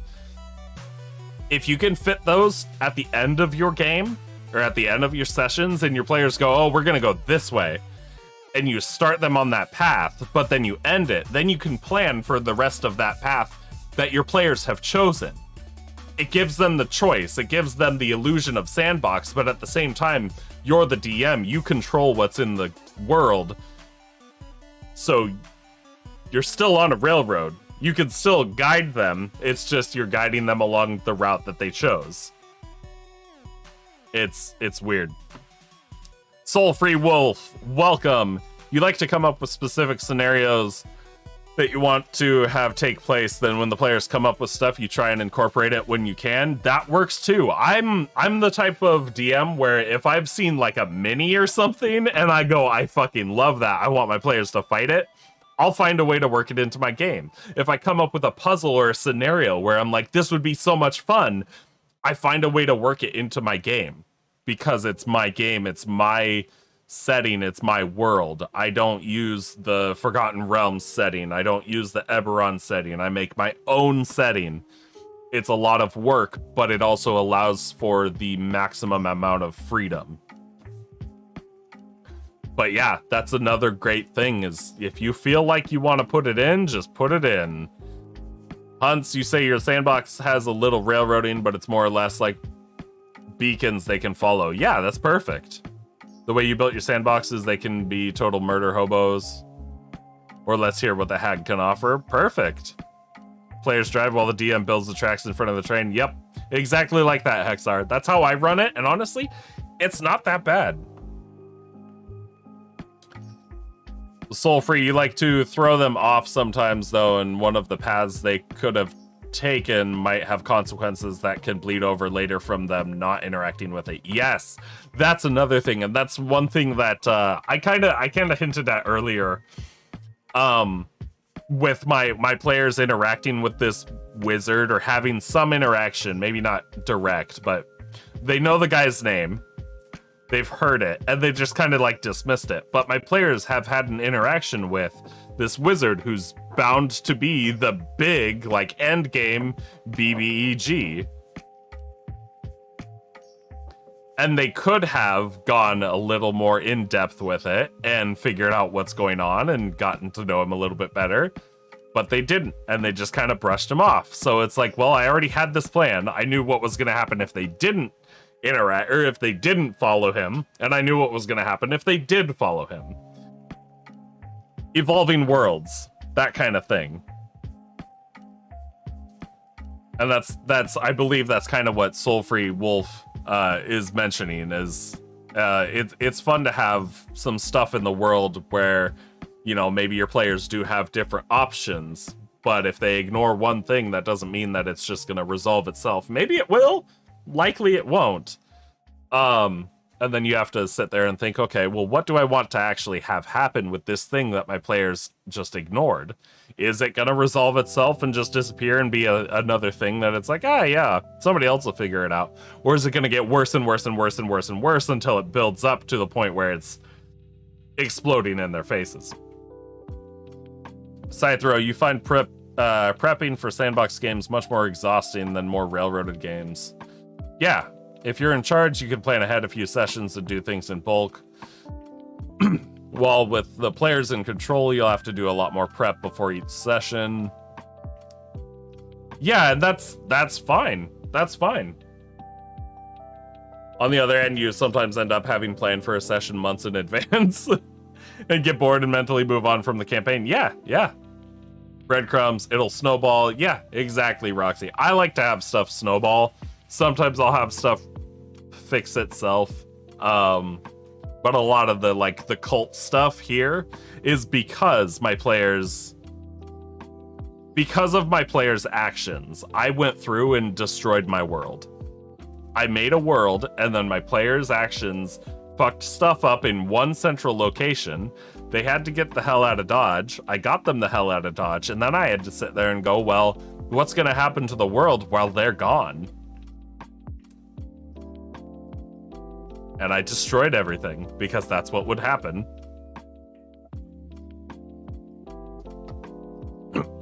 That's why you have the first session for like 7 different campaigns written.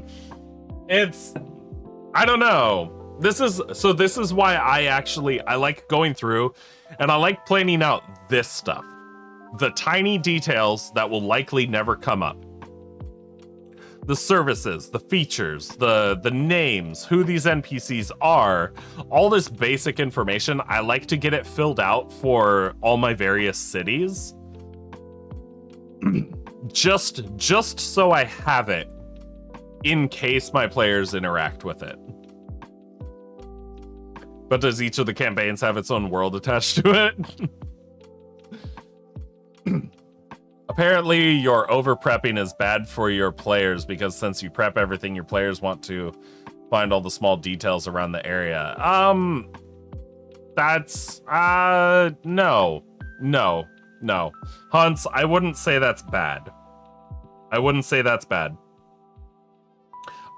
say make sure that you know your players. Okay? Make sure that you know your players. I think knowing your players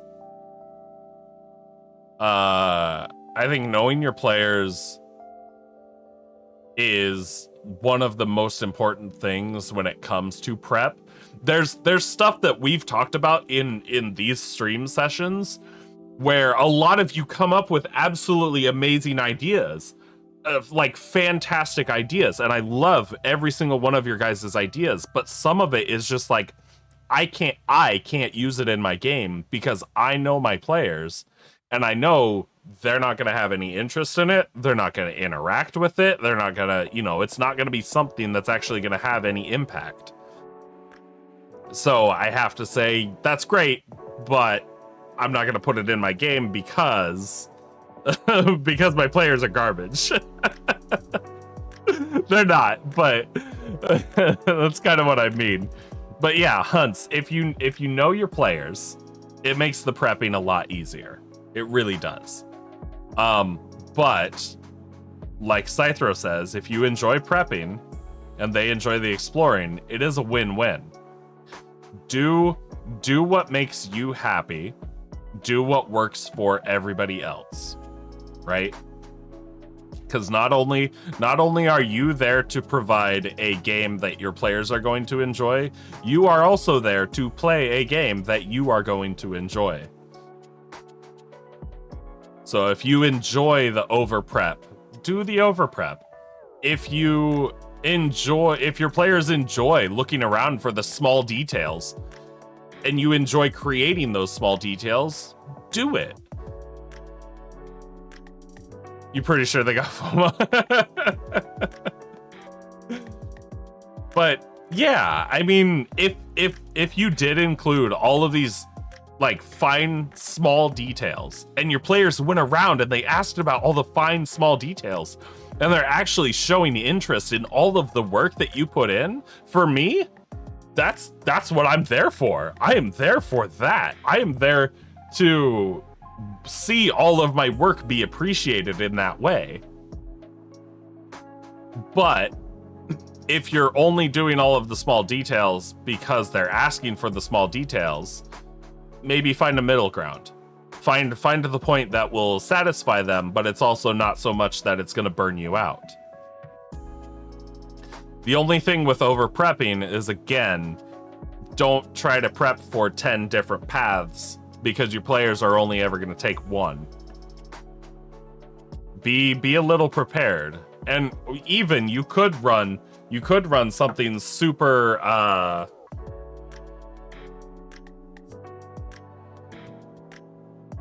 what's the word I'm looking for? Where you can kind of mix and match pieces. Modular.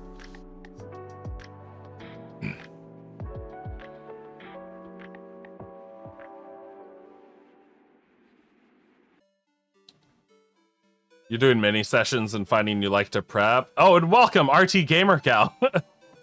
Prep is fun. If you're a writer,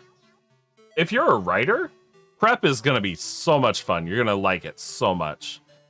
But yeah, hunts, if you make stuff modular, if you make it so like encounters and stuff, locations, stuff like that can literally be like picked up and dropped to other places in your game, it'll make your life a whole lot easier for your prep too.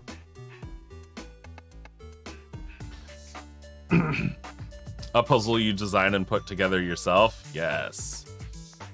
Soul Free, you found a chart of random things found on a road or path. That was really fun to mess with. Some absolutely pointless things like a small shrine on a road to a respected local deity can actually intrigue the players to look more into things they would typically ignore. Yes, they would. It's like small stuff that just catches their eye, or you can force their character to like point their attention at it. But yeah, it's stuff like that. And then you can dive in deep with a little bit of lore here. There is another thing. Don't ever lore dump. Don't lore dump. If you find yourself reading a book to your players, unless your players are really into that book, you shouldn't be reading that book. Hexar, to be honest, the thing about small details is that even if they don't go for it, a mention or a couple words in description makes the world alive. Absolutely does. It absolutely does. The difference between walking into the forest and walking into a redwood forest is massive. The difference between walking into the woods and walking into a grove of trees set behind the farm where you can still see the cows off, a few hundred feet, but the entire area is also overtaken with blackberry bushes. That was still a little lengthy, but it's enough to where you can just spit it out and it helps paint a picture a lot more clearly than just, I'm walking into some trees. That kind of thing. But yeah, small, quick details do wonders. What kind of things pique their interest? Try to use that. True. Hunt's Lantern, yeah, it's mainly heavy RP exploration, then battles is sprinkled in. Yeah, that works. If that's the kind of game that they want to play, then fantastic. Is anyone here familiar with the Hemingway iceberg method? I am not, Geo. Care to explain? I've got like 15 minutes, by the way. So I've got like 15 minutes until the stream ends. But yeah, Geo, if you wanna share the Hemingway iceberg method, please feel free to. I'm also gonna share the link to our Discord if any of you want to stay in touch outside of the streams, or just chat in our D&D section in the Discord. Please feel free to join.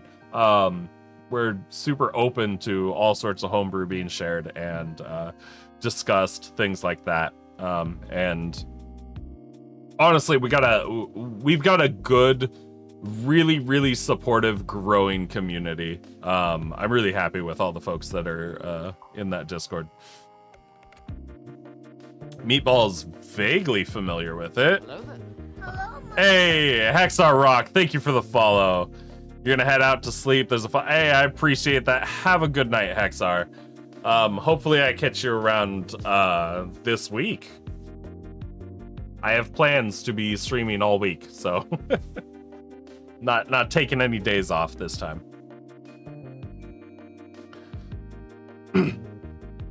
The idea that more detail is added by not saying much. It's small things that reveal much bigger things. The best example that Geo knows is his short story, Hills Like White Elephants.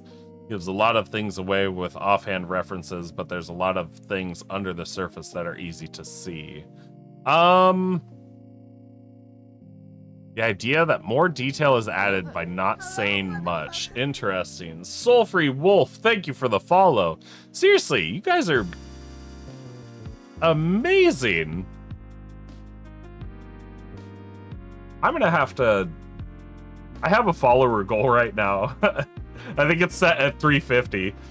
And I think it's for another follower emote. I'm gonna have to come up with an emote idea or just ask the Discord. The idea that more details added by not saying much. Unslantern, thank you for the follow. All right. Wow. Gotta say, was not expecting all of this today. You guys are all awesome. I need a better example of that, Geo. I'm having trouble actually understanding that. Cause it, like, obviously, like, just as it's said, the idea that more detail is added by not saying much, it seems counterintuitive, right? You have a lot of details for a character or a place, but you don't put them into a work. You only sort of refer to them, and it gives the work more depth. It's what's under the surface that matters. Interesting. So what could you type out an example? Could you type out an example right now of something like that?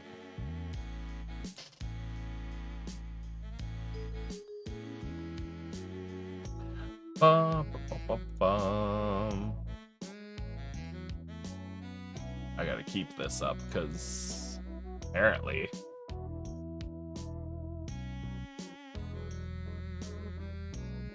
Do you know the saddest story in 6 words? I don't think I do.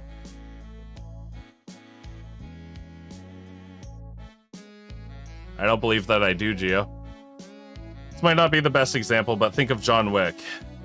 The coons he uses? The places he goes, everyone knows who he is. Sure. For sale, baby shoes never worn. Ah. Yeah. Okay, that's a great example, Gio. That is a great example. Of course, you also have to preemptively say it's the saddest story.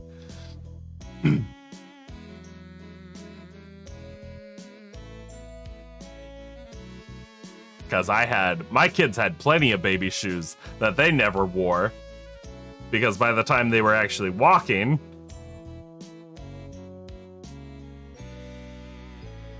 they didn't fit them. Also, my oldest has giant feet, so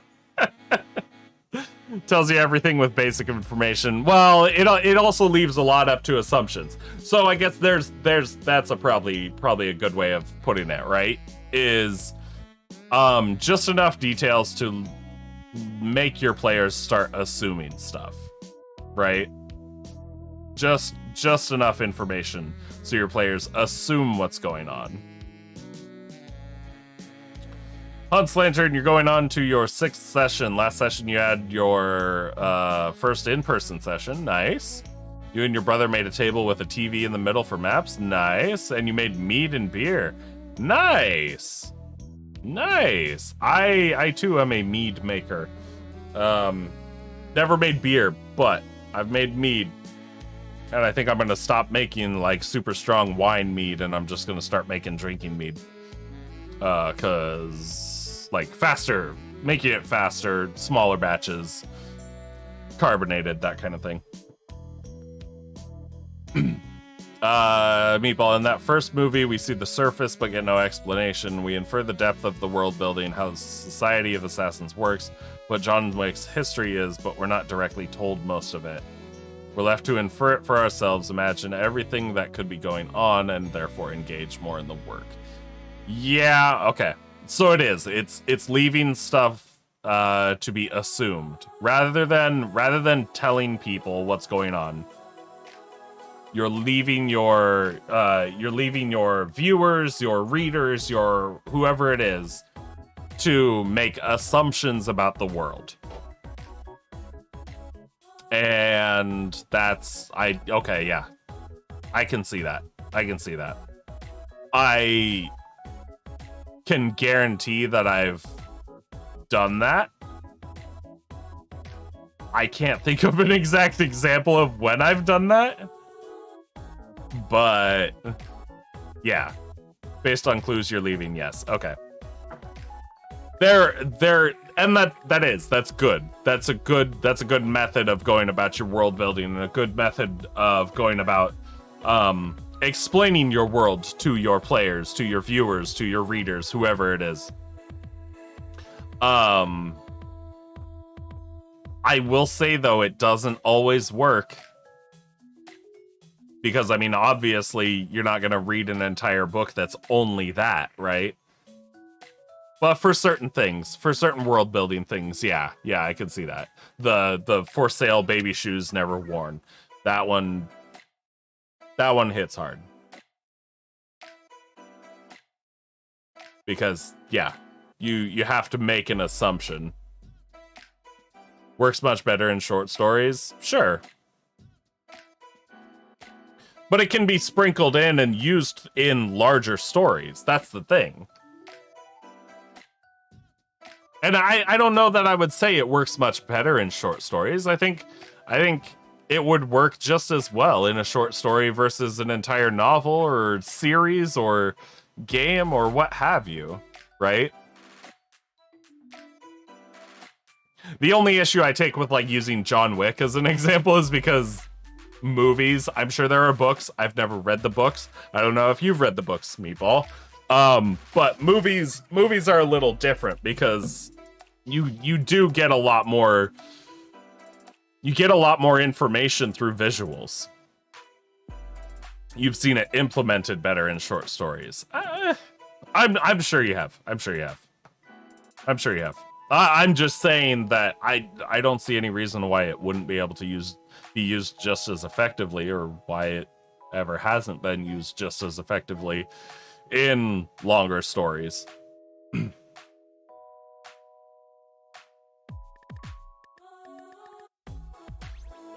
But the visuals, again, it's one of those things. So I guess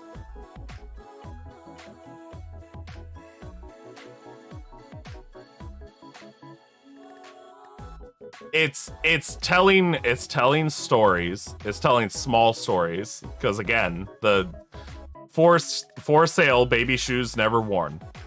That is a story in itself. And that does lead people to make a lot of assumptions. Those words by themselves are not sad. But the assumptions that are made after reading those words, after being told those words, I could see a lot of people going, oh, that's really sad. That's fucked up, right? But there's still a lot of assumptions to be made there. And that works, and that's fine. I think for a little bit of world building, that's fine. I don't think it works for bigger pieces. And I think I think when this came up, we were talking about including details and small details and shit like that. Like if you're trying to describe somebody, if you were trying to describe somebody and how they were dressed and how they looked, there are words that you can use that if I were to say scrawny and disheveled, you get a good idea. right?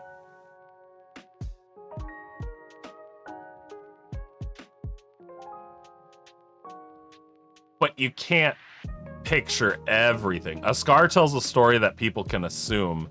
Yeah, the only problem with assumptions is you're not always right.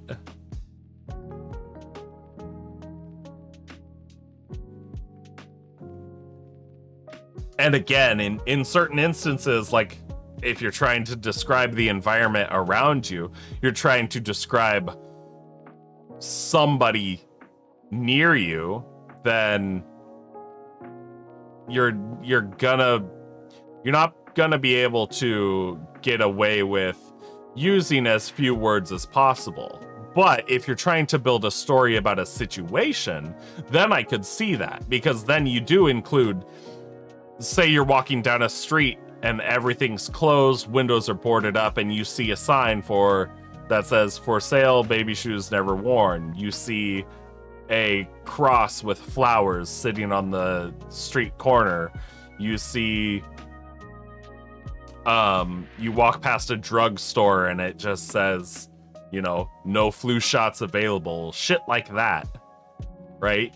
You put that stuff in. I think that's probably what you're kind of talking about.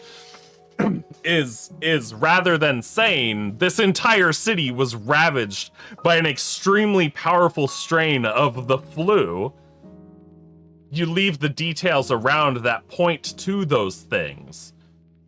You leave the details that, you know, oh, people have died. Oh, there's no medicine. There's no, you know, vaccines. There's none of this stuff. And then people can make those assumptions then. Right? But I think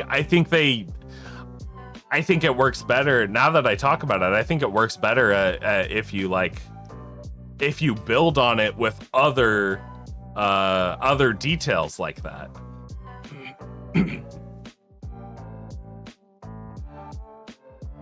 Because they're technically each their own story, right? "For sale, baby shoes never worn" is one story. A cross and flowers on a street corner is another story. A sign in a pharmacy that says "No flu vaccines" is another story. But they're all stories that originate from one larger situation.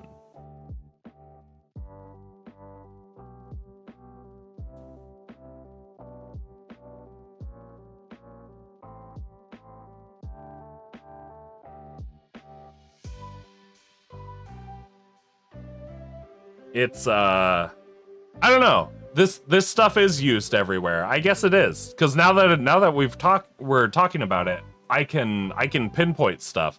A short story in a larger chronicle. Yeah. Because now I'm sitting here and I'm thinking about it, and it's like, okay, well, I've read books. I used to read. I don't know if you guys don't know this because you don't know me. But when I was in high school, I used to read a lot. It's a big proponent in writing. Yeah. I used to read a lot. And in high school, I read a bunch of Stephen King novels. Say what you will about Stephen King. A long walk off a short pier. Sure. It's the disconnect about what the reader versus the author knows and what the reader can infer. Yes. Yeah. But I read a lot of Stephen King, and there is a lot of stuff like that. There was a lot of that in The Stand. If you've never read The Stand, I highly suggest you do, because it's one of his better novels. And it is a big book, but it does have a lot of that, because in the beginning of the book, they give a lot of history on, or he gives a lot of detail and he goes over the situation that's affecting the world.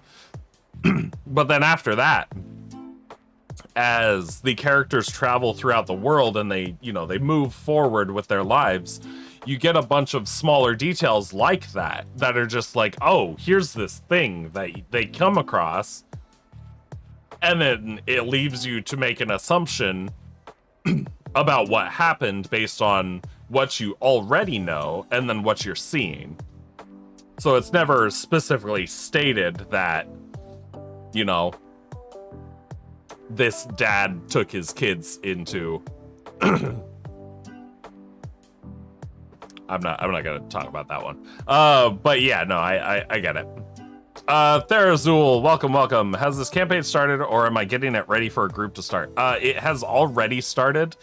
It's just kind of some various things that I'm trying to work on and build up and prep for what my players will be coming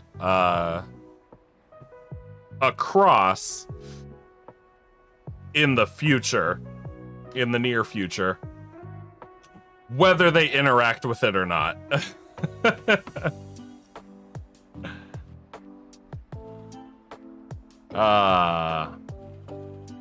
But yeah, it's a campaign that's already started. Just planning ahead. An ad started. Yeah, I know. I saw it and I was like, I'm gonna have to repeat what I said. But yeah, so campaign that myself and my friends have been playing. I'm DM, just planning ahead, trying to prep for what they will be coming across, whether they interact with it or not.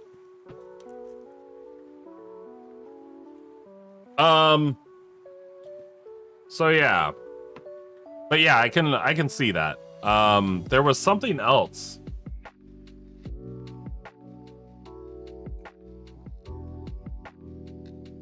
"28 days later."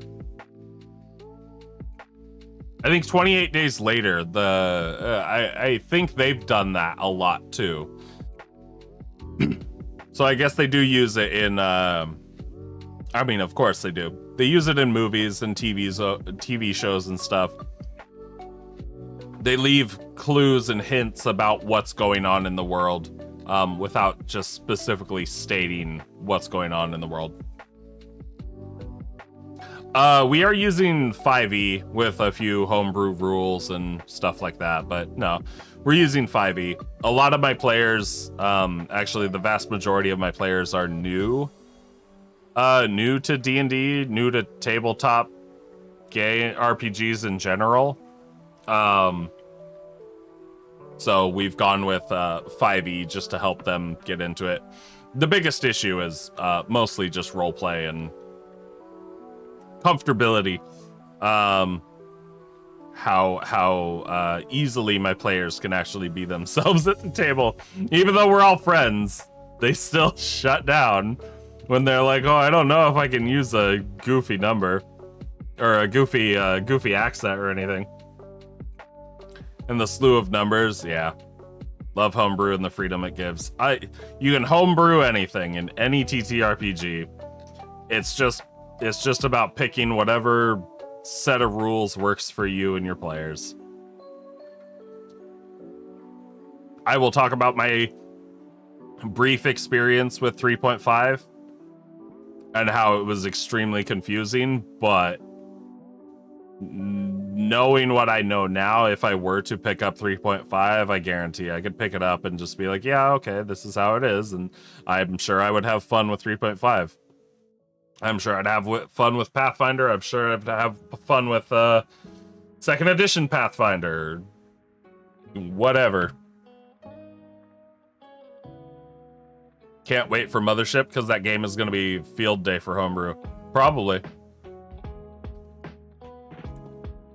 I'm like 5 minutes over what I said I was going to do. I have stuff to do, and I have got a phone call with my doctor at 4 o'clock, so in like 55 minutes. And I've got some chores that I want to do before that comes around.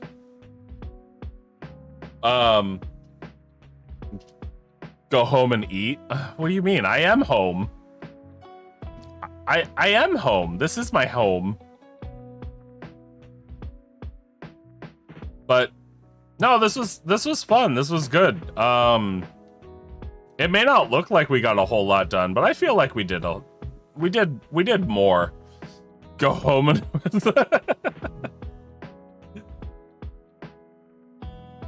get out of your room and eat. I'm in my front room. I don't think you guys realize this. But I don't have a wall here or here. It's literally like, oh, there's the rest of my front room. Oh, look at that. There's my dining room. I'm in the corner of my front room and have kind of made my own space here. Need any help, experienced players from, need any very experienced players for my group? Therazul. Maybe one day I will, maybe one day I'll run a Roll20 game with a bunch of people from our Discord. But me and my group, we play in person. So unless you're in the Portland, unless you're in the Portland, Oregon area, I don't think you're gonna be able to play with us.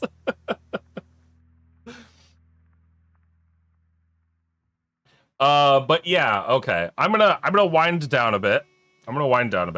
I am gonna do this. Again, I'm gonna share the Discord link. LA, you'll drive.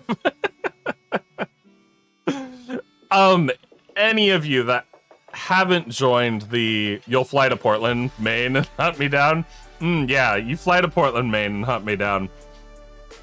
If any of you are not in our Discord, please feel free to click that link, join our Discord. We've got a whole section on there just for D&D and other TTRPGs.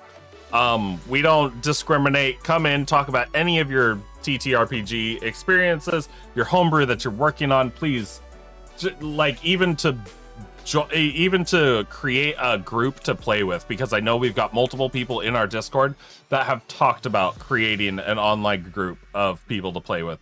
Please feel free to join that. We're always happy to have you.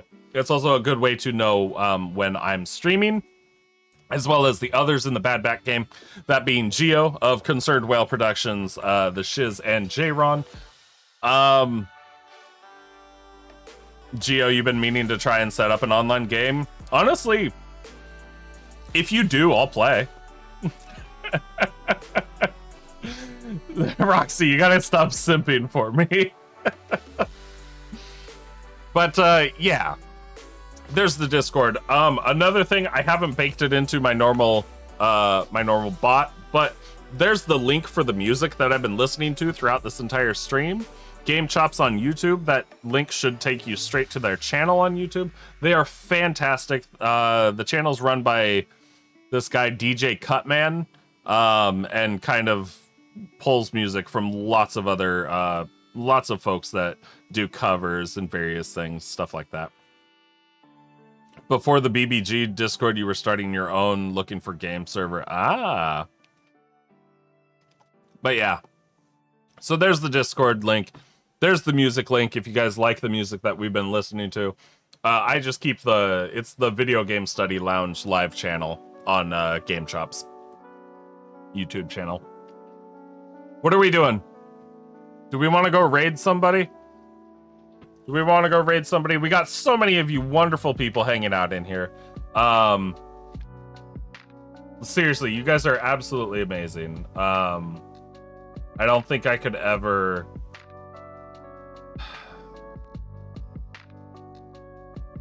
accurately describe how happy I am to have you guys around and have you guys chatting with me. I don't see anybody that I would normally go and raid. Let's see if we can find somebody in the D&D channel. I like raiding the folks that are doing similar shit like this.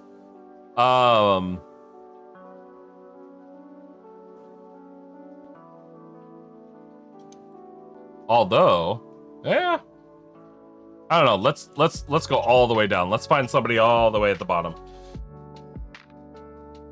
and see if we can find anybody working on homebrew stuff or... No.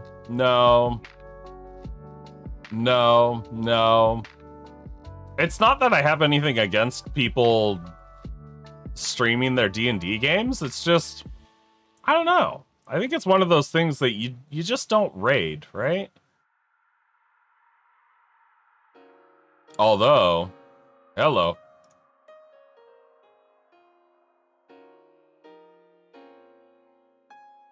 Looks like this gentleman is talking D&D, so we'll go ahead and raid him. Looking forward to my stream tomorrow. Yes, I will be back tomorrow streaming again. I will be streaming Final Fantasy 14.